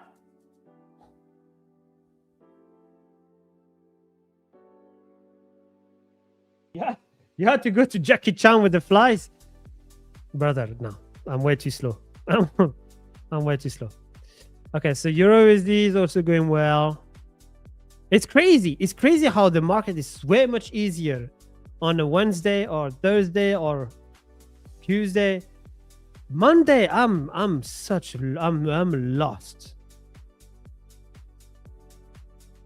But Billy, nah, trust me, Billy, there is no way of making easy money, honestly. The thing that I would say, Billy, and it hurt me to say this to you, bro, but I swear to God, it's coming with a good heart. It's nice. It feels good right now to make money, but it's either at a certain point you're gonna lose money and now you're gonna be like, fuck, I need to learn by myself, or you lose money and you're gonna be like, fuck, I stopped trading and now I'm gonna focus on something else, and now you lost the time and energy and money. So either way, I would say just best way to do is just learn. Just watch, learn, and at a certain point try to do it by yourself. Amazing, Nas. Amazing. I'm back.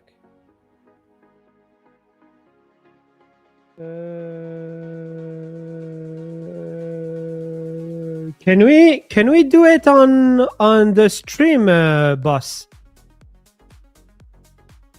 I'm watching to you. I'm looking to your WhatsApp message. Yeah. The dock race. I would rather do the dock race. I find the dock race fun. I think people love it too. Check US 100.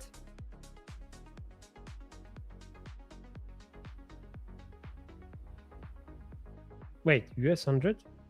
Yeah, I'm already in. Prod. Oh, wow. Oh, wow. Oh, yeah. Oh, yeah. Yeah, here we go, guys. I told you. You see? Now, this here on ASP 500 would be, because I didn't took this trade, would be my end of the day trade. Like here, I will close trading view. I will close any social media. Khalas, goodbye, good night, see you tomorrow. Like now, liquidity is out. I don't care, honestly. NAS, we're almost there. We're almost there. Now, the only problem that I have with NAS, and hear me out on this, and after this we do the giveaway.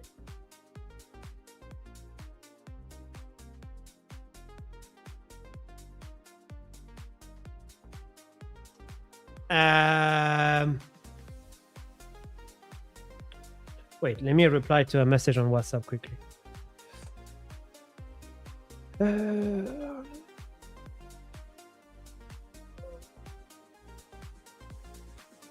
The only thing that I would say is if we go back to this level, my plan was simply to buy from here. But if we're going now and today before FOMC, I'm not gonna buy it during FOMC. Fuck that. Oh, by the way, guys, very important. Today we're gonna do the giveaway soon. Tonight, did we post the social media stuff? Let me see. Let me go on social media. Charles Fanatic live. We didn't. Okay, so I'm gonna do the announcement now.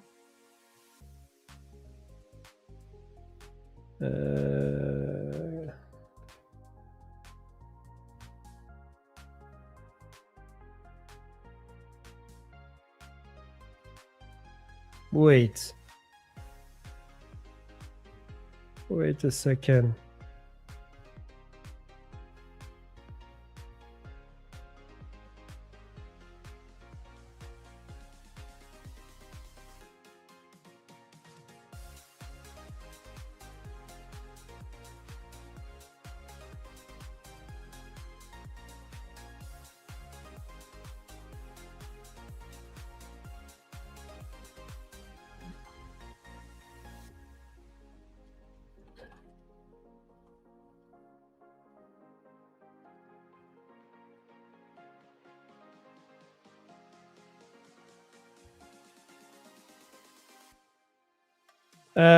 Sorry guys, I was doing some admin during the stream.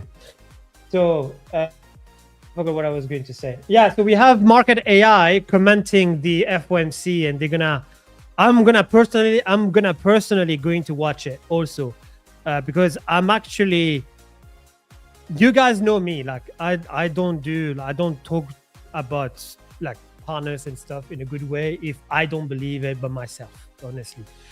I know sometimes it's not very good, but I'm trying to be true to myself and also true to the people that trust me. So Market AI is actually very interesting, and I want to see their software and also what they have to say during FOMC. So I would say just come around, and we'll be in the chat with you guys, because it's going to be very interesting. Today is going to be very interesting. It's the end of the month candle, FOMC, interest rate. Also, we have earnings, bro. Like today is gonna be carnage. Swing with a few knucklehead must be difficult. See you, man. Bye bye. Have a nice day. Yeah, no worries, man. Take care, bro.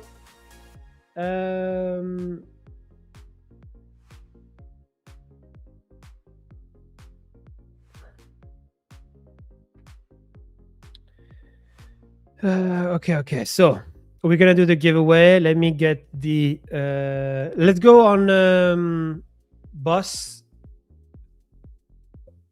Let's go on the Discord, and I'm gonna give you exclamation mark. What do we do today? Exclamation mark.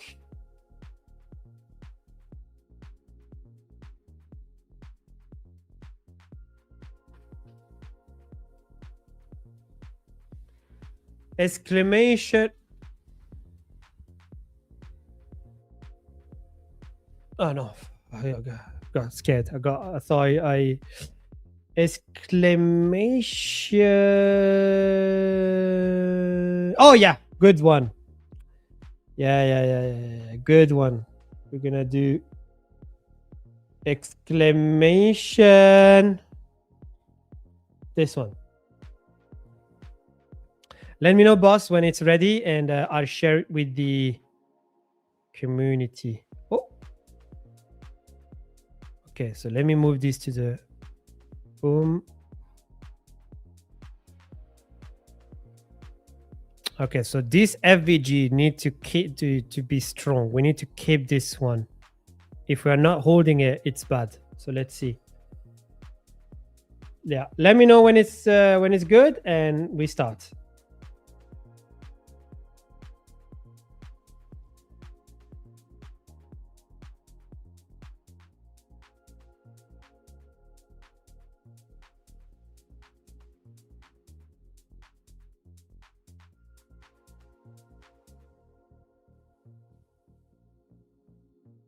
Oh, heat. Let's do heat. Oh shit! You said heat. Okay. Well, no. Let's do with the one that I've sent it to you. Chicken.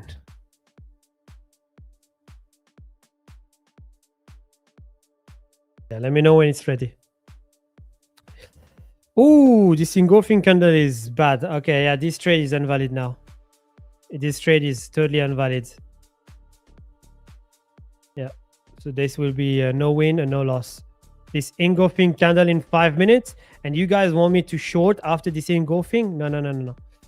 But it doesn't mean that the short idea is over, guys. Huh? It doesn't mean that. It means that we may maybe go a little bit more higher, and after that go down.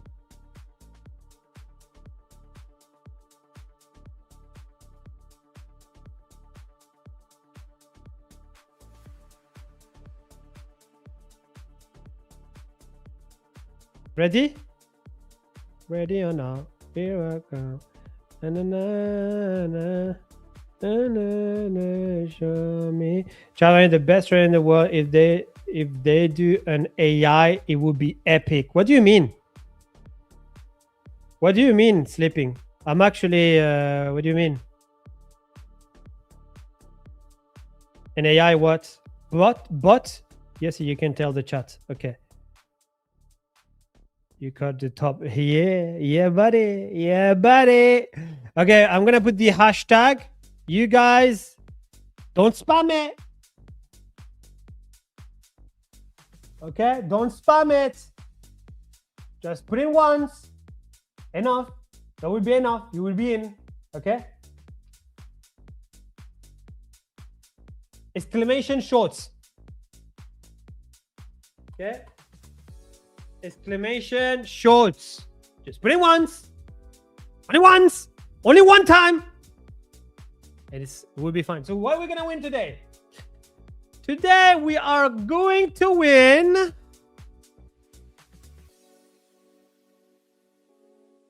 Wait, what? Why do we have my big face? The producer just. Oh yeah, because we need to put the deck. No, it's fine. Just put it back to my view. Let's put it back to my training view. Apex and Hola Prime. Okay, Apex and Hola Prime.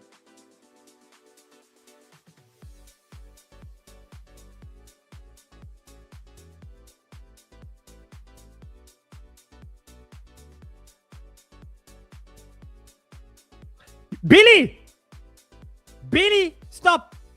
You see, you're the problem child in this house. You must be coming from your mom. You can't be my child. It's impossible. You are my son. You don't listen. I said one time only, Billy. Why you don't listen? I'm tired. Okay, it's fine. It's fine. But that's stop. Otherwise, you're gonna tell me you're not in the thingy. Now I need to double check if you're inside. Boss, can you just check if our problem child is in the list? He doesn't listen, I know.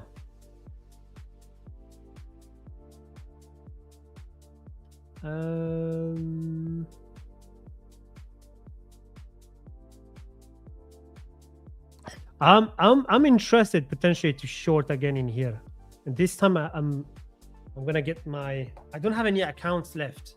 What kind of accounts? Generally, I don't have any accounts left, so I'm not gonna take it for real.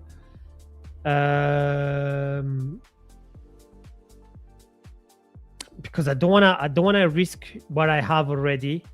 I don't wanna overexpose myself. Yeah, no, it's fine.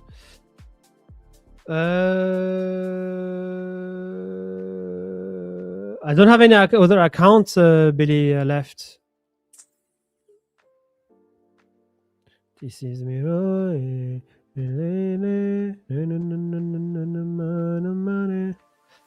Okay, this is a very good trade on NAS. Congratulations if you are into this. Don't ban me. I will never ban you, Billy. You're my son. I'm wondering if you have my blood. However, on paper, you are my son. I will, but just don't do it, okay?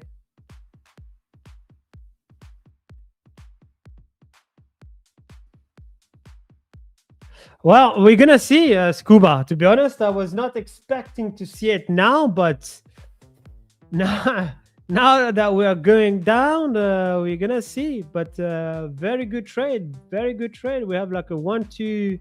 At the moment, we have a 1-2-7 risk rewards. 1-7 risk reward. Good morning, K Bella. I don't know why I keep saying Kim. Good morning, Bella. We are doing actually a giveaway with Apex. Okay, so. Whoa. Okay, we're gonna do it the giveaway now, guys, because the EuroUSD is coming soon to our place. So we're gonna do it quick. In NAS, in any way, we are good now. I don't know who took the short on the NAS. By the way, so Usman just made up all the losses. So Usman just made up all his losses and with the profits. Hey, exactly. Oh, thanks. I got the list. Okay. Damn, there's a lot of people. Billy. Okay, Billy is inside. I can see my son. My annoying son that sometimes I love, sometimes I hate, is in this list. So we're gonna do 2 giveaways. We're gonna do 1 Apex. Done. Oh my god, I was going to leak some crazy stuff. Thank God, sometimes I can be a bit smarter. Boom. Boom, boom, boom, boom. Okay. Are we good? No leaking, no leaking, no leaking. Okay, perfect. We do quickly. So I did all the names, set, 1 minute, full screen. Where do we do full screen again? Oh yeah, full screen, boom.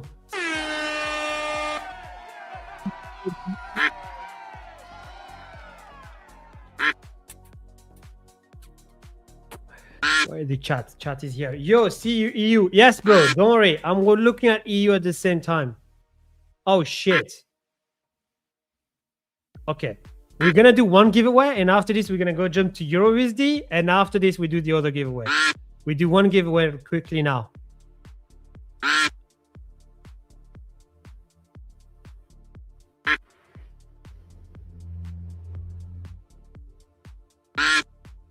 Okay, so at the moment, do we have any name? Oh, at the bottom. Oh, no.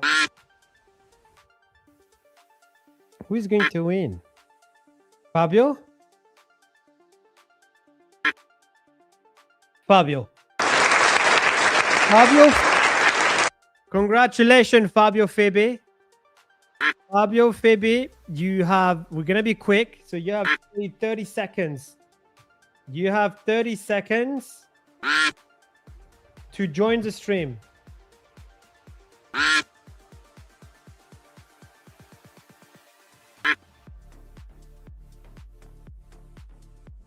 $30.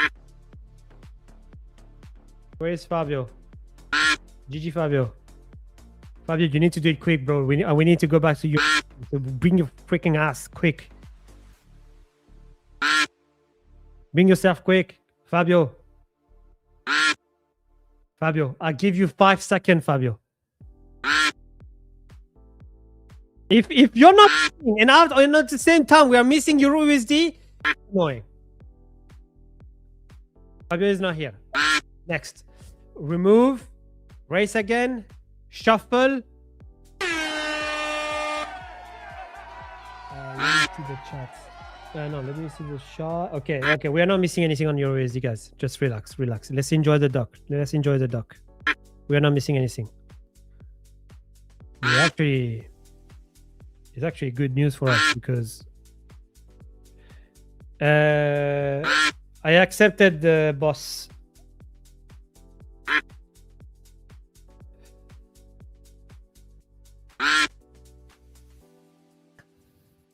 Okay, we are not missing anything on Euro USD. We can all breathe again.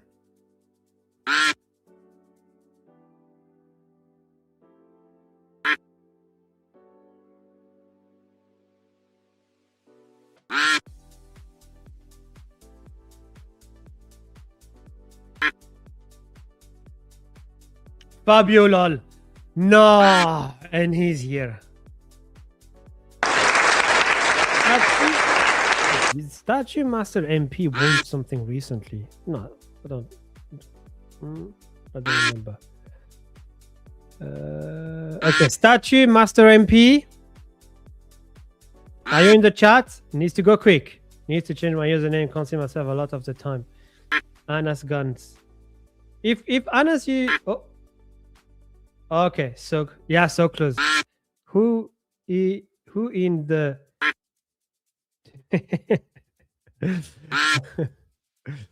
okay, good one. Okay, good one. Well, actually now Euro Z is flying, so we are not missing anything. We can do the other one.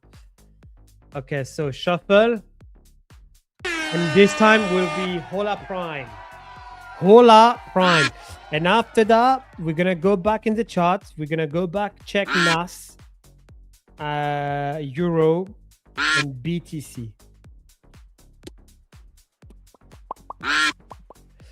Because I wanna do, I wanna explain like A to B why NAS was short today. I want you to understand 100%.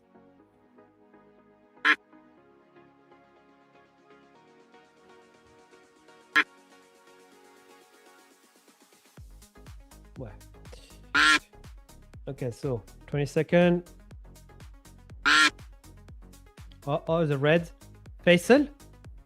Wahid Faisal? Oh! No. Sometimes I see like this one at on the left. Oh. Tudor. Well done, Tudor. That's GG. Mr. Tudor. You are the last one to win the giveaway. But you do have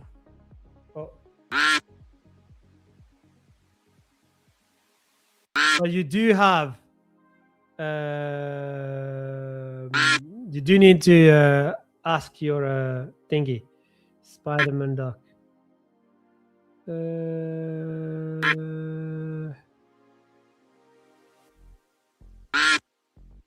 I swear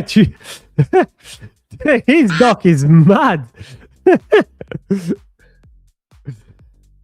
Tudor, brother, where are you, Tudor?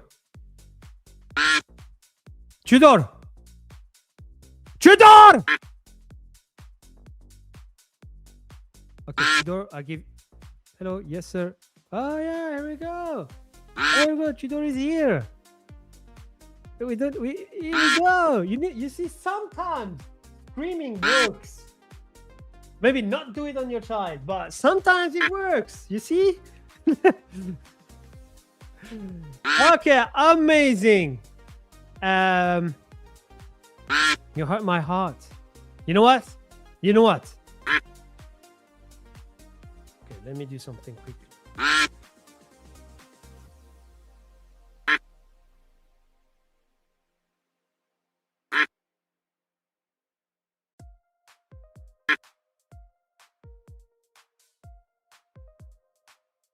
I took some screenshots. If I see you on Monday, you will have a gift. That's it. I just took some screenshots.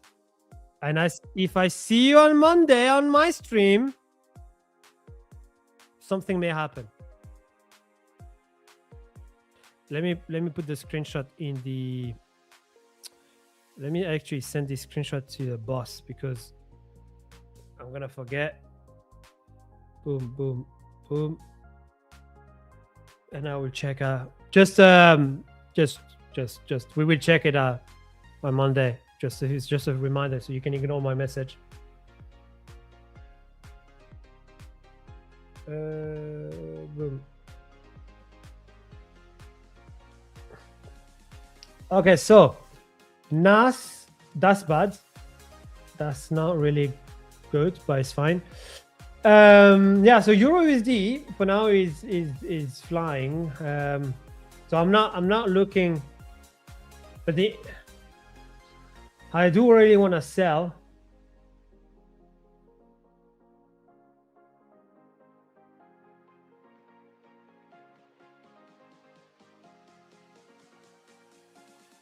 When some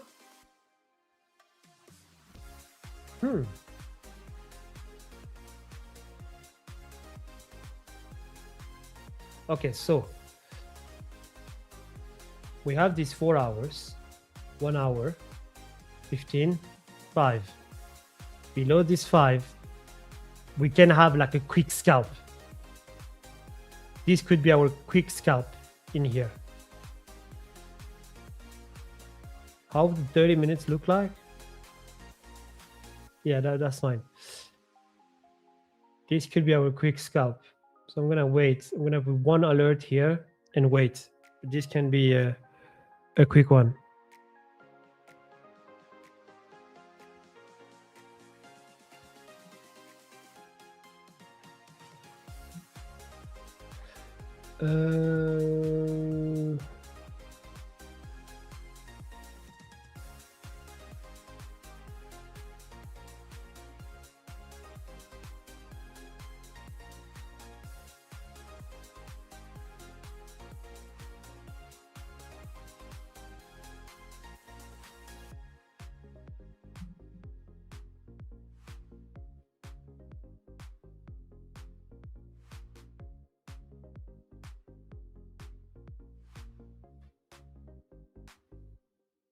Sorry, I was in my mind. So I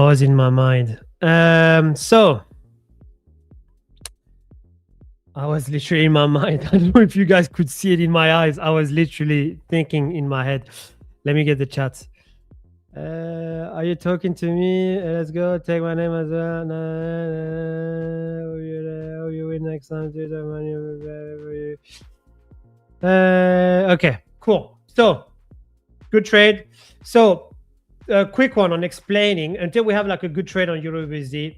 I do believe that something will happen in here. Like I do believe that something will happen in here. It's coming. Oh, maybe. Oh, nice. I can take it from here.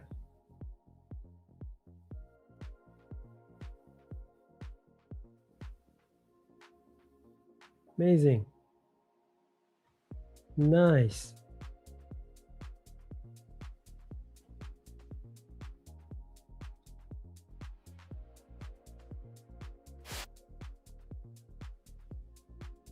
Boom.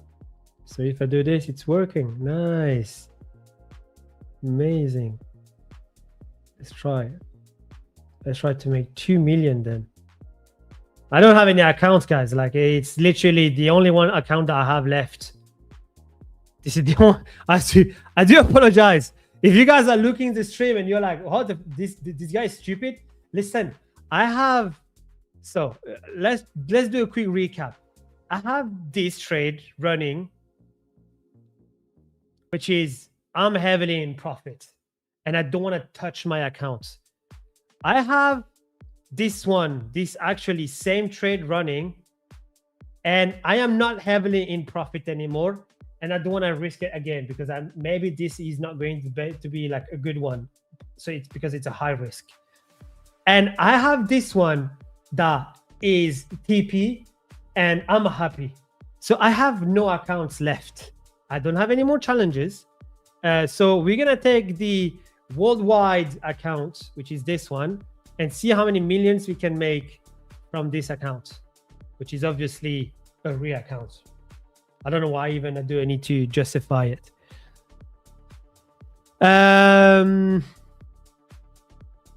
So yeah, so on NAS, I'm just gonna explain once for all for everyone to understand, because at the end of the day, when I don't stream, I still want you to make money, and as you know, I don't sell any course, so I don't keep anything. So the reason why I really wanted to sell on NAS, and this is how I got 1 million in funding. I mean, actually 1.4 million in funding, more than 400K in payouts. And this is how we've been smashing between NAS, between gold, is that, like I said to you, it's all based on liquidity, okay? I'm going to take out all of this, and I want you to understand and just open your and listen once for all. Yeah, TP is reaching now. Everything started from the daily initially, okay? We can see for the past few days that daily has been very bearish. If we are bearish, there is nothing for me to buy. If we are bearish, mostly you guys need to understand, each pair has his own character. The character from NAS is that whenever you are bearish, it will be bearish for a couple of hours. It goes, that's it. It's not like Forex, it's not like EuroUSD where it will go sideways, it will go very slow. It just go in one direction only. So when you start to understand that, you start to understand that, oh, taking buys sometimes can be unhealthy if I know that this pair is quite aggressive when this pair is moving to one direction. So that's why I'm looking for shorts. Now, the bias is shorts. Now I need to understand, where can I sell? Where can I get my sell of the day? And we got, for example, today we got the high of the day. If we go back here, if I'm scratching this today, as you can see, today we got the high. No, we didn't got the high of the day. We almost got the high of the day, but we got the high of the session. And yeah. So now, if I go to the 1 hour, everything started here. If you guys has been starting like to watch my stream, you guys know that I'm mainly based on liquidity. Okay, liquidity. So if we take out all of this, you know what? If we except this one, if we take out all the boxes, right? So I think it was here. So let me put 1 to 9 because I like. Boom. So if we took from there, okay. And I want, and let's literally be focused on only on this.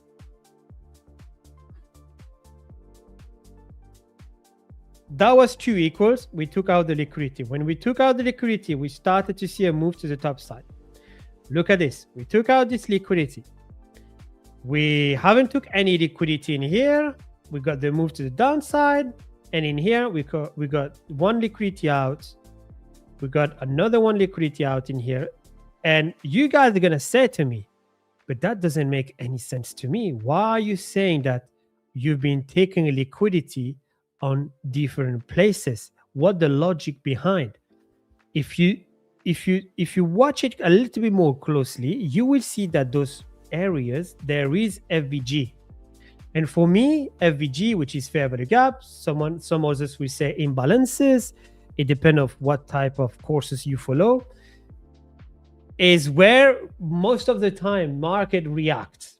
And this is where we are having reaction. We got a reaction from this FVG. We took out the liquidity. Boom, we got the move to the downside. And the other liquidity, which is not FVG, will be structure. And in here, we see we took the structure in here as a liquidity out. So in here, FVG, beautiful. Look at this, move to the downside. Where did we go? We went to tap into this area. And look at this. I have no clue of why the market reacted here. No clue. But I can guarantee you that one liquidity was out and he reacted to an FVG. We can take the bet. So, and we're going to see this after, because I want you to see the big lines first. So beautiful, FVG. But look at this. We never went up from this level anymore. And what did we have here? We have another FVG, right? We have another FVG, and this is where we got our sell. So the question that you can ask me is, why did you sell it here and not here, for example, or here, for example? And this is where now we're going to the step 2, which is step 1, understanding the 1 hour FVG, understanding the 1 hour liquidity. Now that we have the liquidity out, structure, we tap to the FVG in 1 hour. This is now where we open our eyes and we go to the 5 minutes. NAS is not going up.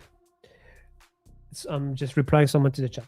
So now that we go to the 5 minutes, look at this. I said in here that we may are having like a reaction to an FVG. Look at this. No FVG in 5. 15, 1 minute, 5 minutes, or 15. That's it. That's my rule. Oh, beautiful. 15 minutes. FVG. This is where we got the reaction. You see? Amazing. Now you're going to say, but yeah, but look at this in here. We don't have any reaction in 15. So what this could be? Let's go to the 5. Beautiful. 5 minutes. You may not see it, but I can see it. It's actually a BPR. It's actually 2 FVG aligned. You see, it's 2 FVG aligned, which is another course that we can do another day. Beautiful. So now we understand the logic. This is what I said to you last time. If you understand the reason, you understand the rest. So now we understand FVG, blah, blah, blah, etc. So now let's talk about today. Why today? Why did we react here? Why I actually take the trade exactly here and I put my stop loss below this high? It's because I did exactly the same. I knew that we have a 1 hour FVG, so the market is coming soon. Now it was time for me to find an FVG or something to work with in 15, 5, or 1 minute. 15, I got nothing. 5 minutes, I got nothing. 1 minute, this is where I got something. In the 1 minute, I got an FVG here. So I'm going to put one line and I got another one as a plan B, which is here, where the market reacted, poof, nicely. And actually, it's actually half wrong because this FVG was present in half an hour, I believe. Yes, BPR in half an hour. That's actually one of the main reasons. BPR in half an hour. So you may see an FVG in half an hour in here. It can be sometimes, maybe the market is not ready yet. Wait, just wait, because slowly, the market will come to you with some clues. Now we are overbuying it. We are overselling it. We are, for example, FVG or order block in 15 minutes or order block in 1 hour, which is, like I said to you before, plan B. And plan B was today the best of plan. So through this, we got a nice 1 to 9 risk reward. The first TP during the stream was, I forgot, but I believe that the first TP was this one. Second TP this one, third TP this one. Yes, yeah, that's it. And why are we targeting like that low is just because, same, follow my logic, FVGs. This is exactly where we buy all the time, daily FVG. Because remember, the thing that I love to say to people, which is actually super true, look at the market as a symphony and you are the master of this symphony. You are literally the master of the symphony that is in front of you to make the best interstellar music of the world. And for that, you need to be able to control each partition or each groups of the symphony to make the perfect music. This is how you need to see it. So that's why daily is always super important to me. That gives me the guidance. If I go to the 4 hours and the 1 hour, that gives me the when. I know it's a sell. I know from the daily is a sell. The question is when. 4 hours, 1 hour, give me the when. Oh, I know the when. Now, in 5 minutes, 1 minute, 15 minutes, it's all about now. Because now that I know when is the when, I know the when is now. So I'm going now to the 15 minutes. And now I can look for a trade. This is how you need to structure your brain. Daily, where? 4 hours, 1 hour, 4 hours, 1 hour, when? 1 minute, 5 minutes, 15 minutes, now. Where, when, now. You understand that, you understand liquidity, you understand FVG, you understand the cause to effect. Honestly, guys, you will just smash it. You will grow like massively. The thing that block a lot of people, or some people feel like they're reaching a plateau, some people feel like they're not progressing anymore. It's because first, you're not asking questions anymore. You're not trying to find the cause to effect. You're just in an everyday basis going to work and not doing much. Guys, like what we do is work at the end of the day. I'm here, I'm working, I'm trading, I'm actually doing a double work because I'm streaming. So my goal is to make you entertained, to make you feel, to make sure that you're staying here, but at the same time, giving you value. And at the same time, my second work is to make money, to make sure that my son and my wife, they've got what they need to be provided, right? So I'm having the double job right now. So you have no excuses, because when you're working, when you're trading, you're just trading, except if you're working at the same time, which is, bless you guys. I went there, I've been there. Salute. But my point behind is that if you feel you're doing a plateau, it means that you're not asking the right question anymore. So you need to ask, you need to go back to the roots. Ask the right question. Simple. What went good this week? What went bad this week? My trade was a good entry, or my trade was a bad entry? By the way, congratulations on EURUSD. Congratulations on EURUSD. And again, I know this trade is with a fake account. I told you many times, I don't have any more accounts. I have literally all of my accounts are in profit right now. I have no account left. But that's another reason of why you guys need to understand. Whenever you understand liquidity, now you understand to wait. Learn how to wait.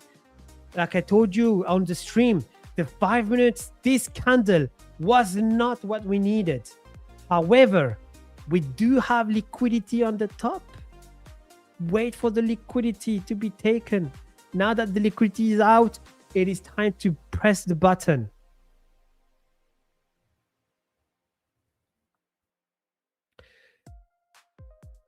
What a win today. What a win. But yeah, understand. So I would say, if you guys trade your own way, don't try to add liquidity on top, etc. It's going to be a mess. What I'm saying is, at least try to understand, step one, where the market is going, to understand after the when are we going there, to understand after the now. When you guys understand those three things, you're gonna be amazingly better.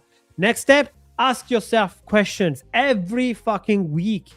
Sit down on Saturday and ask yourself, what was good, what was bad? Did I took my entry too early, and why? Did I took my trade too late? Why I haven't traded on Tuesday, on Wednesday, if I'm usually are supposed to trade on Wednesday and Thursday? Why I haven't took a trade on NAS this week? What was the reason? How do I feel? Why do I feel like wait.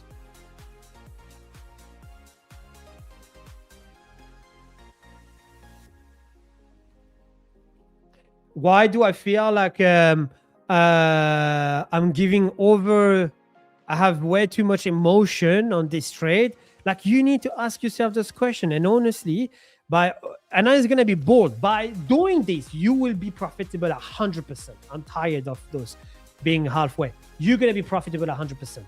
It's all about progressing to the right direction. But if you're progressing in the left way, when the way is to go literally in front of you, but you're just going left, right, that's the way you're not gonna make it. I'm sorry, and I'm also tired for you to not be successful at a certain point. Like, I'm 35, I'm tired, I want to be in a holiday. Okay, I'm exhausted. You're younger, maybe younger than me, more, and maybe way more younger than me. Okay, just use this leverage. Okay, don't be pussies. Wake up, make the work, and just do it just do it like in a smart way.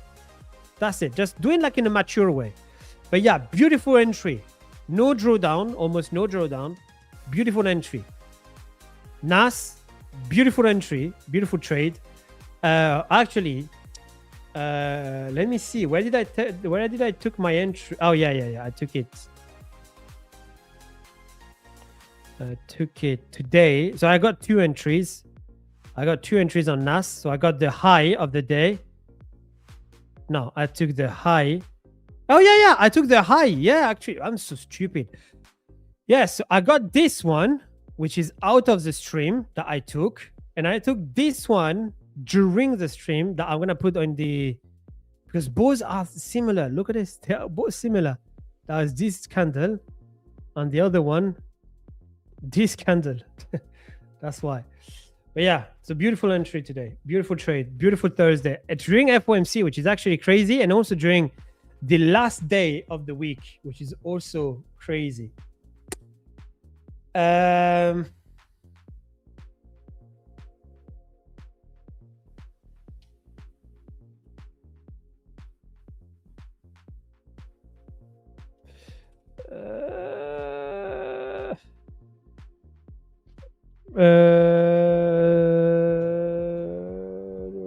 Okay, so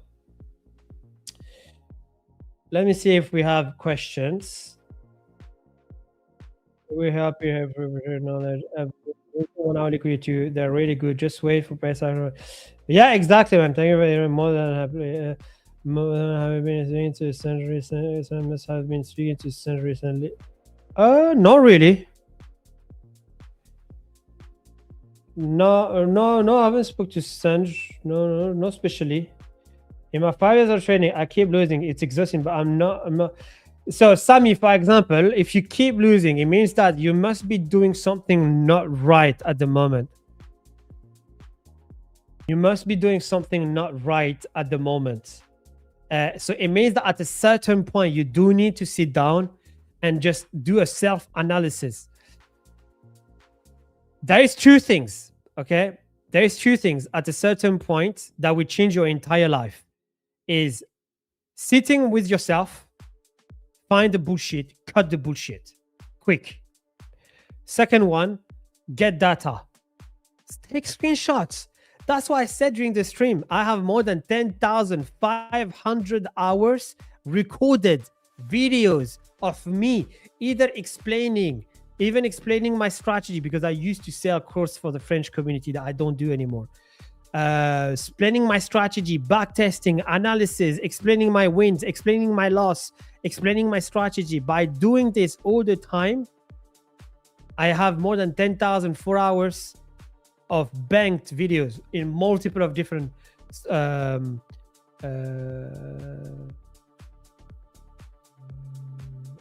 don't know how to say this in English.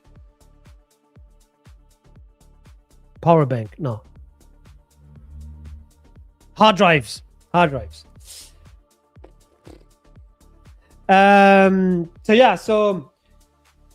Just do your weekly thing. And honestly, like I know I say this all the time, but the next PFT podcast, I'm literally at a certain point, I'm taking my phone. I don't know if the video editor took it out, but I'm taking my phone and I'm literally listing all of those questions.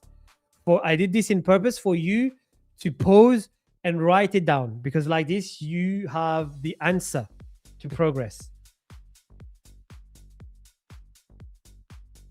Yeah. Boys and girls. Oh, Sanj is here, connected on the waiting room. So he's going to take the lead now. I love you all. Honestly, I say all the time, guys. The fact that we are here 180 sometimes, even sometimes 50, and I think Sandra would agree on this, is whenever you are far away from your friends, family and stuff, and you don't speak too much about trading around you because basically everyone is like far away, it's good to have like a place, like a stream where you can just talk with people and just talk about trading, because at the end of the day, we all love the same thing. So yeah, win today. Win today. Congratulations if you guys took the EURUSD on short on NAS. Go and EURUSD and NAS. If you guys took the short today, congratulations. Take it easy. Give blessings to Sanj. Give love to Sanj, and I will see you on Monday. But I'm gonna say maybe not on Monday, because you guys know I'm a shit trader on Monday. Okay, win today. Peace.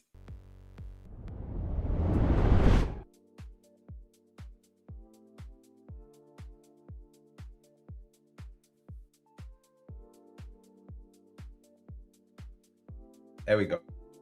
There we go. My apologies. I fully started the stream with my mic on mute.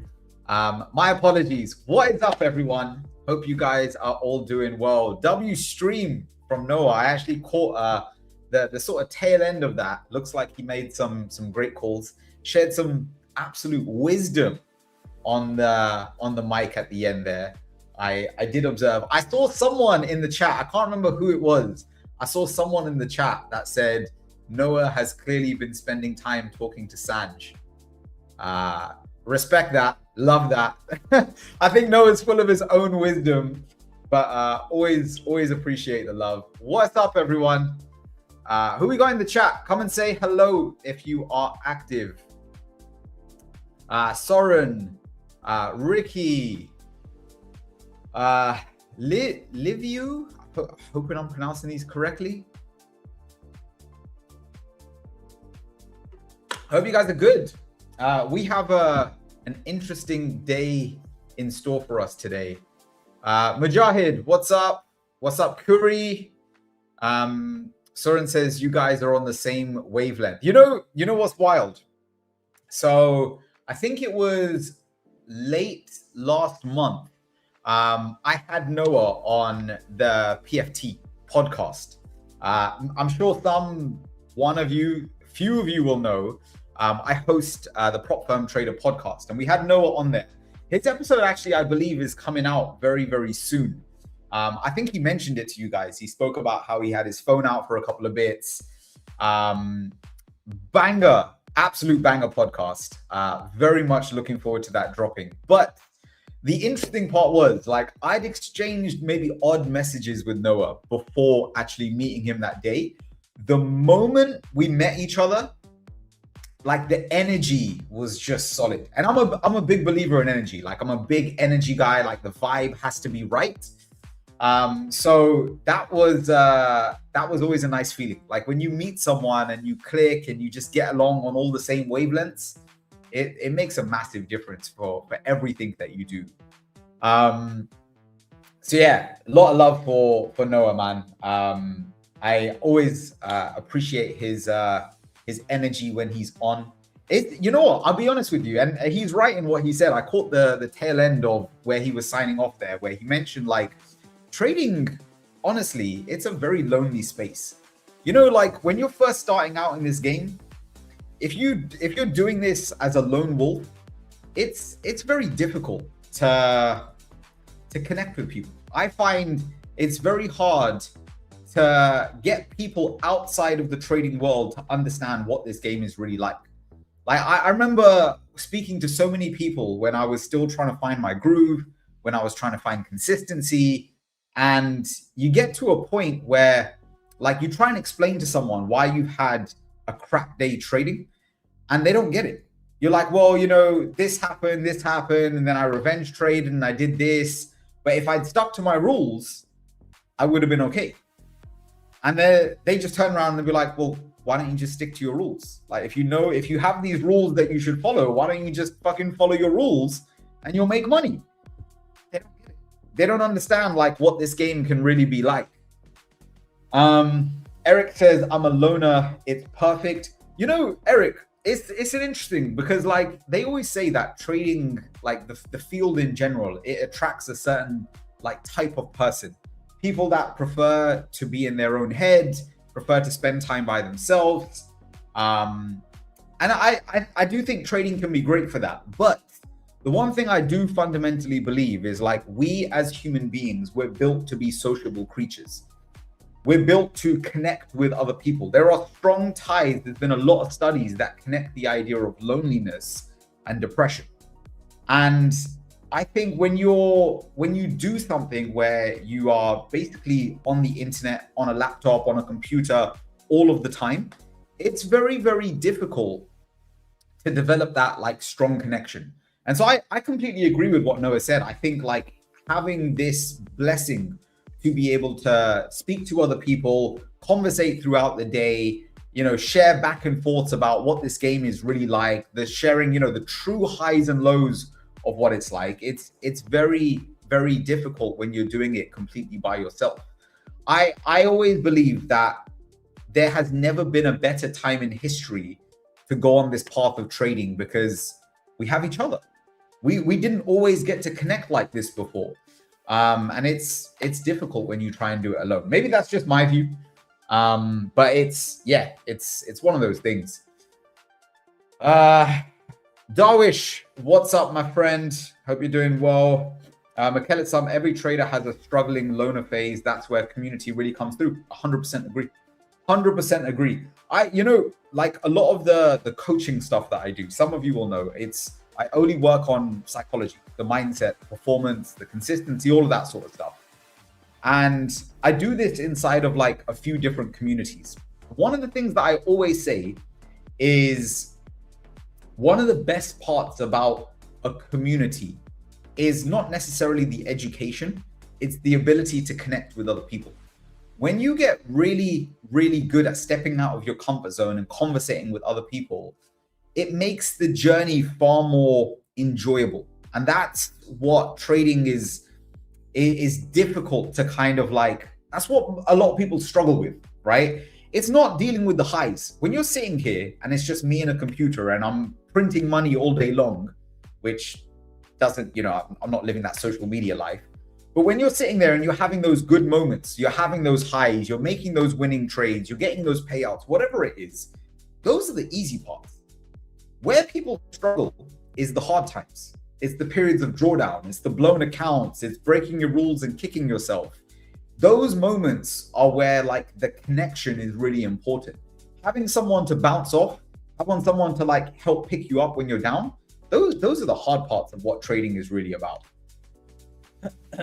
Eric says, you're right. Deep inside, I have a reason for being here with you guys. You make me laugh and I enjoy this process. And that's, you know what? That is, I promise you, the best possible part about all of these streams. It's just having people to go back and forth with and understand that you're not alone. Like, if you got spanked in a trade today, the worst possible thing that you could see is to log on to fucking Twitter and see everybody on your timeline printing money and getting payouts and passing challenges. And so you need to surround yourself with the right type of energy. Without that, this game is infinitely more difficult than it already is. And it's a very, very difficult part of this game, man. Matt says, the solitude forces you to focus, adapt, and grow. And if you're lucky enough to build a solid community of like-minded people, they make the journey a lot less lonely. 100%. I've always said, and it sounds like this, again, social media guru BS, but I truly believe like the best part about trading, it's not about the money. It's not about the freedom. It's about the person that you have to become in order to be consistent, right? That focus, the ability that you can adapt, how you can grow in this game, it's a huge part of improving every aspect of your life. Like the journey of me to like finding profitability, it was never easy. It's still not easy. I still go through tough moments, but it's made me a better person in every aspect of life. Health, business, relationships, connections with my family, socializing with my friends. It's made me so much more self-aware, which has helped me in every area. And it's like the part of trading that nobody ever really gives credit to. But honestly, in my opinion, one of the best parts. One of the best parts about this journey. It's not the money and the freedom, it's the person that you have to become. Silent Orbit says, thanks a lot. I like joining the live. It's a pleasure to have you with us. Glass Bear says, Sanj, I just realized that you are a psychology coach. Yes. That's honestly my bread and butter. That is genuinely my bread and butter of what I do. I don't like to talk a lot about like the strategy element. I believe there are hundreds of ways to make money from the markets, but I think the hardest part is the mental game, and that was always my biggest hurdle, and that's why I spend so much time talking about it. Glass Bear says, Sanj, I realized, oh no, sorry, I've talked about that one. Billy says, yesterday, Sanj, you said gold will go up. It is going down. Billy. We're going to pull up the charts in a sec. We'll have a look at actually, I believe what I said, because I don't really think I said it was going to, I think I said short term, you could probably force something, but longer term, it looked a little bit more bearish to me. I could be wrong. I'm going to wind back the stream. We'll have a look at what was actually said about gold yesterday. And you know what? If I said it was going up and it was going down, maybe it was just a losing trade, right? I left all the analysis on my chart. Like I said, it's fucking live stream. So you can literally rewind it back to yesterday and we can figure out what was actually said and we'll go from there. But I'll pull up the charts in a second. We'll start having a flick through of things. I know we've had a little bit of volatility today already, and we have FOMC later today, which I think is going to be an interesting one. Silent Orbit. And like today, I did a bad performance comparing to the last day, but those streams really helped me to improve more. Honestly, that's the best part about this. I genuinely think, like, if you're coming on these streams to learn about the technical aspect, cool. And if you can gain value from that, you've got a variety of different people with different approaches, different outlooks on the market. If you can take things away to help improve your edge in the market, that's a W on its own, right? But if you can get something bigger from that, which for me is about the connection, about being able to resonate with the people on stream, about going through the highs and lows of the journey together, I truly think that's the best thing you will get from this. Like I said, I've been on this journey where trading, like, you try and do it by yourself, and it's such a lonely space. When you've got nobody else to speak to, when you don't know anybody else in your personal life that's doing it, because that's what the start of my journey was like. And it took me many years to step out of the shadows and start getting active and putting myself out there on social media a little bit. And honestly, getting out of that comfort zone, it leads to like this, situations like this, where I'm fortunate enough to jump on stream, actually be able to connect with you guys. It leads to all sorts of opportunities, and all of that comes from just getting out of your comfort zone, talking and connecting with people. There is like infinite ROI from being able to do that. Billy says, I forgot. Hi, Sanj. What's up, Billy? Trading really forces the discipline off you in ways other things can't. I agree. I completely agree. I actually just wrote up a post again for a community that I work within, and it was all about the idea that trading is basically a mirror for life.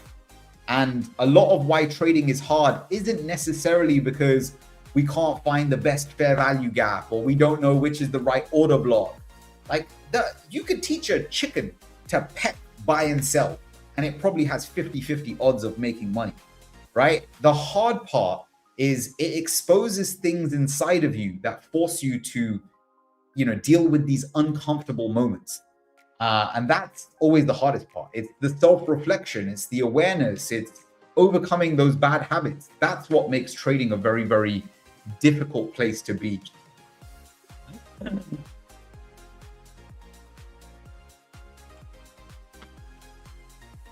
Soren says, W for Sanj, thank you for sharing some love and inspiration.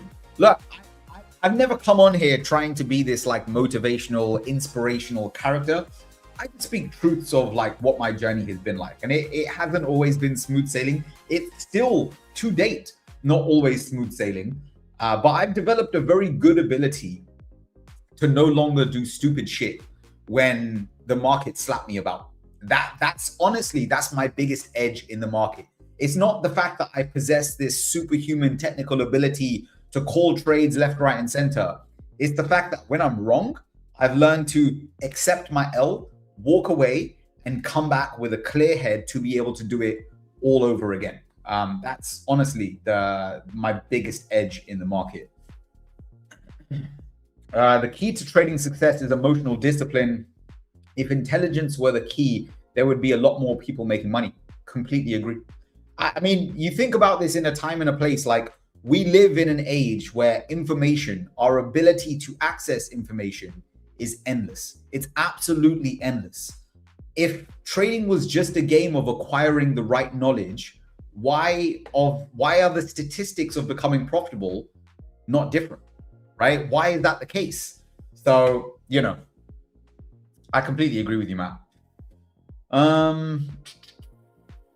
Having a tough time here, fam. Yeah, Billy, we're going to jump onto the markets in a second. We'll have a look and see what gold has been doing. Billy has to be a rage baiter. I don't know. I think, and again, I was flicking through the stream before I actually hopped on to take over from Noah. I believe Noah had some parental guidance that he was sharing with Billy a little bit earlier. It literally felt like he was talking to his child. But yeah, here we are.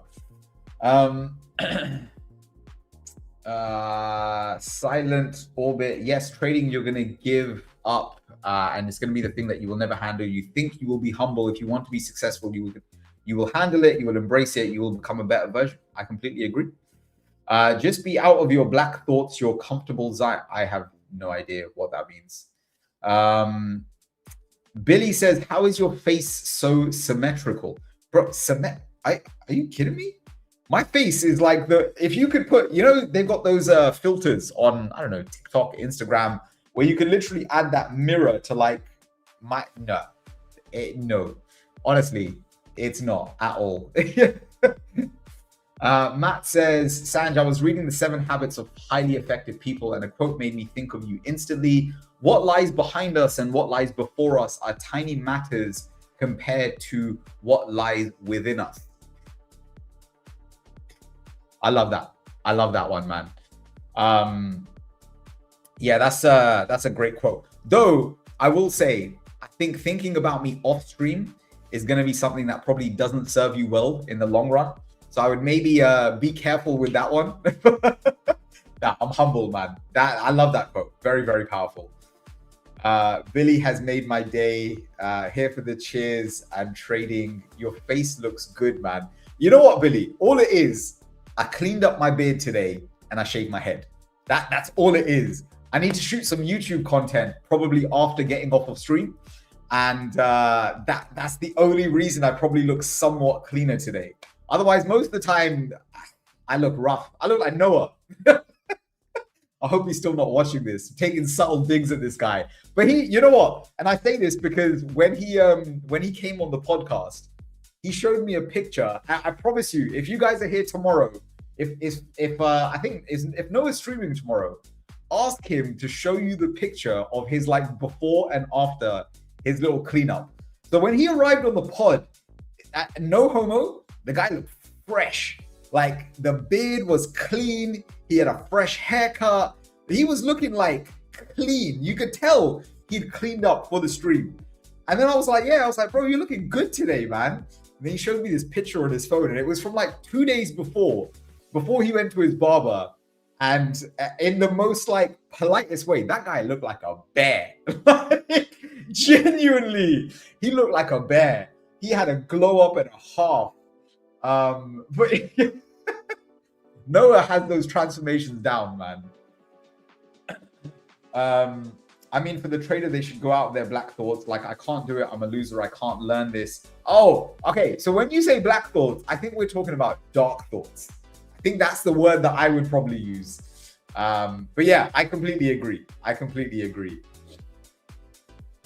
Liviu says, hi, mister. What's up? What's up? Hope you're doing well. Billy says, I was wondering why your head is shining like a disco ball. No offense, by the way. I mean it in a funny way. Bro, I have been trying to figure out the secret to stop my head shining. So I was recording one of the podcasts, and when I came into London to shoot for that like run of shoots, I met up with some family the day before I started shooting, and I saw one of my younger cousins. And my cousin was like, oh, how come you're back in the UK? So I told him, I was like, I've been running this podcast. He was like, oh, what's the podcast? He was like, I want to subscribe. I want to check it out.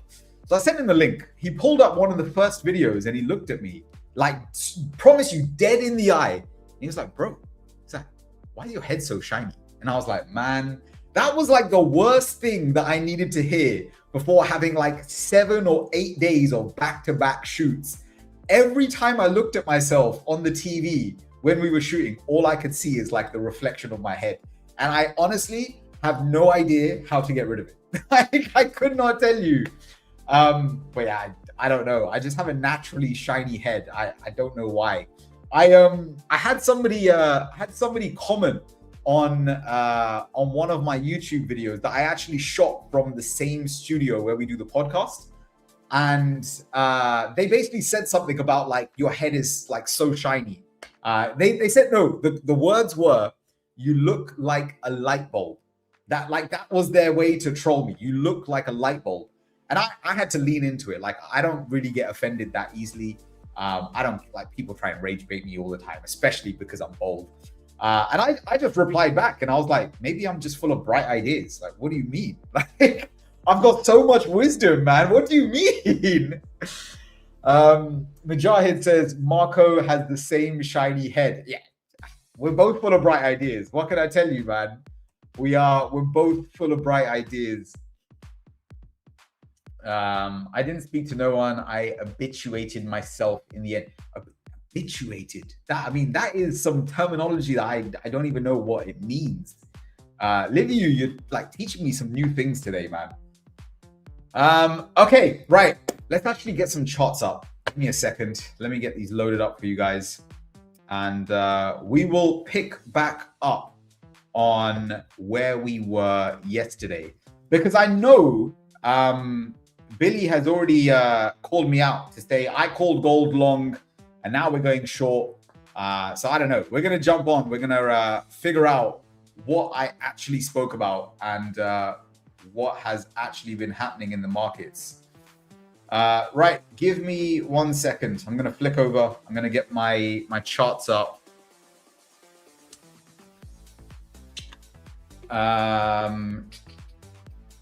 Billy says, Sanj, answer my question. Billy, I don't know what I missed. I was wondering, oh, is it the disco ball? Honestly, I couldn't tell you. I have no idea why my head shines the way that it does. I've just got a shiny head. Evidently, me and Marco are using the same hair oil. Haven't had that comment today, by the way.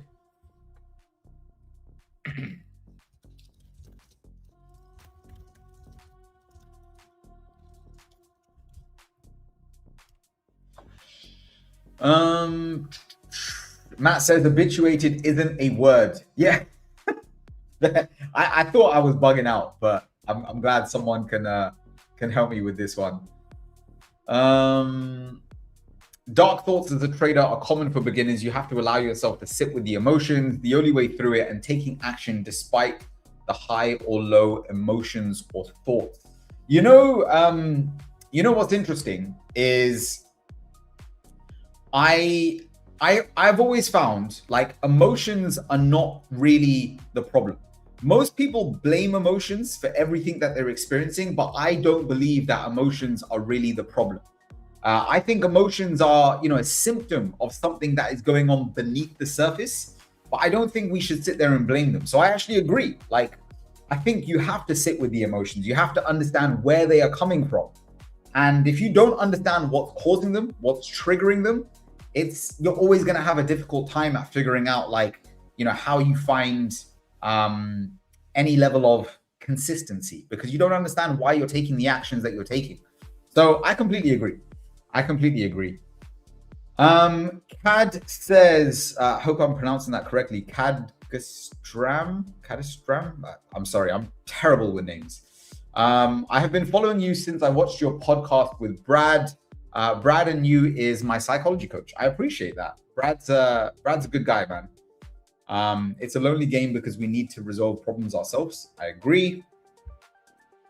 Billy says, I asked you how you have improved your trading since the day you started trading, and now what's the difference and what are the efforts that you put in? Billy, the honest answer is most of my improvement came from my psychology. Excuse me. Most of my improvements came from like working on myself, working on my psychology. I ran through so many different types of strategies that had worked for periods of time.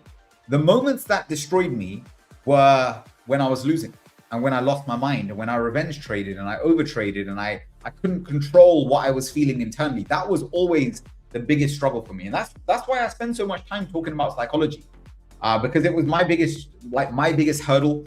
And it's the thing that has led to the biggest improvements in my trading. So yeah, I don't know, man, take from that what you will. But I will say, psychology is different for everyone, but I do think a lot of psychology is fixed by having enough data and enough experience in the markets, like to see things play out over and over again. I think once you develop the right expectations of what the markets present, I think that has a tremendous improvement on your psychology in general. Right, let me jump into the charts. Let's have a quick flick through and see where things are at. I'm going to have a quick scan of everything kind of on my watch list. Again, I'm going to take equities with a pinch of salt, because I know I'm looking at the futures market. They're a little bit delayed. I don't pay for the premium. I don't really trade futures. So we'll have a quick flick through of where things are at, and then we will we'll jump in and we'll actually start analyzing, see if there's any opportunities that are presenting today. I will say this is probably not this hour in general is probably not the best of windows to be taking tons of trades. But given the fact that we have FOMC today as well, that's going to be kicking off like an hour after my stream winds down. Probably not the best of times, right? There's probably going to be a lot of volatility off the back of the press conference specifically. And I think that's, something that you guys want to keep in mind. So let's have a look. Aussie, big down day so far. We'll pick up on that. I know we had a few conversations about Aussie yesterday. Euro, not really doing much of anything as we currently stand. GJ, very interesting, right? For those of you that, again, have been present over the last few sessions, you guys will know I've been talking about I don't like GJ unless we got a reaction from here or a reaction from here. And you can see maybe we missed it by a pip or two, but we have come very close to that downside target. We'll dig into that very, very shortly. Cable, fairly mute on the day, still inside the range of where we were yesterday. So we'll have a flick through that. Dollar Canadian also tapping into our area of interest. We talked about this yesterday as well. We'll have a flick through because I think there could be potentially something that we could talk about live here. But again, take it with a pinch of salt. We do have FOMC very, very shortly. I think that's going to play havoc on the markets in and of itself. Dollar yen, we had a position hypothetically that we could have executed yesterday. We'll have a look and see how that potentially played out. Yes, again, factor in this is a delayed feed. I'm only going to look at equities from a little bit of a higher time frame and see where things are at. How we closed yesterday was still a little bit of range-bound consolidation. I personally would not touch this until after FOMC. I would prefer to play the reaction off the back of that. DAX, a little bit of no man's land for me. NASDAQ, very interesting. I'll be honest, right? Exclude what we are seeing today. just off the back of yesterday, I would probably be coming into the day with a bias to get long. Whether it gives us some kind of bounce from this area, whether we get an entry to actually get long from this point, to be seen. I might pull this up on a CFD broker, so we actually get a live feed of what price is doing, and maybe we'll have a look at that. Dow Jones, YM, hard down day so far. Very, very interesting. Silver, we actually haven't spent a lot of time looking at. Let's start the day by looking at gold. I think Billy was all over wanting to have a discussion on gold. Let's pick up on where we were yesterday. And from memory, I'll take you through what I believe we spoke about, and we will go from there. So, starting off on a daily chart, what I was referring to yesterday was the fact that we were playing between these two ranges from a daily perspective. Now, from that standpoint alone, can provide you with a potential basis to look for longs in this area. Note I said potential basis, right?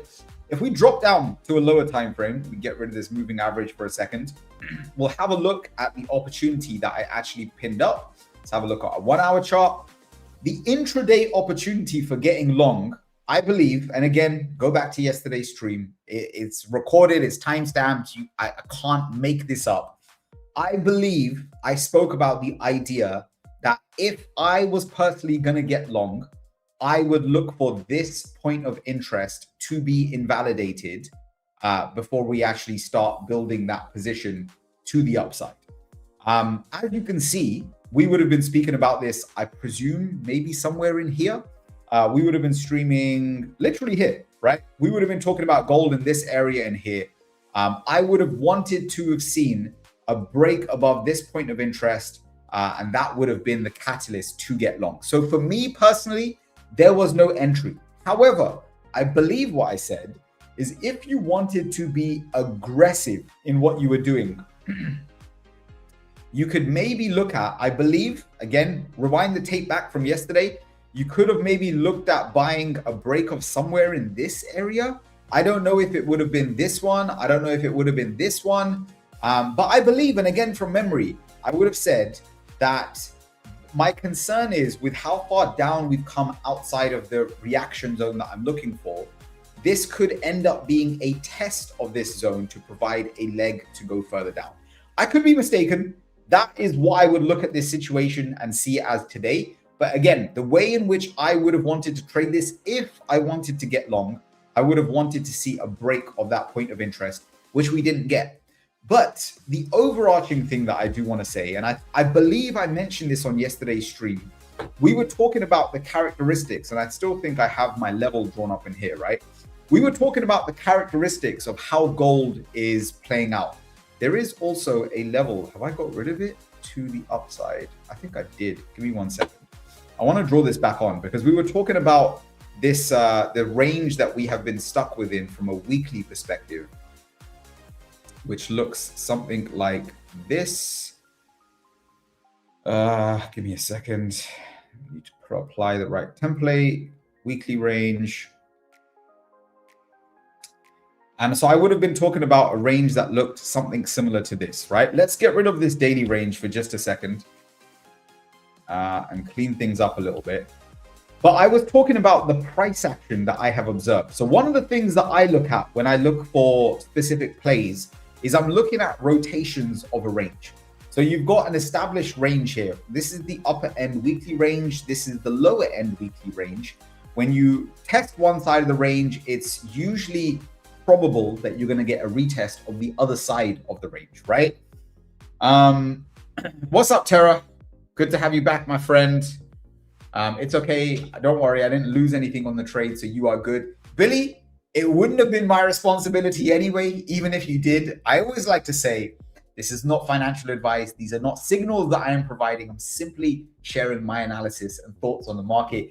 If anyone decides to take a trade off the back of anything that we discuss in here, it has to be done with your own responsibility and own accountability taken for that. I'm not responsible for wins and losses. I can only share with you my perspective. Okay? Slight disclaimer, always worth throwing out. So I believe what we did discuss on gold is that, firstly, I don't really like the price action in this. I don't like the fact that we are just kind of choppy in this very tight consolidation that we have been stuck within for the better part of the month, right? Since the start of July, you can see that within this range, we have really just been stuck and done absolutely nothing. But I believe if it wasn't this market, I observed it in something else that had very similar price action. But my observation at looking at this, right, is when we come down to the lower end of the range, the play that I would want to see is a rotation back to the upper end, right? And you can see we created an initial move off, we retested the lower end range, but what we had was no follow through. We then created a second, a little bit of a sloppier test of the range. That second leg up could not even breach the first set of highs. This for me is all bearish characteristics, right? Creating lower highs. We haven't really got the lower lows as of yet, but the lower highs coming into the level makes me more inclined to believe that we are gonna at least tackle these lows, if not break out and head ultimately lower from here. I don't know which, but I suspect momentum is very much to the downside. And I think that's, kind of something that we want to keep in mind here. Yes, I think the rotational range play, it's definitely in the right area, but the price action isn't supporting the idea of playing this range to the upside. So I personally, I wouldn't want to get long and I wouldn't want to get short here. I would prefer to wait and see what happens at the low end of the range, because I think that's where we're going. And then once we get a reaction from that, then make a decision on whether we're going to expand to the downside or whether we're going to maybe sweep some lows below here. And then we're going to create a very deep test of this weekly range before we start to navigate north of this area. But again, the thing to keep in mind is the real invalidation of this is when we start seeing real acceptance below that lower end range. We had a slight deviation from it on this candle here, but it was reclaimed on the following candle. And, this is why I say it's kind of just sloppy price action. So that would be my view. I don't really have a play that I'm super favoring. Even from an intraday perspective, I don't really have anything. This close to FOMC as well, there would be nothing that immediately jumps out at me as to, oh my God, I need to really take this trade. So that's kind of where I'm at, right? That's kind of where I would sit with gold specifically. Let's have a look, right? We'll go through market by market now. We'll run down, we'll do some fresh analysis and see where things are at. And we'll pick back up on the conversation that we had yesterday, seeing where the markets are at today, and we will go from there. Let's start off with Aussie. I mentioned yesterday we dropped down to a lower time frame. So again, you'll see me talk about this on stream a little bit earlier yesterday. I've been in a swing short on Aussie from Friday in and of itself, right? If I show you my actual chart where I do my swing analysis, it looks basically like this. This is the play that I'm currently sitting in. I have been actually looking for opportunities to add into this trade and just had no luck with this. Yesterday, I was being a little bit picky. I wanted to see a retest of the upper end highs. When we didn't get that, I was open to adding at the lows. But where I struggled was the candle that I wanted to add from. We were at daily rollover. And I didn't really want to add when spreads were wider, let the market be, and then we basically start to shit the bed overnight. Where I left an order in overnight was, if I take you down to an hourly chart, before I went to bed, what I wanted to see was a test or a sweep of that short-term high for me to get another add into this trade, and then for a move lower. You can see we did not do that whatsoever. We had CPI come in yesterday, I believe, and that drove price lower. I think we had a miss on Australian CPI, and we had that move that drove it lower. Immediately did not give me a fill. The moment we had that hourly close, I set another sell limit to get me short on a retest back of these lows. And for full transparency, my order was 69.60. The high of this candle was 69.59.5. I missed this ad by 0.5 of a pip. So I've missed adding into this trade again. And as you can see, I thought here, maybe we're going to rotate and we'll get my ad in here. We created a hard breakdown and this is where we are currently at. So I'm in this trade, I'm onside, but I'm in a lot lighter than I would like. I'm really looking for an opportunity to add here. And I suspect that will probably occur during FOMC. Either FOMC is going to drive this down, either it's going to drive this back up, and we're going to get a full reversal here, or we're going to create a little bit of a whipsaw. But I still think momentum is to the downside. I still think we have further room to go. I'm looking for personally kind of like this 69 figure, 0.69. And that's what I would be looking for as kind of a final exit of at least this swing rotation. If we come in and we kind of break these lows, I'll be looking for a retest to continue on the shorts. But for me, the move is from here down to here, and then I'm done and I'm out, and I'll reassess and see what happens from there. So yeah, for the swing play, got slightly unlucky. Missed this one missed by, I would say, some margin. Maybe I was being a little bit too picky here with my ads.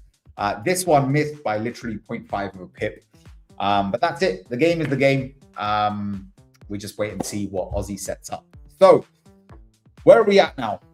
From a shorter term perspective, for things that we actually discuss on the stream itself, what I would be looking for here, and I don't think I'm going to have a play on this specifically today.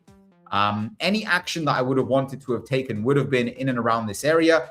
I talked about from a short-term perspective, yes, we were at a daily range low, but the thing that concerned me about getting long in this area is the fact that we didn't already sweep those lows.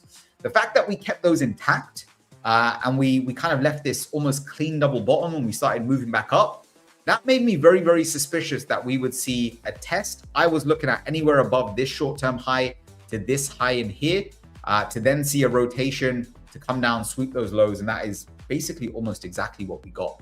So very actually quite clean price action in terms of how it played out. Just been, like I said, slightly unfortunate to not get a heavier position size to ride this move down, but very much open to doing so. I'm probably gonna leave my limit order in. This one here is still in, and I suspect we may get a test of that during FOMC. We actually have a very nice area of demand in here, which I'm going to draw, not demand, supply. I'm going to draw up to show you exactly what I'm looking at, but this would be a very nice reaction zone from me. We'll draw this up as a little point of interest, but either a retest of these lows or kind of coming up a little bit deeper, that tapping it into this area of supply and then rotating back to the downside. I would love that. That would be my kind of ideal FOMC scenario. Move up to begin with, and then move down to carry this lower into the week, and we go from there. So I'll keep that up. But this is like, I want to be adding in this area. So I'll put a little note on this. Actually, I'll put it as a text box. Add, you know what? Hold on a second. It's probably easier just to do it at the level itself. Add at this level. Let's put it in the center. So we have it referenced for the stream tomorrow. That is essentially what I'm looking for. I want to add to the trade here. Either I'm going to get tagged in, my idea is going to be right, and we're going to come down and we're going to have a further move down, and I'll get some extra size in on the position. I always like adding to my winners. Or my idea is going to be wrong. I'm going to get added in here, and I'm going to take a little bit more of a loss than I would initially like. My stops have been trailed to above this high. So as long as price doesn't spike above there, we are good. So we'll see what happens from where we go from there. Sorry, I have not been paying attention to the chat. Do you think it's more likely to expand further down or to see another rejection from the lower end range? It still feels weird to see gold going down for a lengthy amount of time now. Let me have a quick flick back. I think I kind of answered this already in what I was talking about. but yeah, I think gold has room to the downside. The area that I'm really focusing on are kind of like these lows in here. This one and this one. I think these are potential targets. Maybe we'll see some action around this during FOMC. But my honest play, gun to my head, I think momentum to the downside. I think FOMC will probably target one of these two lows. Every chance I'm wrong, but it wouldn't be something that I put money on. What I would prefer to see is if these lows get tagged, what's the reaction going to be? Because if we fail these lows and we actually close higher after sweeping out below these lows, then I would maybe be interested in re-engaging in some longs if we can start to get back above this weekly range. If we sweep these and then continue some momentum to the downside, I'll be looking to continue on shorts and go from there. That's kind of where I'd be at with gold.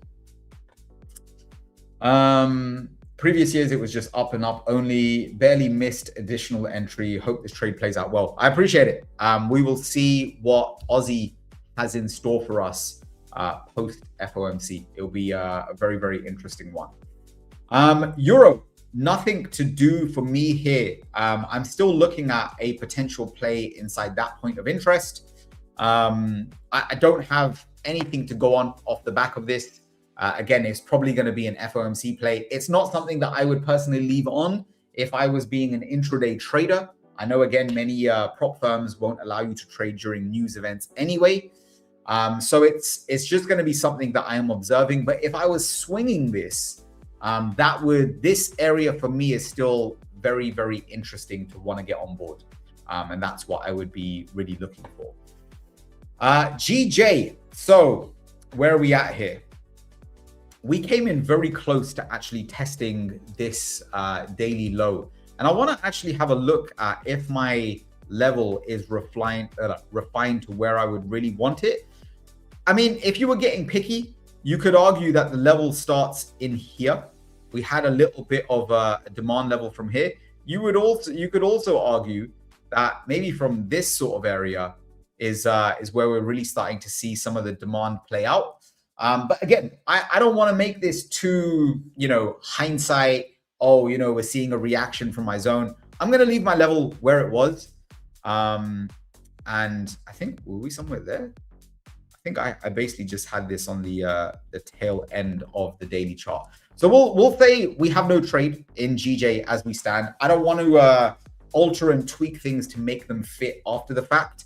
I would look at this and I would say if that's where my level was, I had no trade as we currently stand. Missed it by a fraction, a few pips at its very most. Where are we? 2, 17, 16, literally 2 pips away from my reaction zone. But in all honesty, if you look at this from a 5-minute perspective, I don't think I would have had a play purely because of how this set up going into the level. My area to get long would have been on a break of that area in there. So it would have meant that my long entry would have been initiated in here. Stops would have gone way below the low. And then rotation would be all the way to the upper end range.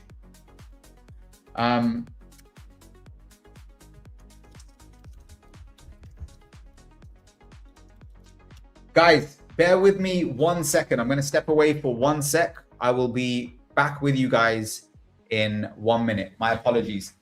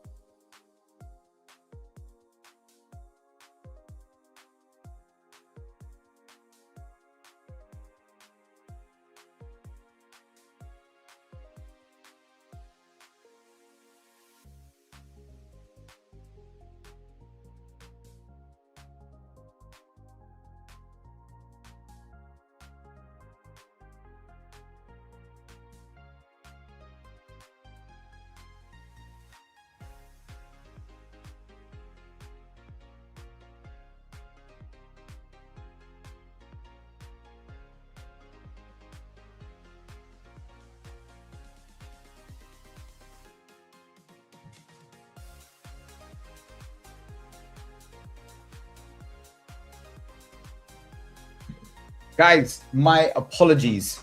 I'm having some issues at my apartment today, and we've just had a plumber come around and hopefully take a look for us. So my apologies. I need to. I just had to let them in. I may have to step away again in a few minutes. But yeah, I'm hoping. I'm sorry. I'm back. I'm back. Right. Sorry. So, where are we at? Talking about GJ, right? This was the play that, like I said, I would kind of be looking for. If I was going to get long from this area, and then I would be looking for a rotation back up to the upside. So actually, risk to reward still kind of works. The only thing that concerns me, and I'll be honest, the only reason I would not want to actually take this is because I don't feel like we've had a real test of this level yet. Let me have a little look. I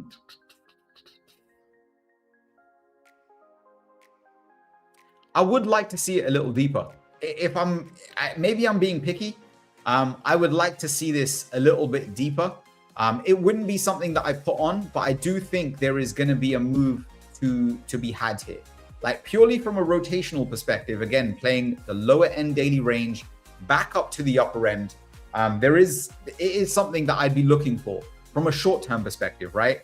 I'm going to leave a risk to reward tool just as a reference point so we can reference back to this on a future session to see how the move actually sets up. Actually, you know what may be better? I'm just going to leave a timestamp in here. Looking for longs into the daily range. That would be the perspective of what we're looking for here in GJ, right? So we'll leave that on. Like I said, I would not be in this just yet. I would love to see if FOMC comes down and sweeps that low potentially one time and then gives us a trigger to potentially get long, and we go from there. But we'll see where we go. We'll see where we go. Tara says, welcome back. Billy says, welcome back. Thank you guys. Much appreciated. Right. So I think that is GJ. That is where I'm at. That's what I'd be looking for. Next on the list, cable. So there's going to be something here intraday for me, potentially.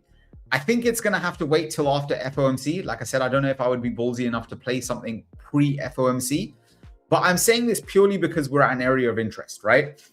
If you look at, again, how I analyze the charts, and you look at purely the ranges from a daily perspective here, these are the ranges that we have been stuck within. So you've got this daily range here, and you've got this daily range here. Billy says, how long are you live for? I am live for just over another hour. So it'll be 1 p.m. Eastern time, I believe. I think 1 p.m. Eastern is when I'll finish. So another hour and 5 minutes from now. Daily and range, you can see that yesterday we remained trapped within the range, right? Yesterday's daily candle within the range, that for me is an indication that there's a possible play here to play from the lower end range back to the upper end range for a short-term intraday play. Now, what are we looking at? If I get rid of these previous markings, what are we looking at from for a potential play? So I would say the upper end level is here. The lower end level that comes into tomorrow, I would say look something like this. The play that I would be looking for today, let's have a look. Very sloppy, very sloppy. This is the kind of area that I would want to see broken. It would look basically like this. It's a little bit of a wide zone. I'm going to refine this on the 5 minute in just a second. It would look something like that. I think that is what I would want to see breached as a potential point of interest. So for the rotation to actually work out, I would want to see this structure getting broken. That would open up the door for a potential long in here. Stops would go, I would say, keep them clear of that low. And then we would have a potential move to the upside of the range. Risk to reward, little questionable. I think you guys would have to decide if that kind of fits your parameters of what you look for. But that would be, at least in terms of direction, would be something that I am, that would kind of tick my boxes. I don't know if I would take it purely from a risk to reward perspective. I think that there will be better opportunities on the cards. But in terms of ticking the criteria for a technical setup, this ticks all the boxes that I would look for if we can make it up there. But again, wouldn't be something that I take. I'm mindful of FOMC later today. And I think that's something that we have to be considering. So we'll go from there. 1 second, guys.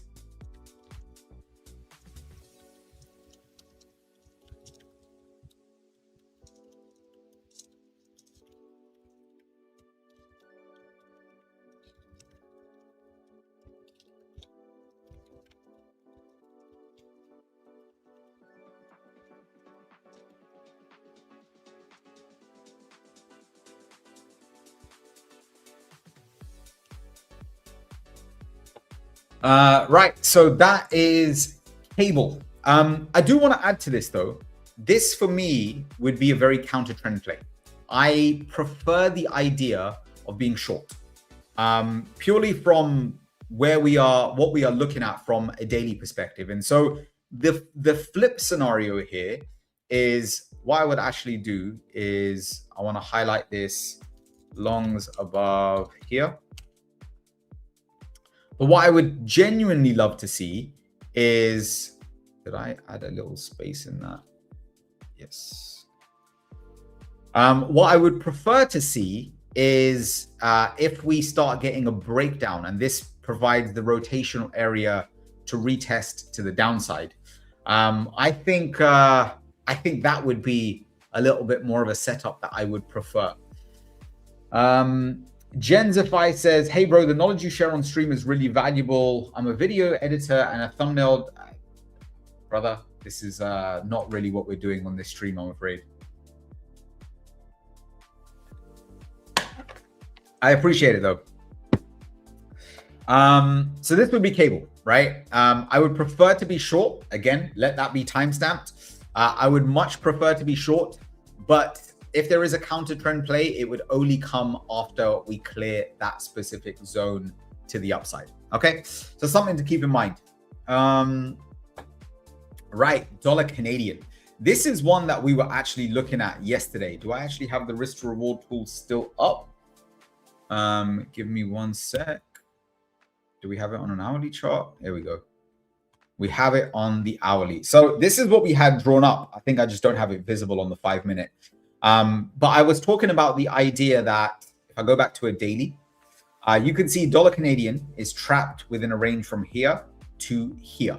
From the daily perspective, since basically Monday, we created this range and we are now stuck within it. The obvious play is play from the range low back up to the range high, and we go from there. So from a lower time frame, you can see today we have created the test of that area. When did this happen? 3 UK time, so that's 11. So that would have been just before I came on stream. I believe we started this test. But as with our previous ones, we know the bias. I'm going to play this out in bar replay, and we'll see if it would have given us a potential entry and what the trade would be looking like. Again, we probably wouldn't want to hold this through FOMC anyway, but hypothetically, we'll see how the analysis at least plays ball going forward. So let's play this 1 bar forward. I think that's where we got our test, or not. Hold on 1 second. Let's go back one. There we go. So there's our initial test. Drop down to a 5 minute whenever my trading view decides to load. Okay, so what are we looking at here? Structure, not super clean, if I'm honest. I would have loved to have seen a little bit more of some structure develop a little bit closer. Let's play this out. Let's see how it... Okay. Hold on. Maybe we would have had something here. Okay. So what I'm looking at would be this high in here. Very small structural area. I mean, so small I can't even see it on my chart. I mean, it's the tiniest of little areas. But we would be leading to this. That has led to the fresh leg down. Therefore, clearance of that structure opens up potential move back to the upside. It's aggressive, but it is a play. It is something that I would potentially look for, and it would look something like this. We'll play it forward. I don't know if this was the actual low. I know obviously it has bounced from this zone. I don't know if we came down and swept one more time. Again, if I was playing this from an intraday perspective, I would position size accordingly to give myself potential opportunities, like multiple opportunities to want to take something like this. So let's have a look and see how this played out.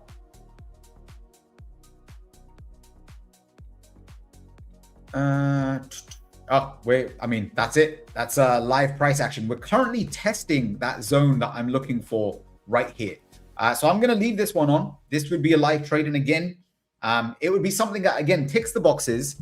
I just wouldn't want to hold during FOMC. Those of you doing challenges, things like that, please keep those in mind. I know with a lot of prop firms, you're not allowed to trade red folder news.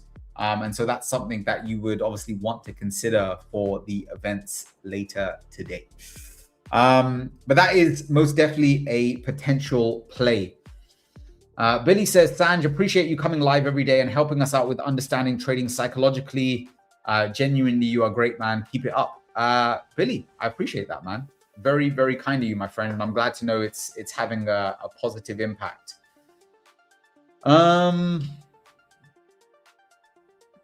I have no idea what this Bitcoin alert is.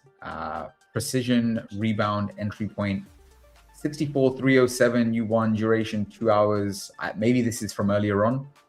The first alert with 99.9% accuracy. I don't know.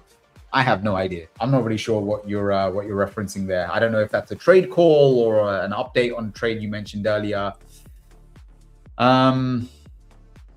Yeah, guys, if you do want to do a little bit of Q&A, if you have some things that you would like to throw my way, if you have requests on markets that you want me to analyze live and get a kind of an insight and a perspective to potentially what I'm looking at on the charts, shout them out, throw them in the chat. I'm happy to look at any and every market available. Again, I don't always trade a lot of these, but very much...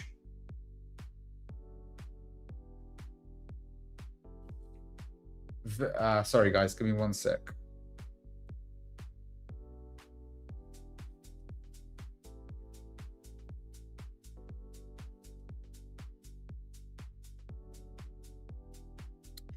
Apologies. Yeah, so if you guys do have any specific markets that you want me to look at, if you have any questions, if you're struggling with anything psychologically, if you're struggling with habits, if you've got challenges, if you've got roadblocks that you're struggling to overcome, these are all things that you are welcome to throw out my way, and I'm happy to have a look at. Bobby Rumo says, I'm long NQ, expecting a sharp pullback to the upside. Let's have a look if we could pull this up on a CFD chart. NQ 27474. 27474. Okay. Entry point, expecting a sharp pullback to the upside. Let's see. Let's see what happens here. Looks a little bearish to me at the moment, but I mean, hey, if you got a strategy, you got a strategy. I'm nobody to tell you that it's most definitely not a play. Bobby says, Euro, what is going on to close at today? Let's have a look again. Have a look at Euro. What is it going to close at today? Interesting. I mean, you're asking this question on FOMC day, brother. I could not tell you, man. I mean, on any other day, I would try and take a somewhat educated guess. But otherwise, it's anybody's market, man. I don't really know. FOMC is always going to be a little bit of a wild card, I'm afraid. Give me 1 second, guys. Just need to step away for 1 sec.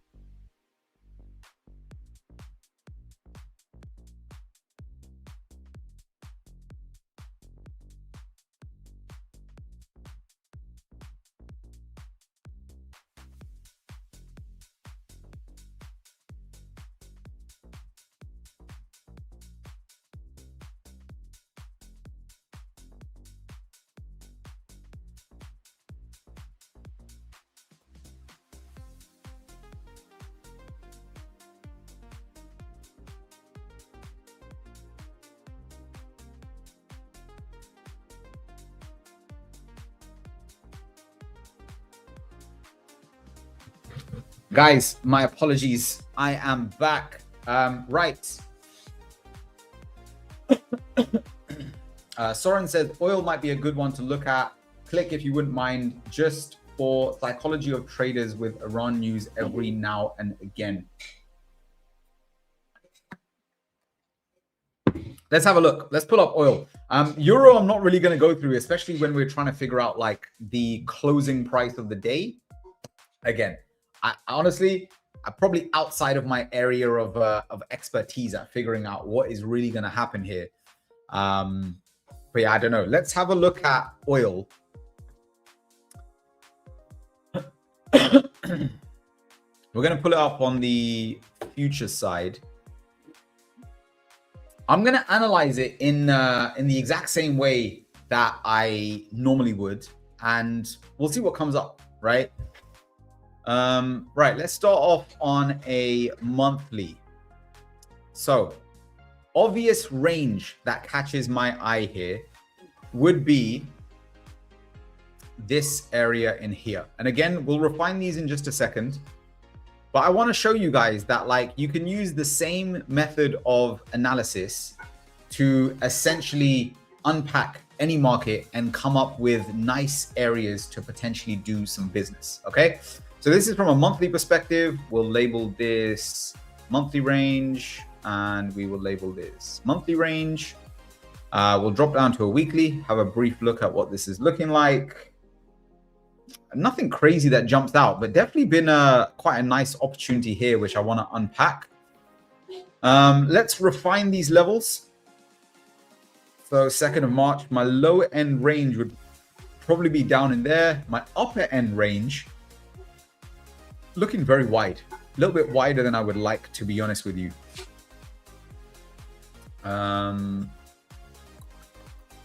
Let me pull this up on a lower time frame. Visibility hours. Pull this up on a 1 hour, and I want to have a look at where my zone would really sit. This is, I mean, this is getting very granular here. I wouldn't typically be doing this for a monthly level, but That one was very, very wide. So I want to pick this up. That looks good, right? This for me in terms of a tradable range looks interesting for me. And I mean, I want to give this a little bit of context as well, right? We're currently, I mean, the world is at war, right? What I'm showing you guys here is purely from a technical perspective. If you could overlap that with a fundamental perspective and come up with a tradable idea, I think you're working at something really good here. But purely from a technical perspective, look at the reaction from the low end of the monthly range. And I'm going to bar replay this out and see if we actually had any opportunities to get on board with this. Again, we're going to do this from a swing perspective and we'll see what this potentially looks like. But I'm going to rewind to where the market first started to test this, and we'll have a look maybe from an hourly and see if we would have had an opportunity to potentially get on board and ride a potential bounce here from the downside. Okay, so let's have a look at our first test of the zone. This is going to be very slow.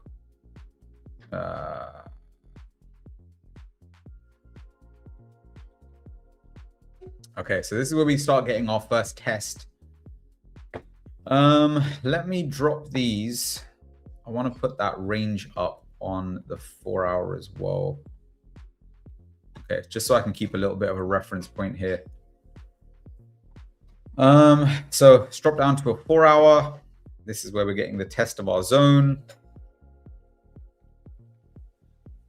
So if I wanted to be super aggressive in here, first area that I would be considering a potential long would be looking like this. Hourly point of interest.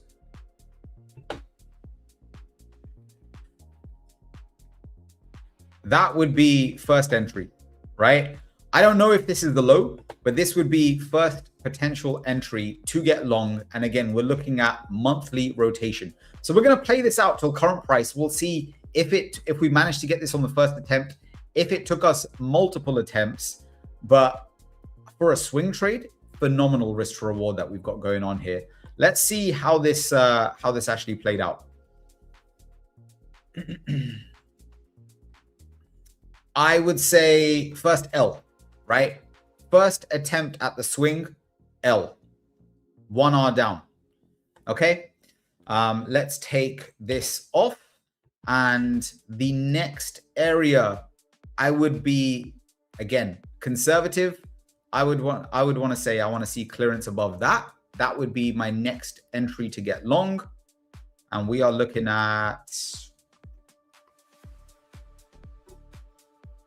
do we actually get an entry on this?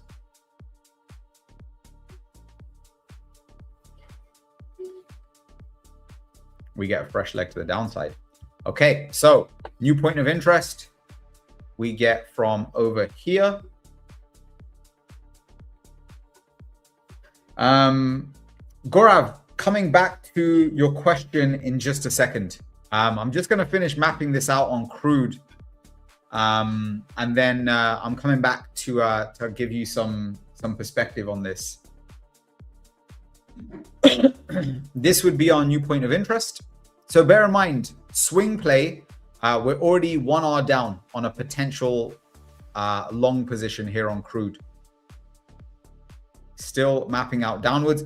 I would keep this point of interest purely because the other areas that we have in here, they are kind of below this zone. If I decided to get long on the break of this, we're going long right into this potential reactionary zone, and I don't want to get caught on that end of it. I would rather be getting long off the break of that and going from there. So we're leaving that area up. We're going to see how this plays. Still no trade for us. Here we go.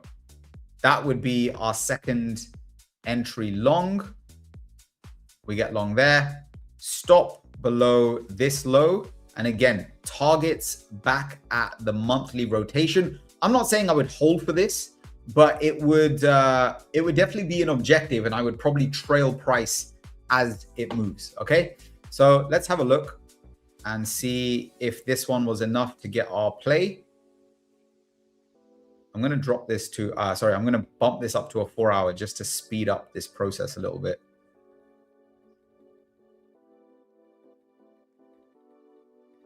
That's annoying. There we go. Stops would be trailed below that low. And this may be the start of the leg up.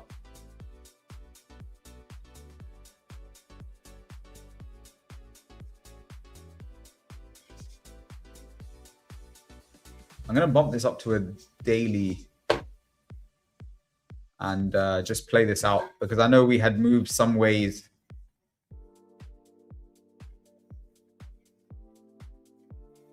Let me drop this 1 second. Okay, this is where we'd be at. So, I mean, I would argue we definitely got an entry coming in off of the area low. Where you would have trailed your stop, that's, you know, the subjective part of this, how aggressive you would have want to have been. I suspect maybe you would have got tapped out somewhere on that move down, but it gave us an opportunity where at least at the peak, and I'm not saying you would have captured the peak, but at the peak, there was at least 4 hour available. If you're someone that wants to play for the entire rotation, maybe you're going to keep a much looser stop. Maybe you're going to be trailing this from a daily perspective. But that would be the ultimate objective that I would be interested in crude oil. Doesn't mean it has to get there. It just means from the way that we play price and we use the ranges, this is the kind of perspective that I would be looking for in terms of plays for the day. Okay. So yeah, super interesting. Again, crude oil, not a market that I trade, but use this as a lesson to show you that like a very simple objective means of analysis, drawing up simple ranges can provide very nice trading opportunities to get on board. There's no fundamentals that are backing this. It was purely a technical play. If you have the fundamental backing to say, you know what, oil is about to go on its next leg higher, that could be maybe the perspective that you need to keep a much looser stop. Let this really ride the swings out. This could be an opportunity to add to this trade, and we go from there. But I mean, as a pure swing play, I'd be very interested to see how this pans out. And again, it'll be something that we watch over the coming days, weeks, months, undoubtedly. And we will go from there. But yeah, very interesting. Soren, love the shout out, man, of crude. Definitely wasn't on my radar, but has definitely provided a good tradable opportunity, at least from a swing perspective, that we could have kept in mind there. Right, Gaurav, let's talk. Let me get up a blank area on the chart for a second. So Gaurav says, hey Sanj, I have a question. I somehow passed many prop evaluations, but on funded, something changes in me, and then I go on tilt. How can I improve this? So Gaurav, the first thing that I would say is the biggest change that has occurred for a lot of people is their mindset of what the goal is and how close they are to reaching this. And again, I'm just giving this in general. Maybe you'll agree, maybe you'll disagree with this perspective, but again, please let me know. We'll go back and forth on this. What I tend to see in a lot of people is their initial challenge that they're trying to get through, right? The evaluation. They are finding that the first goal that they are working within is, right? Goal number one is I need to get funded. And that's their entire point of focus behind what they start from in terms of their analysis, right? The second issue that they tend to have is after they get funded, they start realizing that the possibility to get paid is very real. And for a lot of people, that scares them, right? That puts them in a state of worry. It makes them feel anxious about what they do. It suddenly feels like this big milestone where it's like, oh my God, I can actually make money from this. The only thing that really changes is your perspective of what is attached to this scenario. A lot of people have, I say a lot, some people have no issues passing challenges, but a lot of issues getting paid. Why? Because what they are working towards, the outcome that they are driven towards, has largely been connected with the idea that making money and getting that payout is the end goal. And then suddenly when you feel very close to the goal, emotions get high, you have all these like chemicals running through your body, maybe you experience a certain level more stress, everything feels heightened, and that becomes a problem, right? That becomes something that you have to be really mindful of in how you approach this. So what I would say is, what you want to assess first and foremost is, what is the goal? Right? Because for a lot of people, where they tend to go wrong is they start saying the goal is to get funded, the goal is to get paid. And when you feel a little bit closer towards your goal, then actually, you know, like I said, those emotions get heightened and that becomes a little bit of a problem. The thing that I always remind most people is that getting paid is not going to solve your problems, right? Getting that first payout is not going to change your life. It might create a belief that yes, maybe this is possible, but it's not going to create an environment where life fundamentally changes. You're not going to be flying on private jets. You're not going to have the Lambo. Those things won't exist after one single payout. Sorry, guys, give me 1 second.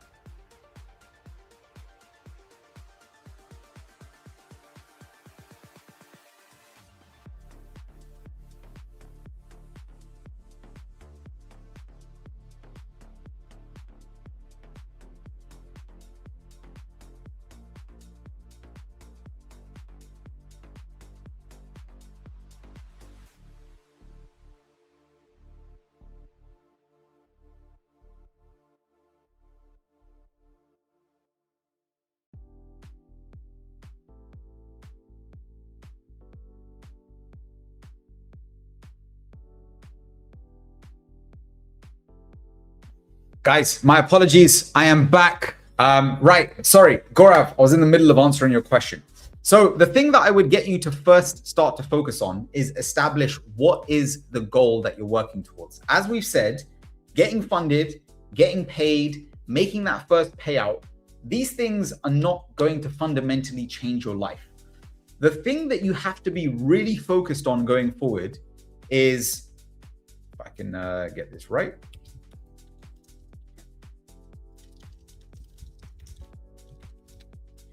That has to be the goal. Executing your plan consistently over a large sample size of time. The problem is, the moment we go from the evaluation phase to the funded phase, the goal changes. This is no longer about good trading. This all becomes around making money, right? The idea behind going on tilt the moment you get funded fundamentally comes from this change in mindset. And so what I say to a lot of people is, you have to realign the benchmark of what you are working towards. You have to understand that getting funded is not the destination. Getting that first payout is not the destination. It's a vehicle. And it's a vehicle that's taking you maybe one step closer to where you ultimately want to be in the long run. A lot of people don't think of it that way. They lose perspective of this. The emotions get heightened. They feel like they've reached the end goal. And that becomes a fundamental problem behind everything that you are doing. So I would say, what needs to change for you, for this to improve? You have to have a plan of how you remain focused specifically on the process. The best way that I recommend doing that, right? Where most people tend to go wrong is at the end of a day, they judge their performance based on P&L, right? This is where most people make their biggest mistake. Can I don't know if I can center this. I have no idea how to do this. I don't know if I can. Anyway, we're gonna leave it like that. It was just bugging my OCD. Most people judge their performance based on P&L. And the reason a lot of people tend to go on tilt in the live stages of this game is because the moment we take a loss, the moment we feel like we go backwards, the moment we get a little bit further away from where we are supposed to be going, that feels like we've had a bad day. That's the wrong mentality, right? So I get people to look at things a little bit differently. I advise people, you need a plan to stick to your process, and you get this from judging your performance over time, right? So what I mean by that is I get people at the end of a day to look at 3 or let's say 4 specific areas. Number 1, did I execute in alignment with my plan? Number 2, did I manage my trade in alignment with my plan? Alignment with my plan. Number 3, did I exit my trade in alignment with my plan? And number 4, did I manage risk throughout the process? Also in alignment with your plan, right? These are the 4 areas that you want to be considering as part of what you do going forward, right? Let me put this in a little bit of a different color here. Let's put this in a red. This is the problem. This is the solution that you have to work on, right? You have to have a plan on sticking to your process, and sticking to your process becomes infinitely easier when you have a protocol that gets you to focus on the things that you actually can control, right? So what I would say is, and again, to make this a little bit more practical, score each of these areas out of 5. Total score of 20, benchmark, let's say 15 out of 20. So what I mean by this is, let's say you're going to come in and you're going to do your end of day reflection. This is after you've passed your challenge. You already know how to get through the evaluation stage. You're now onto the funded stage, right? What you want to do is at the end of your day, you're going to sit there and you're going to say, right, did I execute in alignment with my plan? Well, you know, I met most of the criteria that I was looking for. I'll give that a 4 out of 5. Did I manage my trade in alignment with my plan? I did everything that I was supposed to. I moved to break even. I trailed my stop loss. I'm going to give that a 5 out of 5. Did I exit my trade in alignment with my plan? Did I FOMO? Did I revenge trade? You know, did I do all of the things that I was supposed to do? Maybe I was a little bit imperfect in this area. Maybe I took profits a little bit too early. I'm going to give that a 4 out of 5, right? And then did I manage risk throughout the entire process? If you risk too much, if you risk too little, maybe you're going to give yourself a lower score. Otherwise, maybe you're going to give yourself a score of, I don't know, a 4 here as well, right? So then ultimately, you're going to add all these things up. You've got 4, 4, 4, 12 plus the 5, 17. Your benchmark out of 20, an absolutely perfect trade would be 20 out of 20. As long as you're above 15 out of 20 and you're doing most of the things correctly, then chances are you will make progress in the long run, right? But most people don't do this. Most people leave it and judge their process purely based on what they are feeling in the moment, what they are looking like at the end of their, end of day reflection when they're looking at their P&L. They don't have a plan on how they want to stay focused on actually sticking with the things that they can control. The hardest part about trading is not finding entries and finding exits and getting in and out of the market. That stuff you can do, I would argue, almost by luck, right? You could bring in a monkey and a chicken to my desk and they could peck and hammer on my mouse all day long. And eventually they'll get trades right or wrong. What makes trading difficult is most people don't have a way to detach from their P&L. And when you're solely focused on measuring performance purely by money, we have no control over it. Some days we're going to do everything right and we're going to make money. Some days we're going to do everything right and we're going to lose money. If you don't have a way to separate your performance from actually making money, it's what's going to create inconsistency. That's what's going to get you to become frustrated. And that's what's going to cause you to blow up over time. Okay. So I would always say, have a protocol, just like we've established here, to bring your mindset back to a place where you can focus on the things that you can control. Where you know that you'll make improvements in your trading is you'll get to a place where you can end the day red. You can end the day having lost money, but you can look back and say, you know what, I would do everything exactly the same way again going forward. That's how you know you've really made progress, because you're looking at this not from a lens of, have I made money today? Have I lost money today? What did I do right? How could I have tweaked my plan? You're looking at this simply saying, my plan is the most optimal way to make money. And as long as I can stick with my plan as best as I possibly can, and all of these areas that we have highlighted here are 4 things that you have complete control over, as long as you do that, you will be okay in the long run. And that's a very, very important metric to be aware of. Okay. That would be my best advice to you, Gaurav. You want to start to implement something like this into your system of reflection.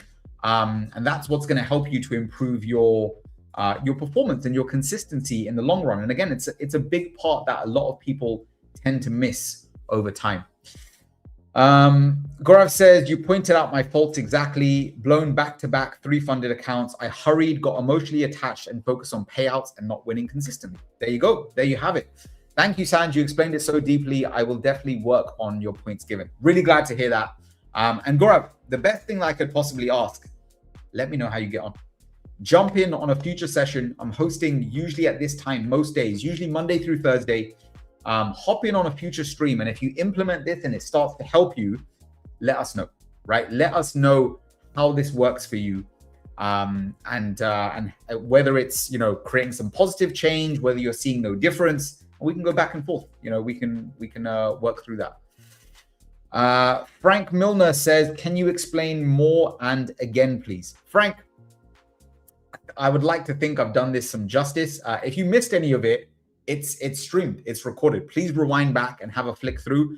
All I was essentially explaining here is that most people have the wrong goal, specifically with prop firms. They come in with a view to making money. The closer and closer they get to a stage where they feel like they can suddenly get paid out, they start getting weary. They start getting nervous. Stress gets higher. Emotions get amplified. And you can change that by simply focusing on the things that you can control. But then secondly, having a plan of action to make sure that you are focused on process rather than money. The more and more you can start to do that, the easier this job will become. And that will help you to flip that mindset between passing evaluations fine, but failing funded stages very, very quickly. So I hope that answers the question. Right. Let's pick back up on where we were. So again, if you guys have any more questions, if you have any more markets that you would like me to go through and analyze, please let me know in the chat. Happy to flick through and see what is potentially on the cards for how I specifically analyze the markets. Right, let's have a look at where we are at.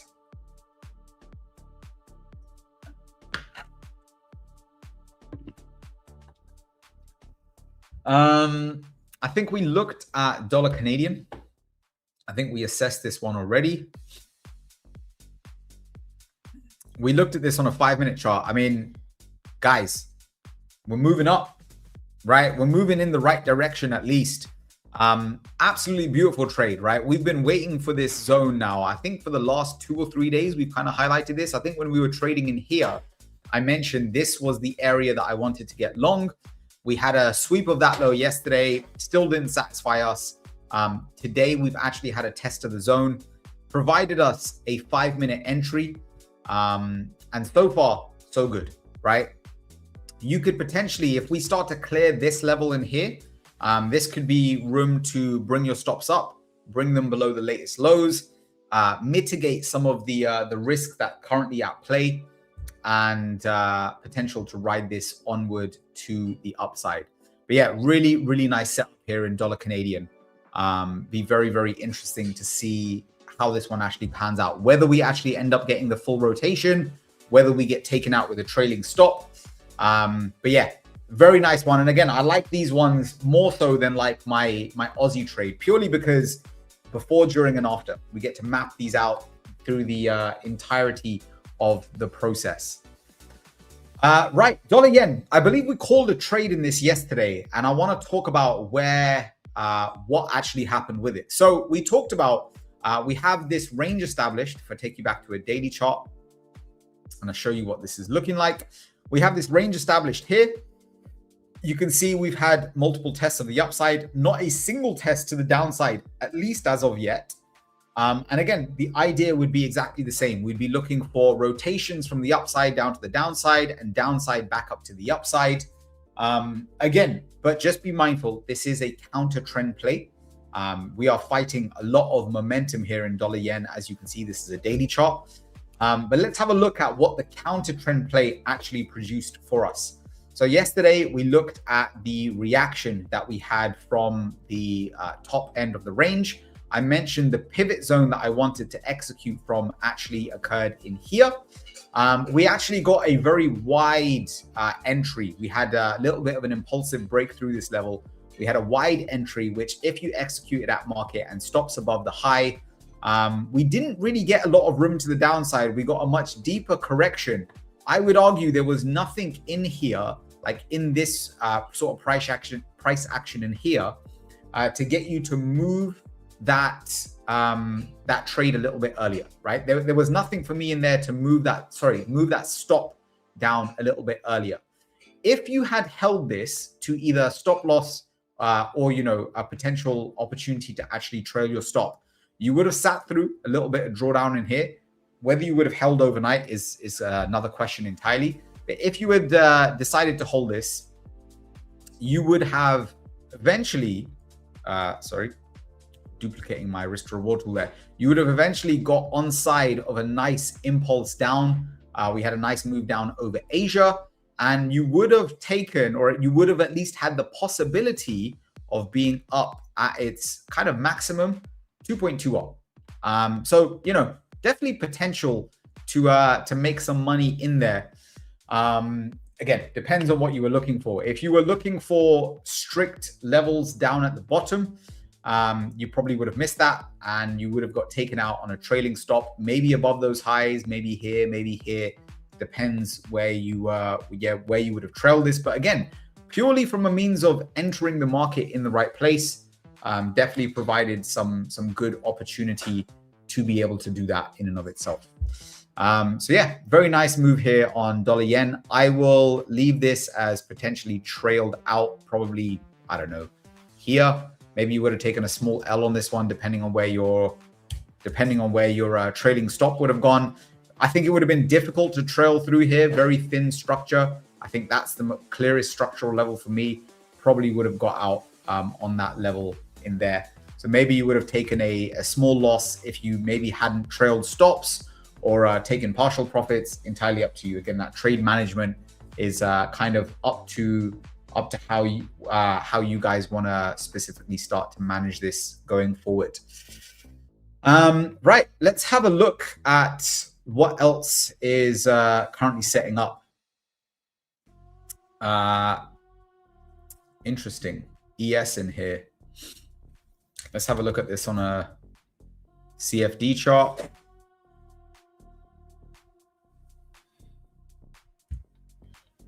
So getting this is within our weekly range in here. The problem is we're gonna have no play, because from where I would be looking for, is there anything on a lower time frame?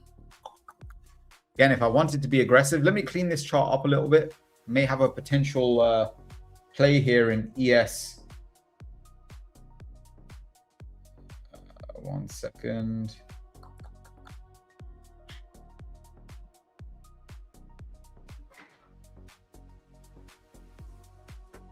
Guys, give me 1 second. I'll be back with you in just a sec.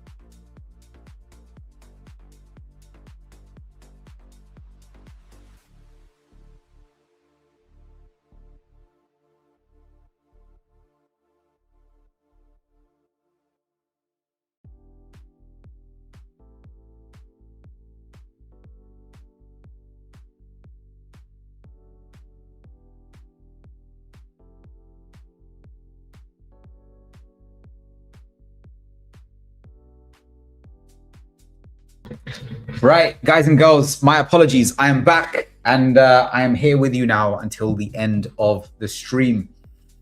Right, where were we? We were looking at S&P. We wanted to, I actually think we're going to have a potential play here. I wanted to clean this up a little bit. I want to get rid of some of these, but we are tapping in. And again, I'll give you the perspective of what I'm looking at here and the rationale behind the trade. So first and foremost, if you look at this from a weekly perspective, right? ES from the weekly perspective has basically been stuck within range, right? Exact same analysis, exact same of what we've been doing across all the other charts. You can see here that we've had rotations from the upside to the downside and downside to the upside. This would be an area that I would potentially be looking for a potential swing to the upside. Now, again, we're looking for a weekly rotation. I would typically want, I don't know if I would want to trade this on a 5-minute chart. You could do this if you were being super aggressive and you really wanted to maximize that risk to reward, but note that it's likely going to come with a lower hit rate, right? That's when you're looking for a bigger risk to reward, that's typically what you're going to get attached to that. And that's the way that it goes, right? But I would typically play this from an hourly perspective, right? So you can see from a daily perspective, we've had tests in here. We've had a test in here. We're now getting a test of this area again. I would like to see, the problem is how this is setting up from an hourly perspective makes this difficult to get a favorable like risk to reward from what I would be looking at, right? So I would be looking at something that looks similar to this. This would be my point of interest from a swing perspective. And I would want to see something that looked like this. So we've got a long way to go before we get confirmation, and then it would be a rotation back to the upside. Again, not super favorable risk to reward. If you wanted to be a little bit more aggressive, then maybe you could drop down.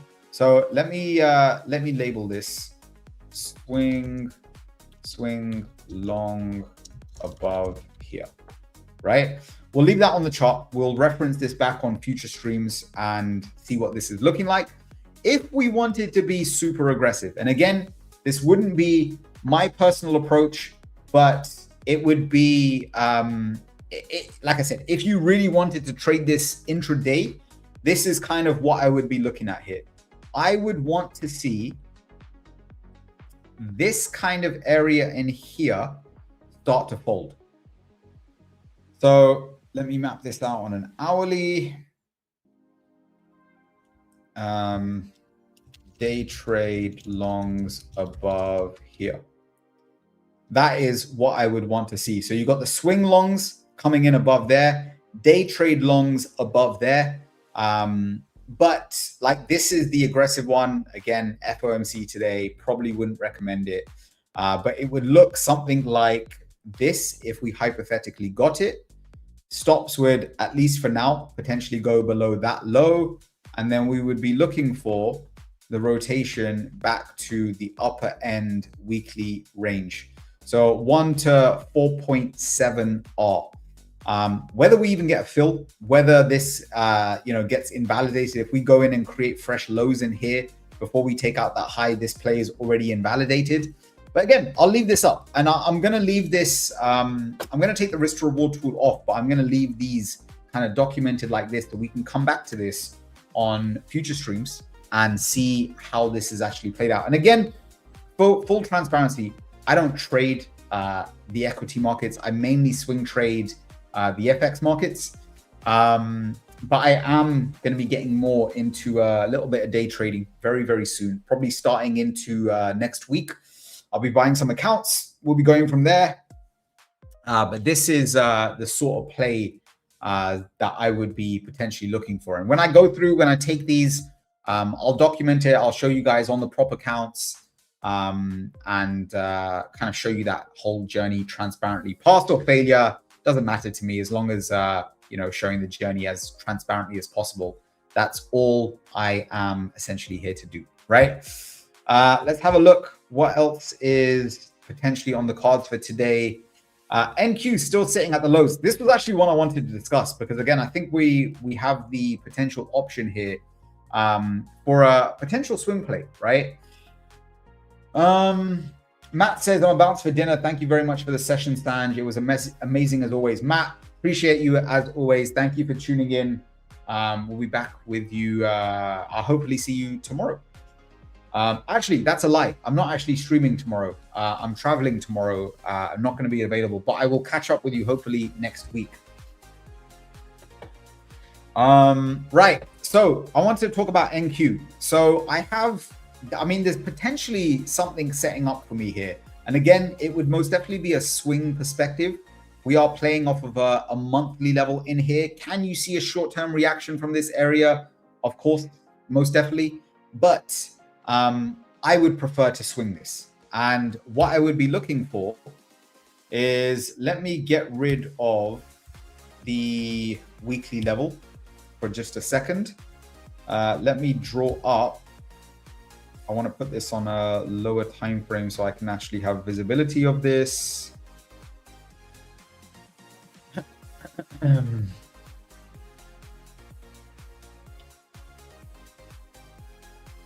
Let me get rid of this. So my potential swing longs would come in above this area in here. So I would want to draw this as swing longs above here. And again, I don't know how this is going to set up. This is all on the basis that this does form the low and we start to bounce from here.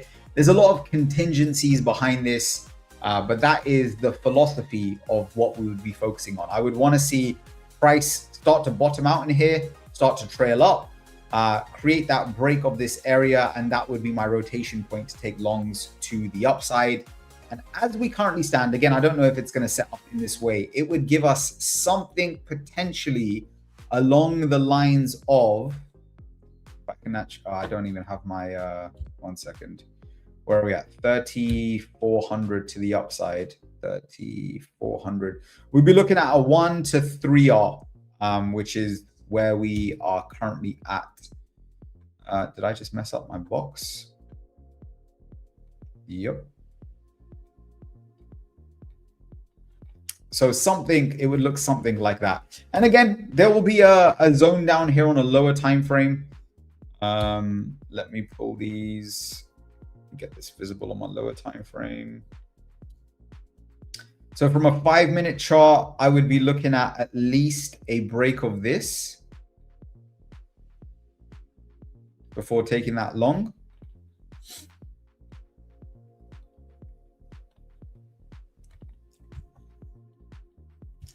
Day trade longs above here.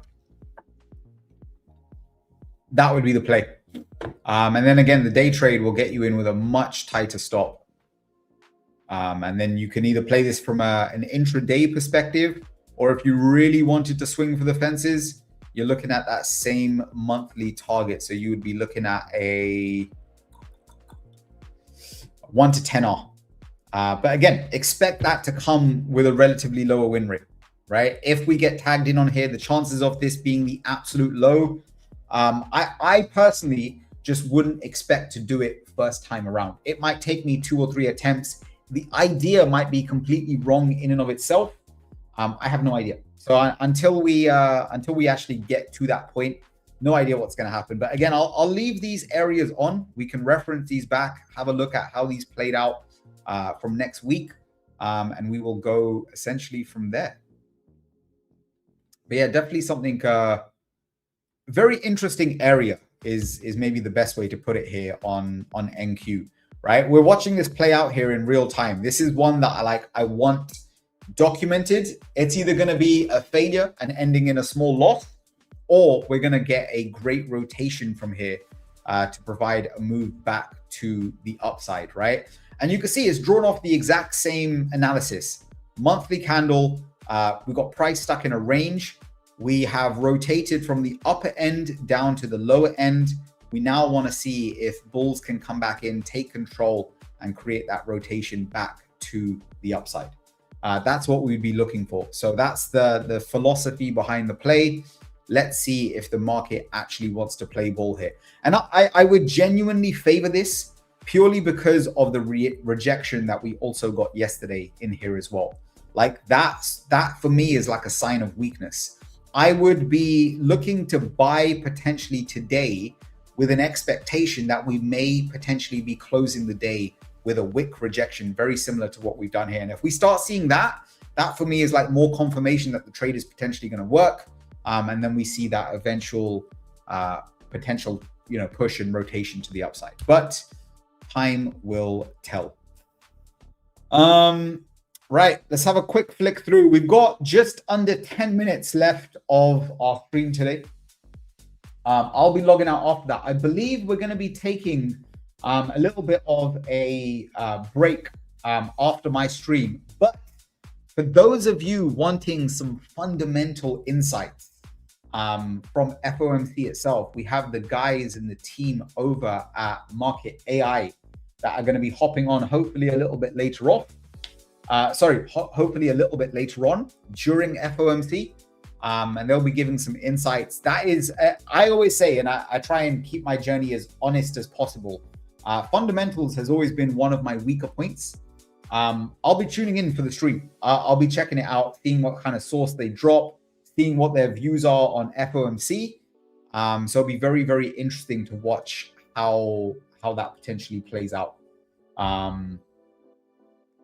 Yeah, let's have a. But yeah, sorry, I was gonna say we got just under 10 minutes left of the stream. If you guys did have any other questions, if you're struggling with anything, if you've got challenges, obstacles, hurdles that you want to work through, you just don't know how, please let me know in the chat. Happy to answer as many questions as I possibly can in the final few minutes before we wrap up today. Or if you do have some market suggestions that you want me to analyze and have a quick peek at, I'm happy to do so as well. Otherwise, we're going to wind the stream down by having a quick flick through of what the markets are looking like. Again, we've got, where are we? About an hour until FOMC. I think that's going to be a lot of the fireworks for the day. And we will see where the markets are currently sitting in the build up to that. Right, let's have a look at where we are at. Gold having a little bit of a bounce here. Again, still don't favor anything in particular here. My eyes would still be on those lows. Nothing that I would particularly want to do in this area. We wait and see. But like I said, I think momentum still remains stacked to the downside until the market proves us differently. That is the bias that I would maintain. Aussie, I don't know why I have this drawn up in here. Aussie, still maintaining my short bias. You guys will see how this plays out. Again, I'll show you what my actual swing chart is looking like. That's what I am potentially looking like. You can see the exact same analysis that I've been doing all day long here. I'm taking positions off very similar perspectives. My entry model is slightly different, but this is bread and butter what I'm looking for. Rotations from one side of a range around to another, and we go from there. So that's what I'm currently looking at. Yeah, I do. And again, I think I had this drawn up. I think I had it drawn up on this level here. On from an intraday perspective, I would love to see FOMC bounce up, tag in my ads at that level, potentially tag into this point of interest. As long as we don't run that high, my stop is safe. So if I can get an ad anywhere between here and here, I don't care, as long as it gives me a fill and then comes down. If it doesn't and price continues to tank, it will still be a W trade. But I'll just be in, like I said, with a little bit lighter of a position size than I would technically like. But we'll see. We'll see what the market delivers. We have that noted up and referenced that is where I'm looking to add. So we'll see what the market wants to deliver here. Euro, I think as expected, remaining relatively flat. I think the fireworks will come from the press conference. And we'll see some movement off the back of that. Again, this is not my favorite play, but gun to my head, if I had to take an entry this week, that would be something that I would consider. But yeah, that's kind of where we're at. GJ, long into the daily range. Again, didn't give us an entry, kind of missed the zone that we were looking for. So no trade as we currently stand, but we'll see where that sets up. Cable also a little bit somber before we move into FOMC territory. Again, I think that will be probably the mover for the day. Dollar Canadian, what are we looking like from an intraday perspective? Still in slight profit on this trade. I would be, if this was me, again, if it was an intraday trade that I was looking at, I would have trailed stops to below this area. So risk would be almost mitigated in this position. That's where I'm currently at. And we see where we go. We'll check in on that. Again, I'll come back to these probably next week. Like I mentioned, I'm unfortunately not around to stream tomorrow. But next week, I will definitely pick these up and we'll see, for better, for worse, how these positions ended up on the day. Dollar yen, nothing fresh as we currently stand. Look, we're going to have another opportunity, it does seem like, to play this daily range. I do want to make it clear, I don't favor it. I don't like the idea of playing it. Momentum, most definitely to the upside. We've come down, we've swept some look. Excuse me, Jesus. Hiccup nearly took me out. We've come down, we've swept some lows, and we are now pressing back up to the upside. My favored play would be to see continued momentum, continued dollar strength to the upside, and we get fresh highs post FOMC. And that would be the view that I am playing for. Sherry says, what day is it? Sherry, I don't know. I think we're day 7, but you're late. I mean, I'm hopping off stream in 2 minutes. I was waiting for this question at the start of the day. I don't know where you've been, my friend, but I appreciate you tuning in. I'm all good. I'm all good. Hope you're doing well too.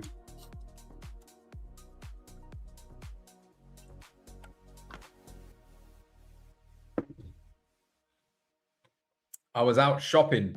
I hope you bought something nice, something to keep you busy during FOMC potentially. I don't know. Yeah, Sherry, apologies. I'm kind of wrapping up for the day here. We're just doing a final scan of what the markets, seeing what the markets are looking like pre FOMC, and we'll see what the market has in store for us. I'll be watching the fireworks. Like I said, I'm going to be tuning into the stream. We've got the team at Market AI, hopefully tuning in a little bit later. And we will see where we go. Sherry says, you got the take profit, right? I do. It's still a little bit lower down. I'm looking, I presume you're talking about Aussie. I think that's the one we were discussing yesterday. I'm still in my swing shorts. I'm looking for a test of at least 0.69. Is what I am currently targeting at the lower end of the day. Again, my actual chart, if I can pull it up, is looking like this. I would love to see a test of 0.69 to close the day. Sherry, I've been talking about this throughout the day. I've missed both my scale-in opportunities. It's kind of sucked. I have an order left in that we will see what happens over FOMC. And I'm basically wanting to add on a retest of that level. We'll see if I get it. I had the order in here. It missed it by 0.5 of a pip.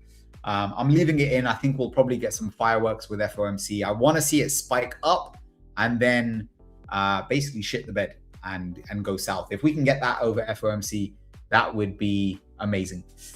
Erin says how to analyze for FOMC. Erin, I'm not looking to play FOMC directly. The only play that I have on is my swing play, but please flick back through the stream. I've been analyzing the markets for the last 2 hours to see what is on the cards for us today. So you'll get some perspective over potential plays that I'm looking at. I gave some intradays, some swing plays, yeah, loads of potential ideas for the day going forward. Right, guys, that is a wrap for today's stream. Appreciate every single one of you for tuning in. Thank you for the questions, the conversations, the engagement, the suggestions for markets to do analysis on.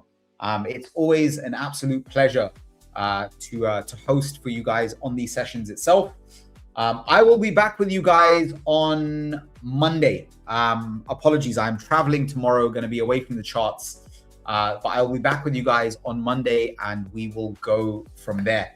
Hope you guys have a disciplined FOMC. Don't do anything stupid before then.